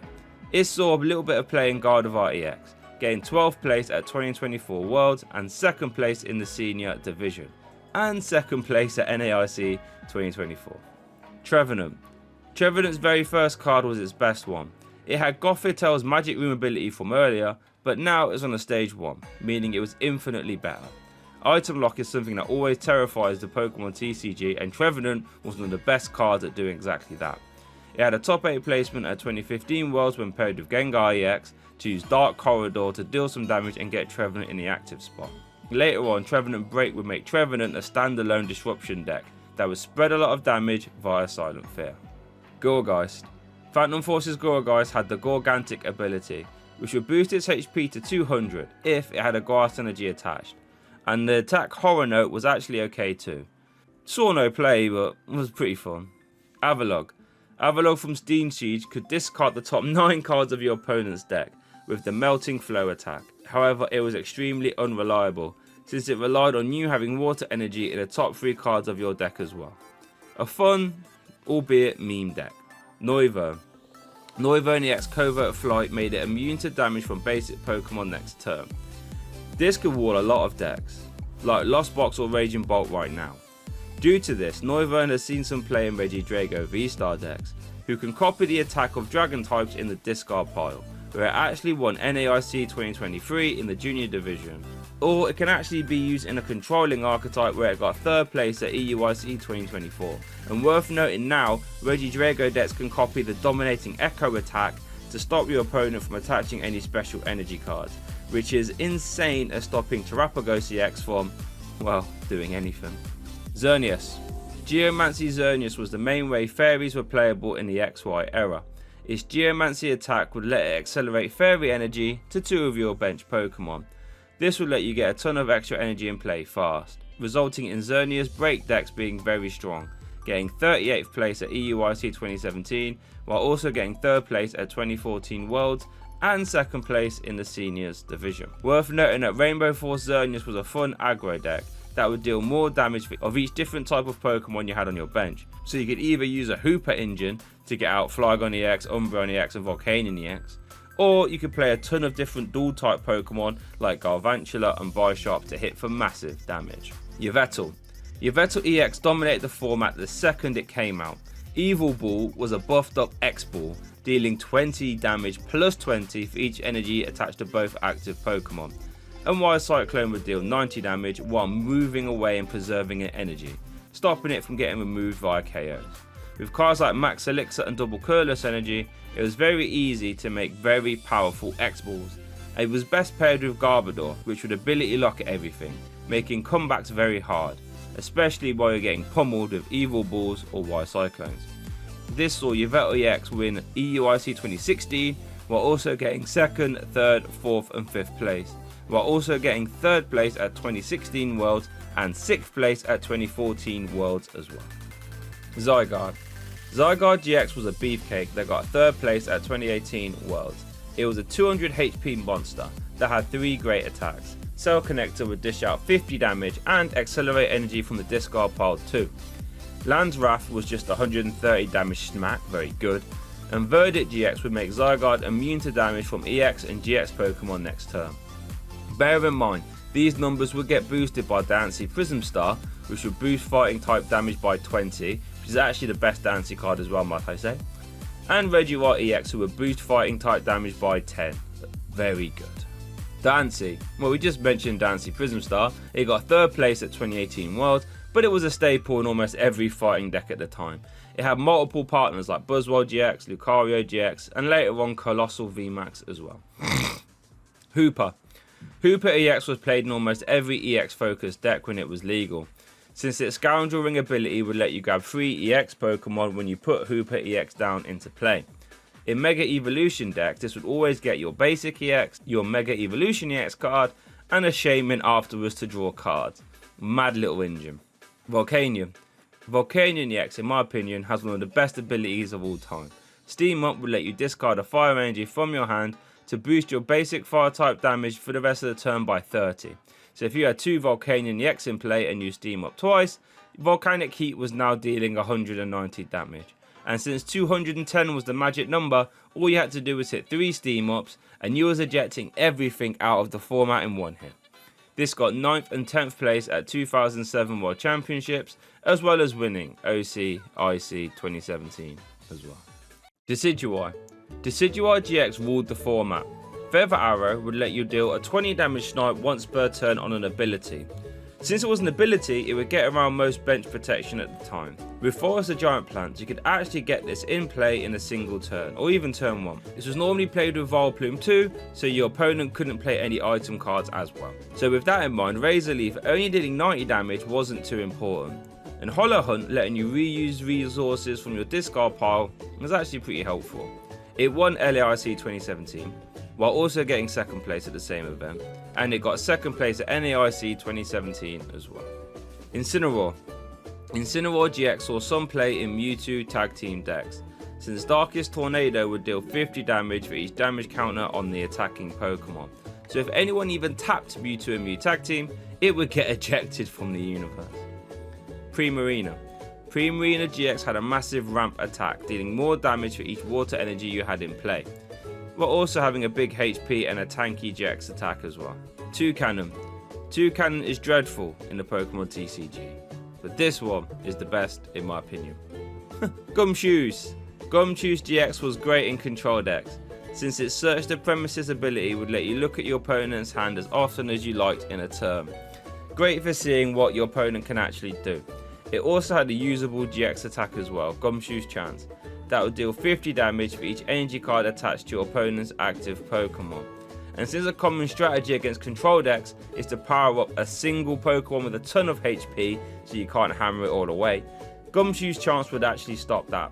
It actually got a 5th place finish at a Champions League in Tokyo. Vikavolt. Vikavolt from Sun and Moon base had the bonkers strong charge ability that would let you attach a grass energy and a lightning energy from your deck to one of your Pokemon once per turn. This was mostly used with Tapu Bulu GX, since its Nature's Judgment attack would one-shot a lot of stuff, but discard all the energy attached. Later on down the road, it was paired with Rayquaza GX, whose attack would deal more damage for each grass energy or lightning energy you had in play. It got 3rd place finish at LAIC 2018, as well as topping a few regionals as well. Crabominable. Crabominable V saw a lot of play in Palkia decks, since its Destroyer Punch attack would make a mockery of Mewtwo V Union, dealing 90 damage plus 60 for each damage counter on your opponent's active. Trigger Avalanche would also discard the top 2 cards of your opponent's deck, meaning it actually saw a little bit of play in control archetypes as well. Oricorio. Fusion Strike Oricorio saw a lot of play in the Mew VMAX archetype. Its Lessons in Zeal ability would reduce damage done to your Fusion Strike Pokemon by 30 while it was in play. This was in the 2023 World Championship winning Mew VMAX deck. Rabombi. This tricky steps Rabombi actually got a top 8 placement at Liverpool Regionals. It would move an energy from your opponent's active to one of their bench Pokemon, so it was played in a control deck. Lycanroc. Lycanroc GX was a reincarnation of Luxray GR Level X, except it was given a monstrous attack to boot. Its Bloodthirsty Eyes ability would let you swap your opponent's active when you evolved into it. Its Dangerous Rogue attack would also decimate whatever your opponent had in play, since it would deal 50 for each bench Pokemon your opponent had in play. So often this was just, 250 damage. Claw Slash was also good as well, because it would one-shot Zoroark GX with weakness. This meant Lycanroc was played with Zoroark GX to provide offensive pressure, and with Buzzwole GX to try and close out games stupidly fast. Lycanroc won LAIC 2018, got 3rd place at Worlds, and quite honestly, it has a multitude of different finishes as well. Wishiwashi. Wishiwashi GX was the face of stalling archetypes in the day. Its monstrous 210 HP on a basic Pokemon meant with Acerola and Lusamine Loop, it was very hard to KO. Toxapex. Toxapex GX had the Total Shelter GX attack. That would make it immune to everything next turn, which is pretty fun. Shame it cost 3 Psychic Energy to use though. Mudsdale. Temporal Forces Mudsdale has the Mud Stock attack. That would let you attach a fighting energy from your discard pile to one of your Pokemon. Nice, bit slow. Araquanid. Araquanid had the Heat Proof ability, which made it immune to damage from Fire-type Pokemon, completely walling out most Welder decks, resulting in controlling archetypes playing it immediately, and getting Day 2 finish at 2019 Worlds and a top 32 in Paris Regionals. Lurantis. Lurantis GX won Toronto Regionals. Its Flower Supply attack would do a little bit of damage and attach extra grass energy, and Solar Blade was okay too. Chloros Life was perfect for dealing huge damage because it would deal 50 for each energy card attached to it, so it had a lot of synergy. Shiinotic. This Shiinotic would let you get grass type Pokemon from your deck once per turn. Nice, but it didn't actually see any play at the time, but it could have done in Forest or Giant Plants decks. Salazzle. This Salazzle was the backbone of the Unknown Hand archetype that I mentioned all the way back earlier. You could win the game if you had 35 cards in your hand. So you would spam Roast Reveal a ton of times, which would discard a fire energy from your hand to draw 3, and then you would use Unknown to win. Fun little deck. Beware. Beware GX had the Big Throw GX attack, which would just auto discard whatever was in your opponent's active, no questions asked, which could be helpful. Tessina. Radiant Tessina saw some play in the Lugia V-Star single strike archetype for a while. It would heal 20 damage from all your Pokemon. This made it hard for Lost Box players to KO your Pokemon by spreading a lot of damage with Sableye Lost Mine, completely flipping the matchup from in favour from Lost Box for now Lugia being favoured. A very small but a very important metagame window. Oranguru. Oranguru actually has a very high percentage of very strong cards. Resource Management however was the best of them, letting you put 3 cards from your discard pile to the bottom of your deck. This would let you reuse powerful disruption cards over and over again, with the Chinchino engine providing an endless loop for you to constantly spam Belelba and Bryson Man via power pads that I mentioned earlier. There was even a Zoroark control archetype that heavily relied on Oranguru to close out games. Controlling decks were so strong at this time, and they all relied on having Oranguru. Some of the attacking decks even started to play Oranguru themselves just to help defend against it. That's how crazy the card was. Persimium. Team Play Persimium was a respectable deck in the Sun and Moon era that won the special event in Argentina. Team Play would max at dealing 250 damage in the most ideal of scenarios if you have 3 of the Power Huddle Persimium out, which boosted damage by 30 as well. Golisopod. Golisopod GX saw some success in the metagame in 2 different ways. The first way was with Zoroark, which won EUIC 2017 and got top 8 at 2018 Worlds as well, with First Impression working perfectly with Acerola and Guzma, which would deal 120 damage if the Golisopod hit the active this turn, which of course Zoroark could spam those Acerolas and Guzmas very easily. The other way it was popular was with Garbodor, making Golisopod a deadly efficient attacker that would also ability lock your opponent. This style got 2nd place and 4th place at 2017 Worlds, making Golisopod GX a poster boy of the Sun and Moon era, but honestly hasn't done anything else since. Palossand. Palossand has had some truly awful cards, but there might be some light at the end of the tunnel. since its newly revealed EX card has the By Right Jail attack, which reduces all your opponent's bench Pokemon HP down to 100, which could now be ripe for abuse. Pukumuku. Pitch a Pukumuku was a funny little card, letting you put it at the bottom of your deck and then you could draw a card as well.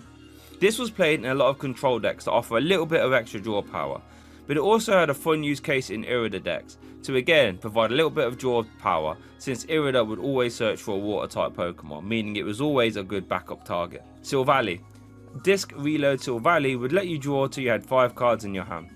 This saw play in a few archetypes like Darkbox, Beheem from earlier, and Nagquag from earlier as well. Silver Knight would also auto KO an Ultra Beast Pokemon, which is pretty fun. Minior. Paradox Rift Minior turned out to be a fantastic Snorlax counter, since Pokemon Go Snorlax would love to lock Pokemon in the active that really didn't want to be there. Minior, with its flying Meteor ability, would not only fling itself in the active, but then Gravitational Tackle would one-shot a Snorlax thanks to weakness. While over time Spiritomb was seen as a better counter to Snorlax because it would stop them drawing cards off Rotom V from earlier, Minior did still have its place. Komala.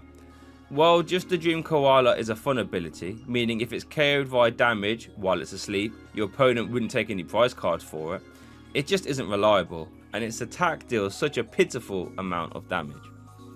Turtonator. Turtonator GX was a mainstay in the Volcanion archetype, since Bright Flame would deal a base 160 damage instead of the normal 130 that Volcanic Heat would deal. And Nitro Tank would also provide some silly turn 1 pressure by attaching 5 fire energy from the discard pile to your Pokemon in any way you like. This meant it could also see play with Ho-Oh GX as a backup attacker, or an energy accelerator if Kiawe didn't show up, silly geezer. Togedemaru. This Togedemaru can auto paralyze your opponent if they have 1 prize card left, which could be very annoying for your opponent to deal with at the end of games. Mimikyu. Gengar Mimikyu was a scary card to play against. Its Horror House attack would stop your opponent from playing any cards next turn, effectively stopping them right there in their tracks. If this was used on your first turn of the game, you could slow down your opponents a ridiculous amount. This was mainly used with Shadow Rider Calyrex VMAX, who would then attach extra energy to other attackers like Dusknoir Trevenant, who would then start to remove cards from your opponent's hand via Night Watch. Dirty deck, and Gengar Mimikyu was the front man for it. Bruxish. Follow the Wound Bruxish would deal 60 damage snipe to one of your opponent's Pokemon that has any damage on it. Okay, but didn't see any play. Drampa. Drampa GX contributed to one of Pokemon's only Tier 0 formats. Berserk, with a choice belt, was one of the easiest ways to hit 180 damage at the time, which was a great number. Righteous Edge would also discard a special energy from your opponent's active for 1 energy attachment too. In a metagame where DCEs and Rainbow energies were everywhere, this was pretty helpful. Drampa paired with both Trashalanche Garbodor and Garbotoxin Garbodor, and with that pairing it was the best deck in format, winning NAIC 2017 and getting top 4 at 2017 Worlds as well. Dhelmise. Metalworker Dhelmise would boost metal type damage by 10 while it was in play. This kind of ability is very strong. It saw play in Zacian decks and Metagross decks as well. Komoro.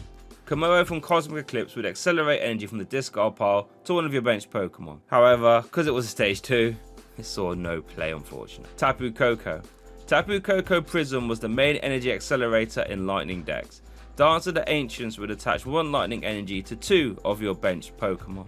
This used in combination with Thunder Mountain would let Pikarom attack in a single turn, which was wild considering how good those attacks were. Tapu Fini. Tapu Fini GX had the Tapu Storm GX attack that would shuffle away your opponent's active for a single water energy.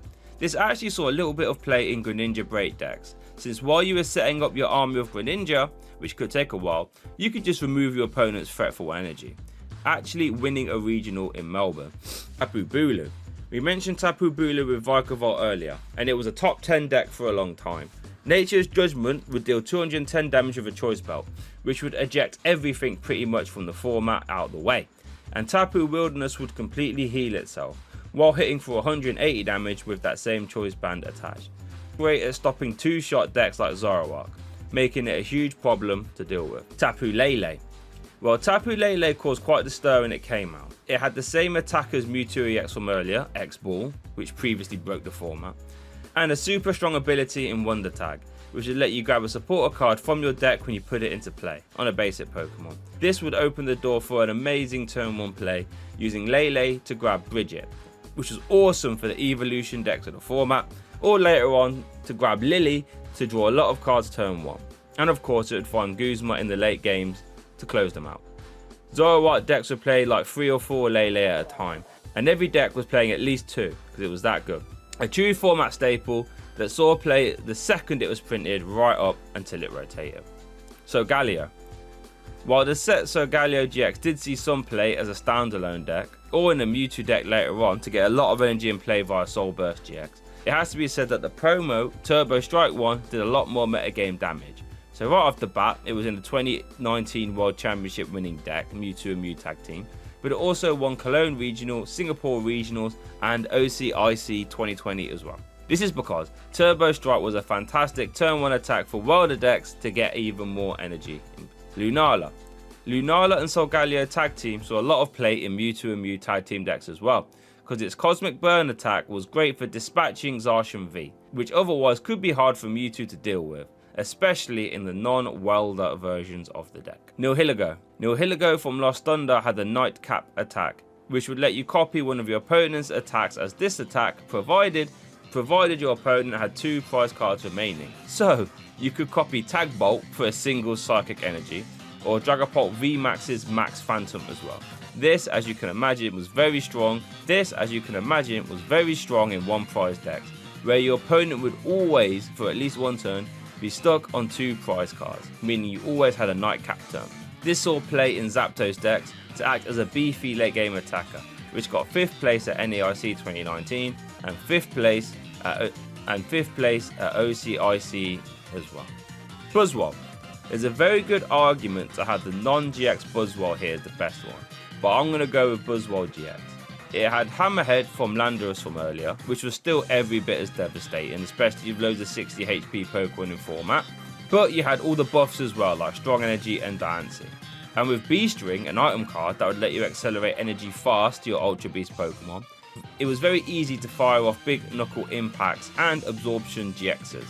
This made Buzzwole decks very fast, and when paired with Lycanroc from earlier, you had further bench dissection, and you also had Octillery from earlier to draw cards as well. Moving this deck could really do it all. You could even play Buzzwole with Garbodor to have a bit more of a control-y playstyle archetype. This aggression led to Buzzwole getting 1st and 2nd at LAIC 2018, 3rd place at Worlds, and 2nd place at OCIC that year as well. Pheromosa. Pheromosa and Buzzwole GX had the Beast Game GX attack, which for 1 grass energy would let you take an extra prize card if it KO'd something. This made it very efficient in 2-shot decks for picking up extra prize cards, like in Zapdos decks or even Tangrowth from earlier. Even some Mewtwo and Mew Tag Team decks would play it as well. Xurkitree.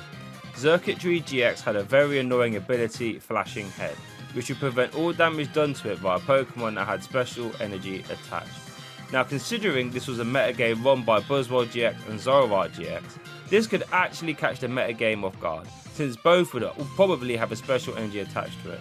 And its attack wasn't too bad either, since it would discard the top card of your opponent's deck. The main use it had though was in controlling archetypes, which would aim to run your opponent out of resources to win the game.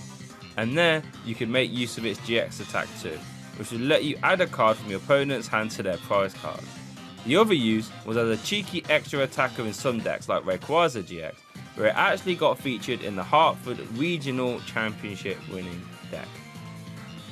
Celesteela.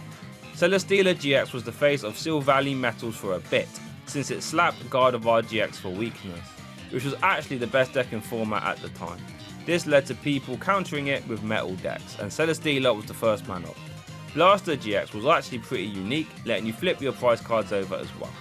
This ended up getting 2nd place at EUIC 2017. Kartana. Kartana GX had a couple of uses. The first one was for its ability Slice Off, that would let you discard a special energy when you put it into play.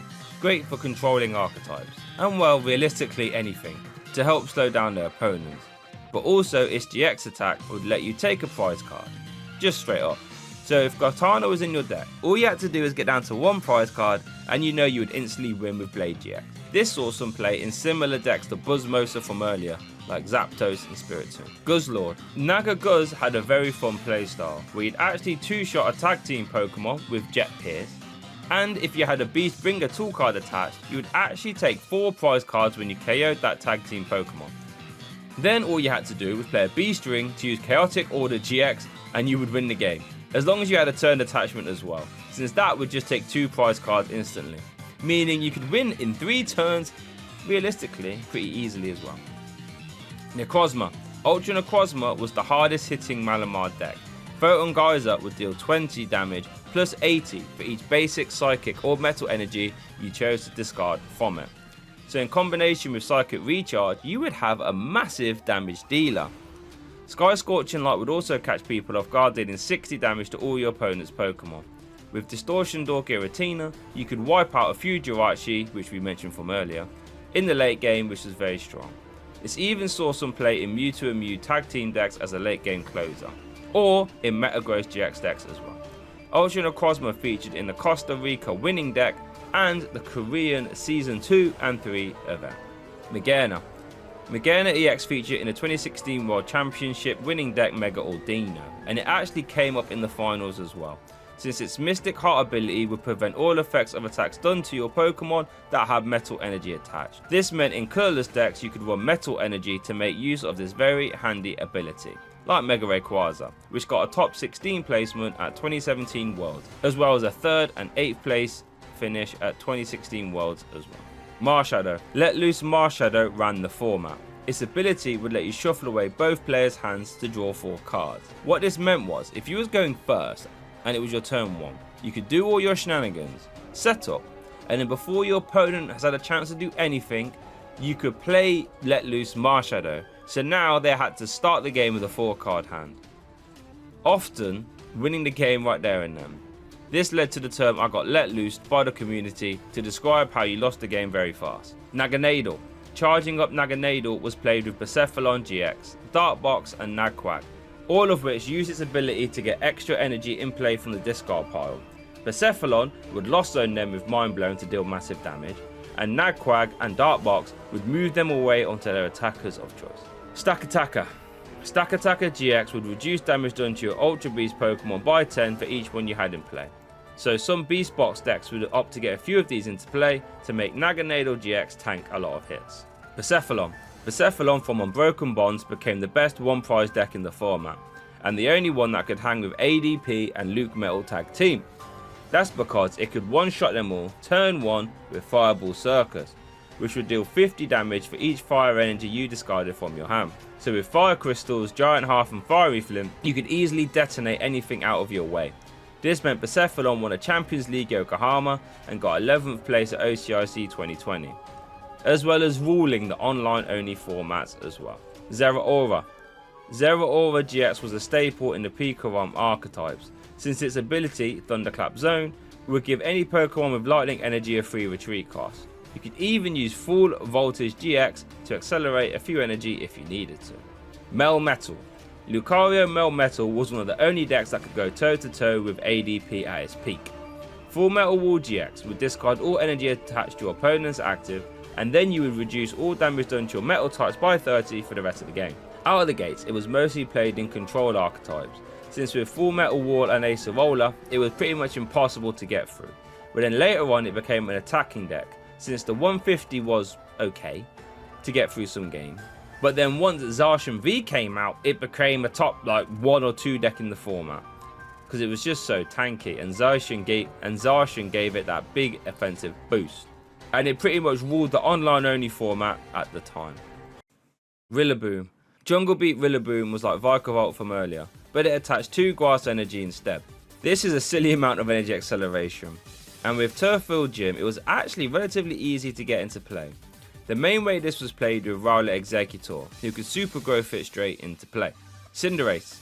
Cinderace from the Sword and Shield base set had the Libero ability, which would let you attach 2 fire energy from your discard pile when you moved it into the active. This meant you could just cycle between 2 Cinderace and fire off big flare strikers every turn. A very fun local deck actually. Inteleon. Well, to be fair, Inteleon has had some crazy cards, but the best one has to be Shady Dealings. This would let you search your deck for 2 trainer cards when you evolved into it. This ruled the format while it was legal, and when it was paired with Scoop Up Net, you could reuse it over and over again. At one point, the metagame was just pick your VMAX Pokemon and then pair it with Inteleon, like Dragapult, Jolteon or Ice Rider. Though at its peak, Palkia V-Star was its best partner, which got top 4 at 2022 World Championships. Greedent VMAX had the Turner Profit attack, which would take 2 extra prize cards if it KO'd a basic Pokemon. This actually got 9th place at a regional played with Lugia, since Powerful Energy would boost that damage nicely. Because quite honestly, if you could pull off that attack, you would just win a game right there and then. Corviknight saw some success paired with ADP and Arceus V-Star as well, since it did 240 damage, had a beefed up HP and a free retreat cost as well. It got a top 4 placement at Vancouver Regionals. Orbital VMAX was a fun tier 2, tier 3 deck. Its Eerie Beam ability was very fun, letting you put 1 damage count on each of your opponent's Pokemon while it was in the active. So with some switching cards, you could actually apply a lot of pressure just with the ability, and the attack wasn't too bad, dealing 50 plus 50 for each energy card attached to your opponent's active. Thievul had the Fumbling Hands ability that would make both players put their hands to the bottom of their deck and draw 4 cards. Interesting, but saw no play. Eldegoss V had the Happy Match ability, which would let you grab a supporter card from your discard pile back into your hand when you popped it into play. And since it was a basic, it was very easy to use. This saw a lot of play in decks like ADP, Lugia, or Arceus decks as well. It was even used in controlling archetypes, since its float up attack would let you loop it infinitely. Dubwall V saw a lot of play as a late game closer. Its soft wool ability gave it an effective 240 HP as a basic, and Revenge Blast would deal 120 damage plus 30 for each prize card your opponent has taken. And some Welder decks or Malamar decks would play this because it was so flexible on the basic Pokemon. Dreadnought VMAX was a risky ADP variant, since Gmax Headbutt would deal 160 plus 80 damage if you flipped heads, meaning it would one-shot everything in format if you flipped heads. Bolton V had the Electrify attack, which would accelerate 2 lightning energy from your deck to your Pokemon. Fantastic in Pikarom decks. Boltstorm would actually deal a good amount of damage as well, dealing 30 extra damage for each lightning energy you had in play. This meant it saw a lot of play in Pikarom decks at the time as an alternative setup Pokemon or attacker. Colossal from Rebel Clash had the Tar Generator ability, which would accelerate a fire and a fighting energy from your discard pile to your Pokemon once per turn. While this is very strong, it didn't see much play. But there was a meme deck paired with Sandaconda V, which was like a Sword and Shield Vikabulu deck. Flapple, Acidic Mucus Flapple, would deal 50 damage for each Pokemon your opponent had in play that had an ability. So it could max out at 300 damage for 1 energy, which is mad. Appleton worked well with Flapple, since it would deal 70 for each special energy card attached to your opponent's Pokemon, meaning Zoroark Box had a great way to deal with Lugia V-Star decks. Sandaconda VMAX actually saw some play in Arceus decks, since it would deal good damage to fighting weak Pokemon, and Gmax Cyclone would deal amazing damage while also preserving the energy if it got KO'd. Cramorant. Lost Origins Cramorant would attack for free if you had 4 cards in your Lost Zone, which was fairly often in Lost Zone decks, since they would turbo cards into the Lost Zone very easily. This meant Lost Box would have a devastating early game, since quite often on their first turn they would have 4 cards in their Lost Zone and they could KO an evolving basic in the opponent's active. This was the focal point of the NAIC 2024 winning deck, and it also got 3rd place at 2023 Worlds and won the Junior Division. Barraskewda. Vivid Voltage Barraskewda would deal 20 damage to a bench Pokemon for each damage counter on that Pokemon. This was a fantastic sniper in spread decks, since it would effectively KO a bench sitter pretty quickly. Toxtricity VMAX saw a little bit of play, since Gmax Riot would deal 240 damage if your opponent's active was poisoned. And with the poison damage and electro powers, this in theory could KO anything. Centiskorch VMAX was one of the best welder decks at the time, and could go toe to toe with ADP. Gmax Centinferno would deal 40 damage plus 40 for each fire energy attached, and then after you calculated damage you could attach another one from the discard pile to itself. Most of Center Scorch's time was in the online only era, but it did get a 5th place finish at Champions League Aichi and 5th place in the Players Cup final. Grappalocked. Grappalock V could deal 240 damage on a coin flip. That was about it really. Not a great Pokemon in the TCG, all things considered. Poltegeist. The Mad Party archetype did get 13th place at a Champions League Yokohama event, and the Poltegeist was a draw engine for it, since its T-Break ability will let you discard a Mad Party card from your hand to draw 2 cards afterwards, while also dealing 20 damage for each Mad Party card in your discard pile. Not bad. Hatchream. Hatchream V had a teleportation burst attack, which would deal 80 damage and switch itself to the bench. There was a little bit of hype for a deck that would play it with the Klefki from earlier, and Shadow Rider to be very disruptive. You know, since you would turn off basic Pokemon abilities while Klefki was in the active. Unfortunately though, that deck didn't do much. Grimmsnarl. Single Strike Grimmsnarl would deal 240 damage for 2 energy, which was actually pretty good, as long as you had 2 or less bench Pokemon in play. That isn't so good. But with Single Strike energy too, it would actually start to reach really high numbers. Obstagoon. Obstagoon had the Obstruct attack that would make itself immune to damage from basic Pokemon next turn. In a tag team field metagame, or Zacian V field metagame, this actually ran amok. Its ability too would get a lot of extra damage into play, just like how the basic Zigzagoon would as well. This won the Puerto Rico special event and got 3rd place at OCIC 2020 as well. Berserker. Steely Spirit Berserker will boost your metal type damage by 20 for each one you had in play. And since this existed at the same time as Zacian V, there was always one reason to play it, since boosting Zacian's already high damage output meant you were one-shotting tag team cards even easier really. Cursola. Cursola V had the Gnawing Aura ability that would place 3 damage counters on an opponent's Pokemon whenever they attach an energy card from their hand to it. So you can stack these, so it's possible to get an extra 120 damage in play, not on your turn. Pretty fun, but saw no real play. Surfetch. Surfetch V had the Resolute Spear ability that would move any amount of fighting energy to itself when it moved into the active spot. This would result in Colossal VMAX decks having a surprise 200 Meteor Smash out of nowhere, which did get a 3rd place finish at a Champions League event. Mr. Rhyme. There was a Mad Party Mr. Rhyme, but that was boring, so let's look at this standalone Mr. Rhyme attacker that had a deck built around it. Ball Juggling would deal 40 damage for each ball card that you would discard from your hand. A very fun deck to play. Runagius. Spiteful Slate Runagius, excuse the pronunciation, would deal any damage back to a VMAX Pokemon that it received, so it had the potential to be very annoying against VMAX decks. Saw no play though. Alcremie. Alcremie VMAX became the face of the Shadow Rider VMAX decks once tag teams rotated. Its G-Max Whisk attack would deal 60 for each psychic energy you discarded from your Pokemon in play. With Underworld Door accelerating a ton of energy in a turn, you could actually hit quite hard with this Alcremie. Farlinks. Rapid Strike Farlinks got a day 2 finish at 2023 Worlds.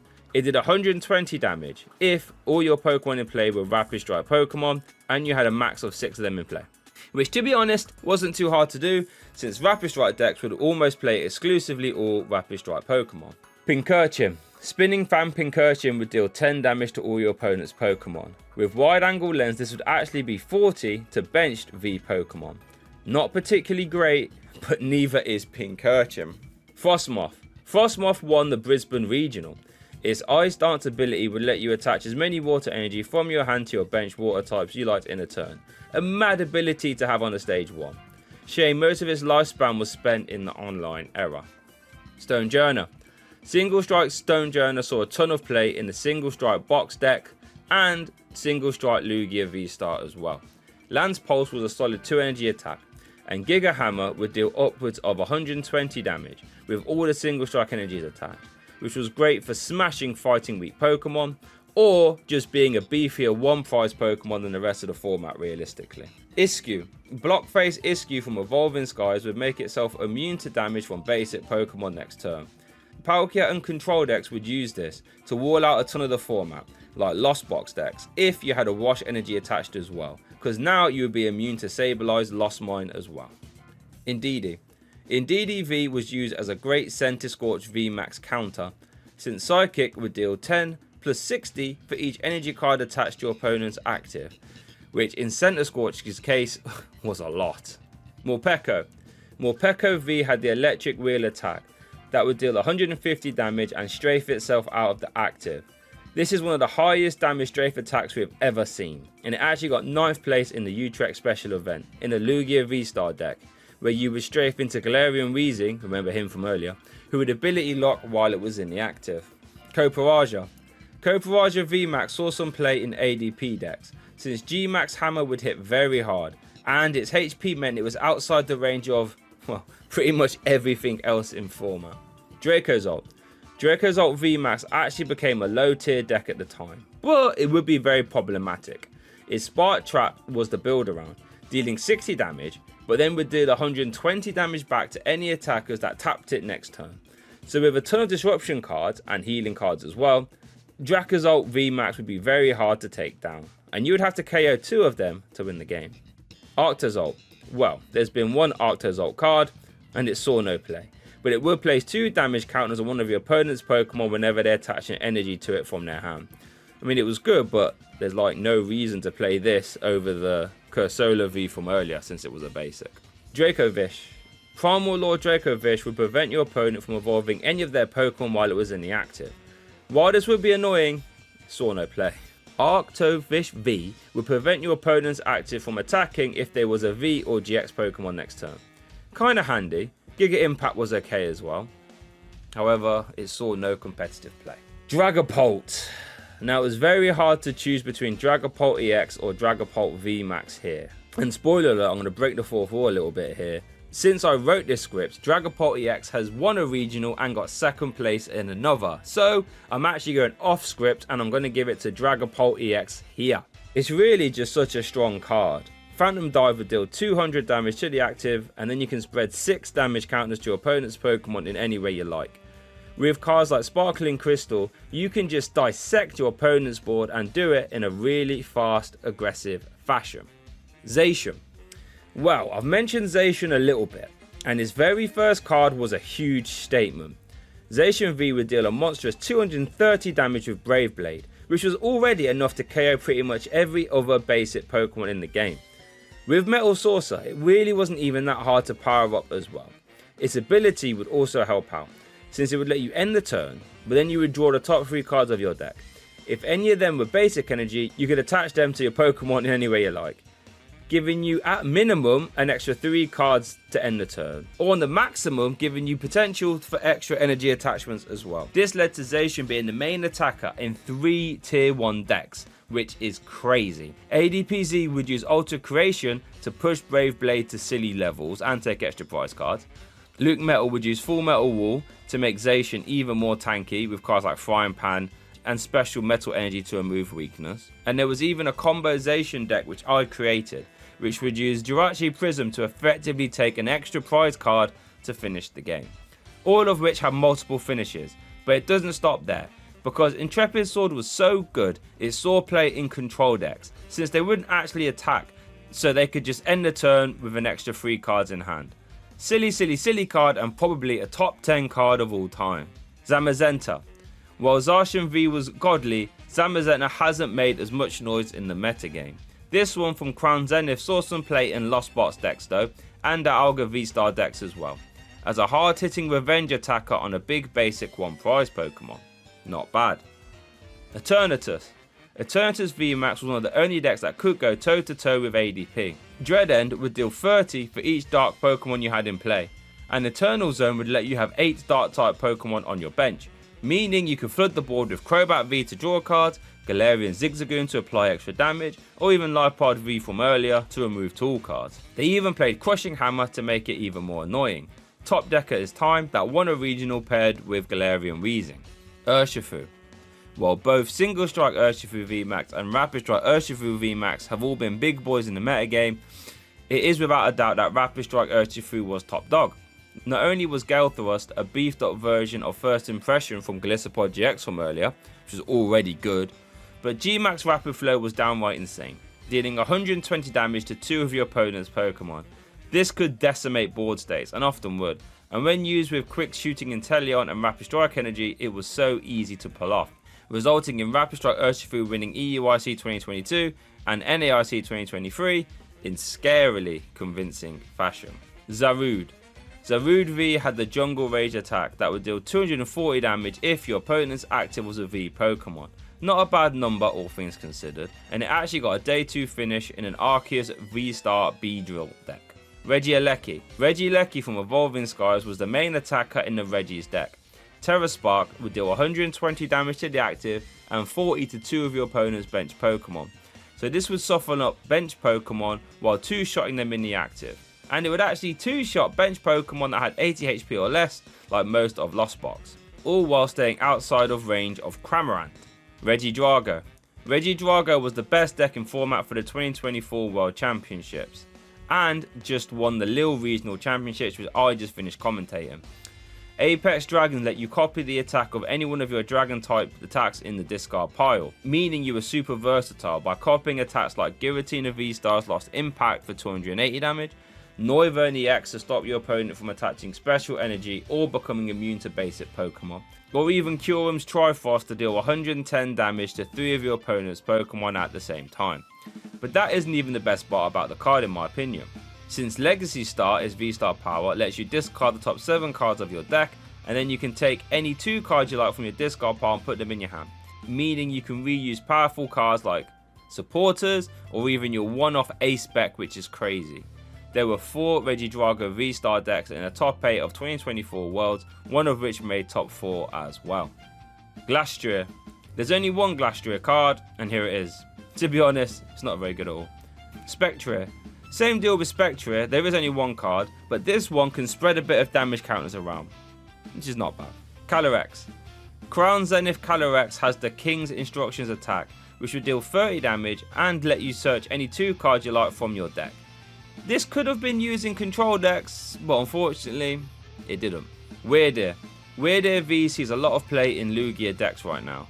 Its Frontier Road ability lets you move any attached energy from your other Pokemon to it when you move it into the active spot.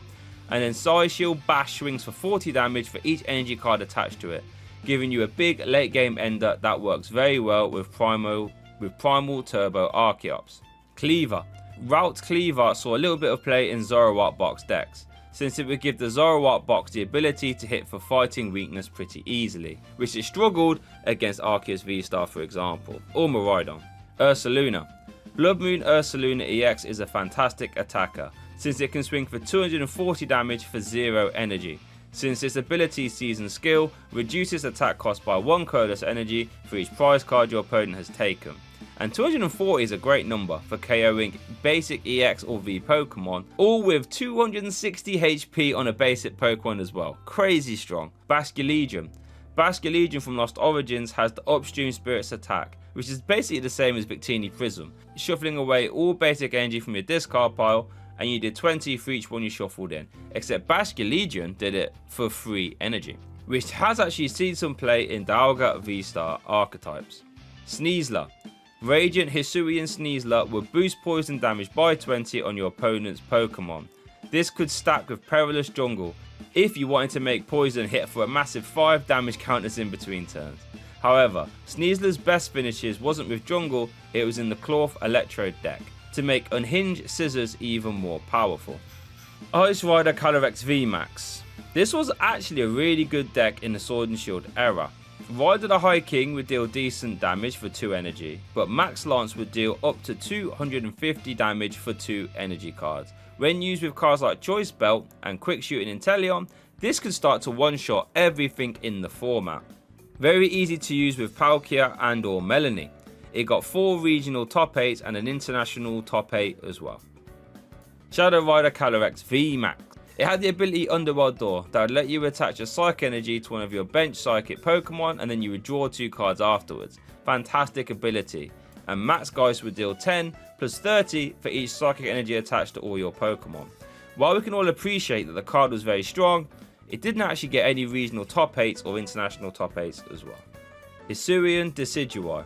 Hisuian Decidueye V-Star came out of nowhere to win the 2022 World Championships, meeting itself in the final of all things. Its main use was to be as a fighting type, so it could clop fighting weak Pokemon for weakness with its Somersault Feathers attack, which would start off at 160 damage, which was fine for weakness, but could also increase up to 250 if you discarded 3 energy from your hand. So with a choice belt, it was actually hitting 280, which was fantastic. Star of Fortune could also be used if you really needed it to, letting you draw till you had 8 cards in your hand. And worth noting, the basic V could actually shred through mill tanks, which was actually relevant at the 2022 World Championships.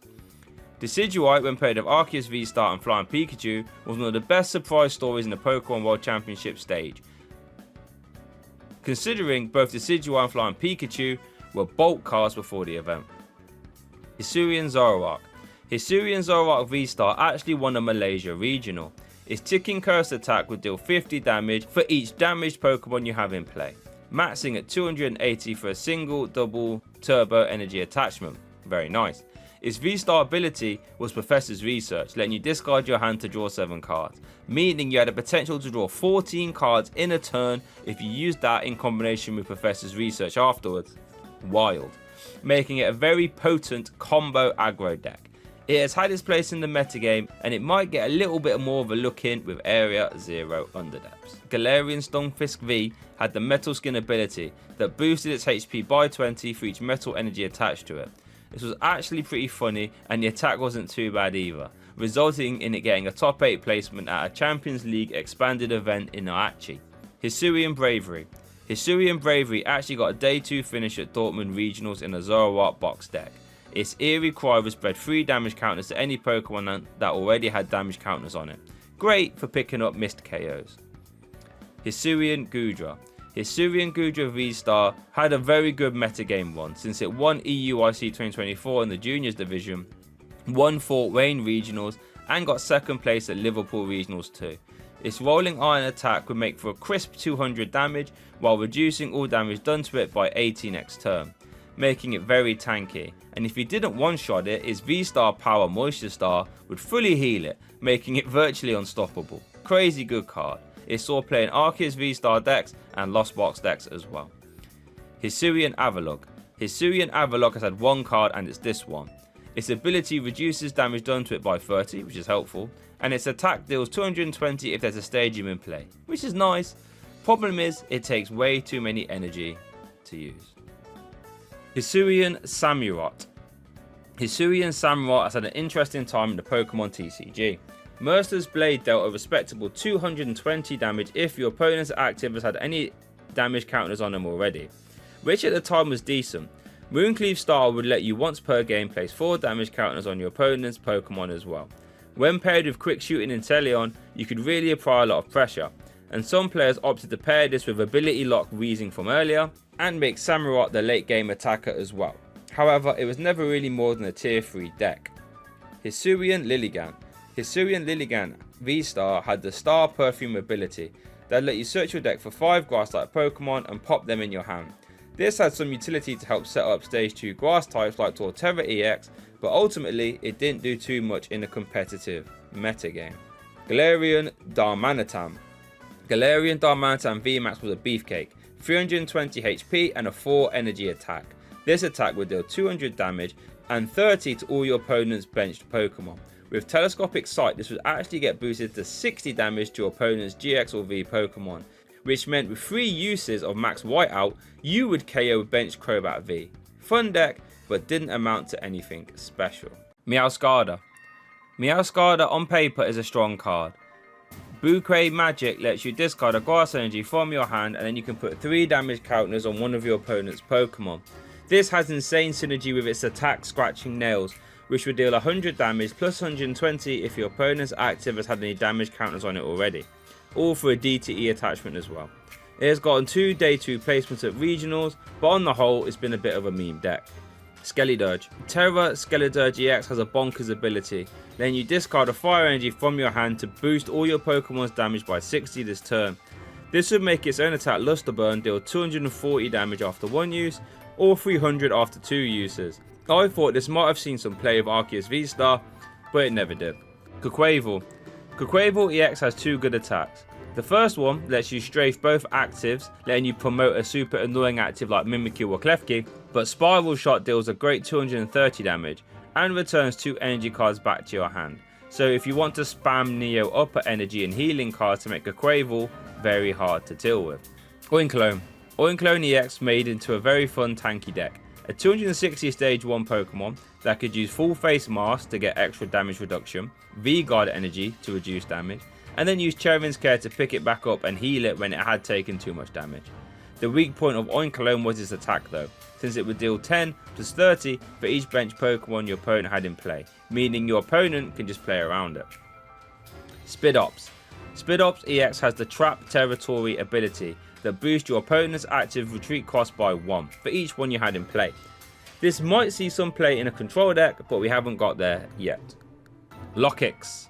Lockix is at a very poor time in the Pokemon TCG so far. The best one is this Assaulting Kick one that deals 130 damage for 1 energy if it evolved this turn. Pawmot. Pawmot EX has the 11 strike attack that deals a massive 220 damage snipe to any one of your opponent's Pokemon. Good number, but it hasn't seen any play because it's a stage 2. Maushold. Family Attack Maushold can swing for 280 damage if you had 4 Maushold in play. To be honest, that is a good number, but it proved too hard to keep 4 in play every turn. Very fun though. Dashbun. Dashbun EX has the Time to Chow Down ability, which is basically Cheryl on a coming into play ability, letting you heal all damage from an evolution Pokemon, but you have to discard the energy attached to them. Fantastic in controlling or tanking archetypes. Hasn't seen any play yet though. Arbeliever. Arbeliever has the Enriching Oil ability that lets you completely heal one of your Pokemon when you evolve into it. If there is ever an Arbeliever EX, this card will definitely see play. Squawkabilly. Squawkabilly EX is a fantastic card, letting you discard your hand to draw 6 on your first turn of the game. And since it's a coming into play ability, you can use this at any point on your turn. It also has a good attack in Motivate, which lets you attach 2 energy from your discard pile to one of your Pokemon. This meant Squawkabilly has seen a ton of play in decks where you have to ensure that you have a good turn 1. Garganackle. Garganackle from Paradox Rift has the Energizing Rock Salt ability that lets you attach an extra fighting energy from your discard pile to one of your Pokemon and heal 30 damage from it when you do. Nice. Armarouge. Fire Off Armarouge has a fantastic ability that lets you move fire energy from your bench Pokemon to your active. This means you can essentially remove the stipulation from Magma Basin that it only lets you attach to your bench Pokemon, since you can now fling it straight onto the active. This has seen a ton of play because it's so versatile with Arceus V-Star and has gotten loads of day 2 regional finishers. Cerulege. Cerulege EX is looking like it'll be the best one yet. Abyssal Flame does 30 damage plus 20 for each energy card in your discard pile. This has the potential to hit very hard and reminds me of Riptide Fraligator from back in the day. Bellibolt. This Bellibolt had the Insulator ability, which made it immune to damage from lightning Pokemon, meaning it would wall out decks like Miraidon completely on its own. This has led it to getting 2 day 2 finishes at regionals, mostly paired with Arceus V-Star. Kilowattrel. United Thunder Kilowattrel works in the United Wings archetype, letting you deal a massive snipe for each United Wings card in your discard pile. United Wings has seen some success, but none of which was with this card. Mabostiff. Intimidating Raw Mabostiff forces your opponent to swap their active on an ability. Fun use for sure, but hasn't seen any play. Grafaiai. Colourful Graffiti Grafaiai does 40 damage for each different type of basic energy you discard from your hand. So with superior energy retrievals, this can actually hit for decent numbers and be a funny little rogue deck. Bramblegast. Resilient Soul Bramblegast gains 50 HP for each prize card your opponent has taken. So when your opponent has taken 4 prizes, it actually has 300 HP or 350 after 5. Very fun. And its powerful Needles attack flips a coin for each energy card you have attached to it, and you deal 80 damage for each heads. If there is ever a super easy way to pile on grass energy, this might be a very fun budget deck. Toedscool. Slime Mold Colony Toedscool will stop your opponent from manipulating cards from the discard pile back into their hand. This was great against control decks and Bats Caliber decks, since both love to pick up cards from the discard pile, resulting in some Charizard decks playing it, and it got 2nd place at Malaysia Regional. Claw. Unhinged Scissors Claw started off as a meme deck, but it's actually became a legit threat, and is still topping regionals to this day. It is a big one prize Pokemon that would deal 190 damage as long as it was affected by a special condition. So you would play Brute Bonnet, more on that later, who would poison both actives. Then Radiant Sneasel from earlier would chip in some extra poison damage as well. With Hisuian Electro chipping in providing grass typing, it actually becomes a very strong one prize focused deck. Scovillain. Two-headed crushing is an interesting attack. Then you discard a top card from your opponent's deck and one card from your opponent's hand. If you were to use this in the same turn as an unfair stamp, your opponent would only have one card left in their hand. Rabsca. Rabsca from Temporal Forces protects your bench Pokemon from damage and effects of attacks. This is great for stopping Moonlight Shuriken and Sableye Lost Mine all on one card, resulting in it getting a 10th place finish at 2024 Worlds. Esparthra. Esparthra EX had a Dazzling Glaze ability, which made your opponent's active Pokemon's attacks cost one colorless more, which can be super annoying, and its Sideball attack would deal 30 damage for each energy card attached to both active Pokemon. Esparthra did have its time in the metagame, where it was paired with Xatu to attach those psychic energies, and since it was a Terra Grass type, it would make life very hard for Charizard EX players. Tinkaton. Tinkaton EX has the Big Hammer attack that would deal 30 damage for each card in your hand. So if you had 12 cards in your hand, you were detonating everything in the format. There are a few ways to get those cards in your hand. There's a Baby Tinkaton that lets you discard a card from your hand to draw 3 more. Morty's Conviction, which lets you draw a card for each one of your opponent's bench Pokemon they have in play. And the Dunsparce, which shuffles itself away to draw 3 cards. This deck actually managed to get a day 2 placement at Bologna Regionals. Wugtrio. Undersea Tunnel Wugtrio can discard the top 9 cards of your opponent's deck. Crazy, since you flip 3 coins and you discard the top 3 cards of your opponent's deck for each head. Actually, it could get pretty scary. Bombardier. Bombardier EX had the Fast Carrier attack, which lets you grab 3 basic Pokemon from your deck and put them on your bench. This is great for setting up, ready to evolve next turn, especially because you could use it on your first turn going first. This actually got a 3rd place Indonesia Regionals. Palafin EX has a 1 energy 250 damage attack, which is great. However, thanks to its ability, it's actually really hard to get into play and it hasn't seen any play because of that. Revavroom. Revavroom from Scarlet Violet base set has the Rumbling Engine ability that would let you discard an energy from your hand till you have 6 cards in your hand. So this is a great draw engine for energy hungry decks, like Golden Go, which actually won the Puerto Rico special event with Revavroom in it. Silazar. Silazar EX from our new set Surging Strike can let you draw 5 cards while doing 180 damage. This isn't bad on the basic Pokemon, and Breakthrough can do a little bit of bench damage as well, and because it's colourless can make use of Glass Trumpet. I might see if I can make this work. Earthworm. Earthworm EX has the Pummeling Payback ability that would activate whenever Earthworm took damage. It would place 2 damage counters back on the attacking Pokemon for each metal energy attached to it, making for a fun little counter attack deck. Rock Tomb is okay. There could be a world in which this sees play in the Dialga deck as like a standard. There is a world in which you see some play in the Dialga deck or as a standalone Metang deck or Arc Duraludon deck. Only one way to tell. Glimmora. Glimmora EX has the Dustfield ability, which forces your opponent to only have 3 bench Pokemon in play while it was in the active. Mad ability that can really do some decks some damage, like Terapagos EX for example. Its attack is okay too, dealing 140 damage and poisoning at the same time. Houndstone. Houndstone EX has the Last Respects attack, which can actually add up pretty quick, dealing 160 damage plus for each Psychic Pokemon in your discard pile. So if you've been away 12 Psychic Pokemon, you can hit for 280 damage, which is a great number for KOing V-Star Pokemon. Sea Titan. Sea Titan from Paldea Evolved had the Special Horn attack that would deal 240 damage if it had a special energy attached to it. This saw some play in Zoroark box decks that would get it into play via Phantom Transformation and use Reversal energy to power it up. Flamigo. Instaflop Flamigo ability would let you search your deck for 3 Flamingo when you bench it. This was good because they all had the attack United Wings, so you could put them all in your hand and then discard them quick so you can make United Wings hit for extra damage fast. Veluza. Food Prep Veluza would reduce its attack cost by 1 colorless energy for each Kofu you have in the discard pile. Saying that, Sonic Edge only does 110, so it's not super game breaking. Dondozo. Release Rage Dondozo would hit for 50 damage for each Tatsugiri in your discard pile. 200 damage for 2 energy on a basic 1 prize Pokemon. It's actually okay. Didn't see any competitive play though. Tatsugiri. Attract Customers Tatsugiri would let you look at the top 6 cards of your deck and take a supporter card you find there and put it in your hand whilst it's in the active. So it's almost a Pokegear on an ability. Very strong.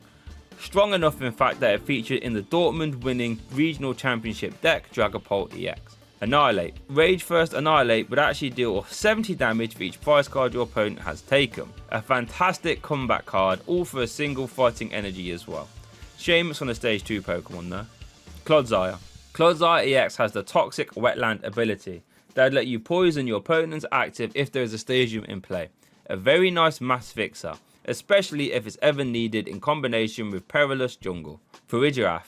Farigiraf EX has the Armor Tail ability that will prevent all damage done to it from basic EX Pokemon.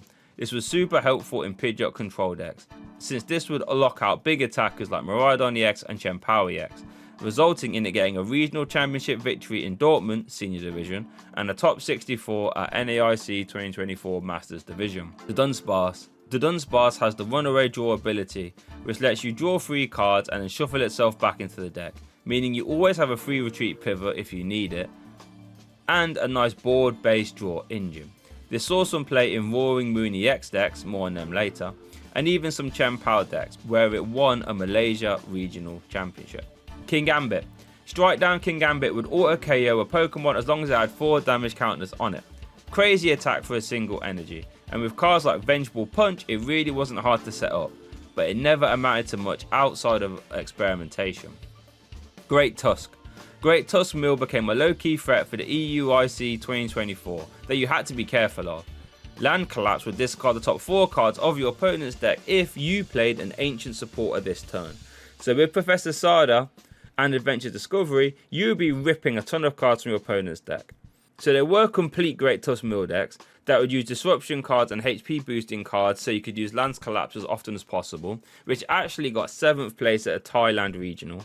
But it also featured in the Ancient Box archetype as a sneaky one-off to catch your opponents off guard, which worked pretty well since it won the 2024 World Championships in the Juniors division. Screamtail. Screamtail quickly became one of the game's best attackers in the Gardevoir EX archetype. Roaring Scream would deal 20 damage for each damage counter on it to one of your opponent's Pokemon. So with Psychic Embrace dealing 20 damage for each energy that you attach to it via the ability, each energy card you attach via Gardevoir counted as 40 damage to use via Roaring Scream.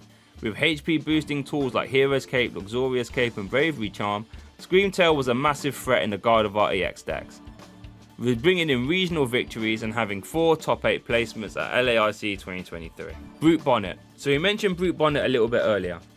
Its Toxic Powder ability would let you poison both active Pokemon if it had an Ancient Booster Energy Capsule attached. So in Ancient decks this could be used as a little mass fixer, but normally it's used to activate Unhinged Scissors on Cloth to deal big damage. Fluttermane. Fluttermane has only had 1 card, but it's a very good one. Midnight Fluttering would turn off the ability for whatever was in your opponent's active whilst it was in the active. Very useful for turning off abilities like Iron Thorns, for example, so Lugia V-Star could now use Summoning V-Star, or stopping Lost Zone decks from activating Comfey. This saw a lot of play in Gardevoir decks, Lugia decks and Ancient Box decks, where it won the Mexico special event. Slitherwing. Burning Turbulent Slitherwing saw a little bit of play in Ancient Box decks, or Raging Bolt decks as well, since it would KO most Fighting Weak basic EXs in one hit, on a 1-prize Pokemon as well. Sandy Shocks. Eventually though, Sandy Shocks would take that place from Slitherwing as a 1-prize attacker, since Magnetic Burst could be used for 1 energy and Power Gem did enough chip damage while not damaging itself, so it was a lot harder to respond KO. Iron Treads. This Iron Treads became a dual type metal and fighting Pokemon while it had a future booster energy capsule attached to it. This meant it was very good at carrying a few metagame threats like Chien-Pao EX, Miraidon EX and Iron Hands EX, all on a basic 1-prize Pokemon as well. Very fun card. Iron Bundle. Iron Bundle has the Hyper Blower ability that lets you discard the Iron Bundle from the bench and then your opponent has to swap their active Pokemon. So it's a bit like Escape Rope on an ability, as it is essentially an irritable Pokemon and a future Pokemon as well. So it saw play in Chien-Pao decks and future decks especially. And quite honestly a lot of other decks play it as well, like Lost Box and Lugia V-Star. Iron Hands. Iron Hands has caused quite a stir in the Pokemon TCG. At one point, a quarter of the metagame was Iron Hands EX decks, all because of Amp You Very Much, that would deal 120 damage, but if it KO'd something, you would take an additional prize cards. Out of the gates, Iron Hands was used in Miraidon decks as a cheeky way to apply pressure on the lower HP decks like Lost Box and Gardevoir, and it immediately won its first event at LAIC 2024. When Temporal Forces came out, it became its own turbo deck, with Iron Crown buffing the damage via Cobalt Command, which will boost your future Pokemon's damage by 20 for each one you had in play, which is the best Iron Crown card too, by the way. Ampu very much could actually swing for 220 damage in perfect conditions, which would actually one-shot a Chien-Pao EX, which is mad. This deck got a top 8 placement at EUIC 2024 as well. After that, Iron Hands EX has started to see play in Lugia V-Star decks, because Legacy Energy came out, and it even saw play in Lost Box decks where it won NAIC as well, meaning it is featured in every international top cut since it was released, becoming a cornerstone of the format and probably not going anywhere anytime soon. Iron Jugulus. Homing Headbutt Iron Jugulus can deal 50 damage to 3 of your opponent's Pokemon. Pretty fun spread for free energy. Iron Moth. Iron Moth on Paradox Rift has the Thermal Reactor ability, which lets you move fire energy to it from your other Pokemon when it moves into the active. Like Heatran GX from earlier, except this hasn't got the cool game ending attack with Heat Ray only dealing 120 damage. Iron Thorns. Iron Thorns EX won the 2024 Pokemon World Championships. Its initialization ability turns off all Rulebox Pokemon's ability whilst it's in the active.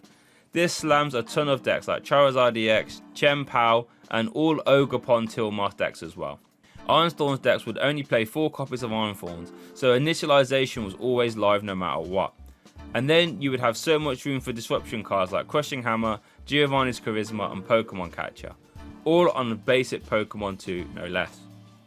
Baxcalibur. Baxcalibur has made some immediate noise with its first ever Pokemon TCG card. Its Super Cold ability is an ability we've already seen in Rain Dance, letting you attach as many water energy from your hand to your Pokemon as you like in the turn. With superior energy retrieval entering the format again, and Chien-Pao letting you grab 2 water energy from your deck while it's in the active, this meant Baxcalibur was a tier 1 archetype, especially since Chien-Pao EX, which is the best Chien-Pao card, would discard those energies with its Hellblade attack that would deal 60 for each one you discarded, meaning Chien-Pao had no problems ejecting everything from the format. And then when Iron Hands came out, it was very easy to put it in there too, since Ampu very much only needed 1 lightning energy which you could easily grab via Earthen Vessel. Baxcalibur and Chien-Pao won the Malaysia Regionals and Dortmund 2023 as well. Golden Go. Golden Go EX is a powerhouse card. First off, coin bonus lets you draw a card or 2 if it's in the active, meaning if you have a few of these out, you can draw a lot of extra cards in the turn. Very nice, very helpful. And its Make It Rain attack will deal a colossal 50 damage for each energy card you discard from your hand. So with superior energy retrievals again, you can easily detonate anything from your opponent's side of the board. Golden Go got 2nd place at Dortmund Regionals 2023 and then the top 4 in 2024, and it also won the Puerto Rico special event as well. Rochain EX has the covetous Ivy attack that will deal 60 damage for each prize card your opponent has taken to one of your opponent's bench Pokemon. This is a pretty hefty bench attack and saw some play in Lost Box or Giratina V-Star decks, including a 38th place finish at 2023 Worlds. Tinglu. Tinglu EX has the Cursed Land ability that would turn off all opponents' non-Rulebox Pokemon's abilities if they had damage counters on them while Tinglu was in the active. This was nuts for stopping Curlia from drawing cards or Archeops from attaching energy. Problem is, it didn't do anything versus EX or V Pokemon, so once that Curlia evolved up into a Gardevoir, you were slapped into the next dimension, and unfortunately Tinglu's attacks just isn't good enough, costing a monumental 3 fighting energy to deal 150 damage. Just wasn't good enough. It's a shame because I really like the card. Chi-Yu. Chi-Yu has the Jealously Singe attack that would discard the top 2 cards of your opponent's deck. This sees a lot of play in all the control decks like Snorlax and Pidgeot Control, both of which are massive decks in our format. Roaring Moon. Roaring Moon EX got 2nd place at 2024 Worlds. Its Frenzy Gouging attack will auto kill whatever's in the active regardless of how much HP they have. The only drawback is that it deals 200 damage back to itself. This can be mitigated with an Ancient Booster Energy Capsule that would now leave you with 90 HP, or just by using Frenzy Gouging to end the game. And in that aspect, it makes Roaring Moon so deadly, is that at any time it can KO anything with free energy. Those energy can be attached via Professor Sada and Dark Patch as well, meaning it can be brought out at any time. And worth noting, Calamity Storm is a great attack, dealing 200 plus damage if you can discard a Stadium card with the effect of this attack, meaning you can trade with other basic EX decks much easier. Iron Valiant. Iron Valiant got second place at LAIC 2024. Its Tachyon Bits ability lets you place 2 damage counters on one of your opponent's Pokemon whenever it moves into the active spot.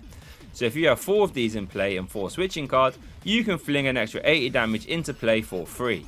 Iron Valiant's best use is when it's paired with Medicham V to steal extra turns via Yoga Loop on low HP Pokemon, or use Entei V to Burning Rondo higher HP Pokemon. Koraidon. Primordial Beatdown Koraidon saw a lot of play in the Ancient Box archetype, dealing 30 damage for each Ancient Pokemon you have in play. This was a very nice early game attacker whilst you build up your baby Roaring Moon so it can sweep in the late game. Miraidon. Miraidon EX has one of the best abilities in the game, Tandem Unit, which lets you grab 2 basic lightning Pokemon from your deck and put them straight onto your bench. This would let you set up Mareep easily, or realistically grab any of your attackers like Raikou V, Iron Hands or Raichu V as well. This got top 8 at EUIC as soon as it was legal, and it won LAIC 2024 as well. Walking Wake. While Walking Wake EX has the potential to be a standalone attacker, dealing 240 damage for free energy and trading through all effects, it is the other one that has seen more play in Ancient Box, just for being a big HP discard fodder for Vengeance fletching. Iron Leaves. Iron Leaves EX can fling itself into the active when you bench it, and you can move any grass energy attached to your Pokemon to it while you do so, and deal 180 damage for its attack. This can be a great surprise attacker out of nowhere, and at the very worst it's a switching option, but it did get second place at EUIC, and sees a ton of other plays in decks like Arctina, or Lost Box, or just straight up Giratina V-Star as well, since it does a fantastic job at removing Terra Charizard EX from play thanks to weakness. Sinistcha. Sinistcha EX has the Rebrute attack, which lets you put 2 damage counters on one of your opponent's Pokemon for each grass energy in your discard pile, and after that you shuffle them back into your deck. Fun, but hasn't seen any play. Okidogi. Okidogi has the Adrena Power ability, which gives it an extra 100 HP and boosts its damage by 100 if it has a Dark Energy attached, meaning it is a basic one-prize Pokemon with 230 HP and deals 170 damage back. There was rumblings of a Lost Box style deck to support this, but it really didn't pick up much steam. Munkidori. Munkidori slotted right into the Gardevoir EX archetype. Its Adrenabrain ability lets you move 3 damage counters from one of your Pokemon to one of your opponent's Pokemon as long as it has a Dark Energy attached. This is fantastic in Gardevoir since Psychic Embrace would damage your own Pokemon, and it kinda filled the same role as Cresselia Moonglow Reverse, but in a much easier way. And now it is a staple in the deck, and it won Baltimore Regionals. Pheasantipity. Flip the script Pheasantipity lets you draw 3 cards if one of your Pokemon was KO'd on your opponent's last turn. This is now a format staple, seeing a ton of play in a lot of different decks, since it gives you extra dig power on a basic Pokemon as well. Tealmask Ogerpon. Tealmask Ogerpon took up 25% of the metagame at 2024 Worlds. Its Teal Dance ability lets you attach your grass energy to itself and then you can draw a card. This has 2 main uses. Either with energy switch, so you could get the energy off the Tealmask Ogerpon onto a Regidrago V-Star, so you can use Apex Dragon, or to just straight discard them for Bellowing Thunder, so Raging Bolt can swing for massive damage. As of writing, Tealmask Ogerpon just won Louisville Regionals in Raging Bolt and featured in 4 of the top 8 decks at 2024 Worlds in Regidrago, fully taking over the format, and the attack can be used if you really need to. Wellspring Ogerpon. Wellspring Ogerpon EX has a Torrential Pump attack that can fully decimate your opponent if left unchecked, dealing 100 damage to the active and 120 to a bench Pokemon if you shuffle away 3 energy cards attached to it. This can wreck evolution decks if used fast enough before they set up. Hearthfire Ogerpon. By far the worst Ogerpon, unfortunately. Hitting for 280 damage is nice into evolution Pokemon, and it has seen some play in Arceus V-Star decks for that exact reason. Cornerstone Ogerpon. Cornerstone Ogerpon EX has the Cornerstone Stance ability, which makes Ogerpon immune to damage from Pokemon that have an ability, which can catch the format by surprise, and for this reason, it sees some play in controlling archetypes. Arcturalodon. Archaludon EX has the Alloy Build ability, which lets you attach 2 metal energy from your discard pile to your metal types in any way you like. This is an insane ability, and I cannot wait to get my hands on it when it comes out. Hydrapple. Hydrapple EX has the Syrup Storm attack, which deals 30 damage plus 30 for each grass energy attached to your Pokemon. This works very well with its ability, which lets you attach a grass energy from your hand to one of your Pokemon and heal 30 damage to that Pokemon which you attach to. So, with enough Hydrapple and Tilmask Ogerpon, this can get swinging for big numbers. Gouging Fire. Gouging Fire hits for a crisp 260 damage for 3 energy. This is a great number for clearing the way of basic EX or V Pokemon. You can even use the Monkey Doy from earlier to get that number to 290, which carries V-Star Pokemon too. And with Professor Sada and Magma Basin, you can get this swinging in a single turn very easily. Raging Bolt. Raging Bolt EX has the Bellowing Thunder attack, which deals 70 damage for each basic energy you discard from your Pokemon with the effect of this attack. While this seems costly, a 70 multiplier adds up very fast, meaning you only ever have to discard 5 energy to eject everything from sight. And with Tilmask Ogerpon now and Professor Sada, you can accelerate a ton of energy in a turn. And as of writing, this has just won the Louisville Regional Championships. Iron Boulder. Iron Boulder EX has seen some play in the future box archetypes, since it was a decent way of hitting for fighting weakness. Repulsor Axe with enough buffs can one-shot Arceus V-Stars and Miraidons and opposing Iron Hands with ease. Terapagos. Terapagos has had a great entrance into the Pokemon TCG, being the poster boy of the Stellar Crown set. Unified Beatdown deals 30 damage for each one of your bench Pokemon in play, and with Area 0 Underdepth you can swing for a massive 240 damage. This has led to Turbo Terapagos being a scary deck, and can be paired with Dusknoir to chip in extra damage if needed. Petcheron. Petcheron EX featured in the second place World Championship 2024 deck.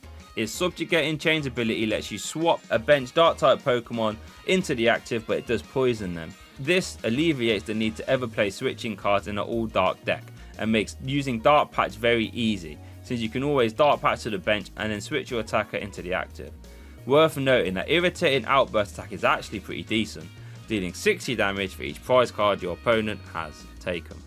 Delta Chimecho is the best Chimecho card. Its Delta support power would let you grab a basic energy card or a Delta Rainbow energy card from your deck, provided you played a Holon supporter for the turn. Very good power. Black Curum. Black Ballista Black Curum was a nuke back in the day paired with Blastoise. It would deal 200 damage, which would one-shot pretty much everything, and then you would reload it with superior energy retrieval to do it all over again next turn. Nuts. White Curum. This White Curum card had its limelight in the Sun and Moon era. After using Arceus Prison to set it up and Wishful Baton to keep those energy in play, you would annihilate opponents with its monstrous damage output, paired with Shrine of Punishment. Oozaring. Oozaring Prime actually won US Nationals 2011 in the Juniors division, paired with Vileplume and Yanmega. Its damage output would get ridiculous thanks to its berserk pokey body.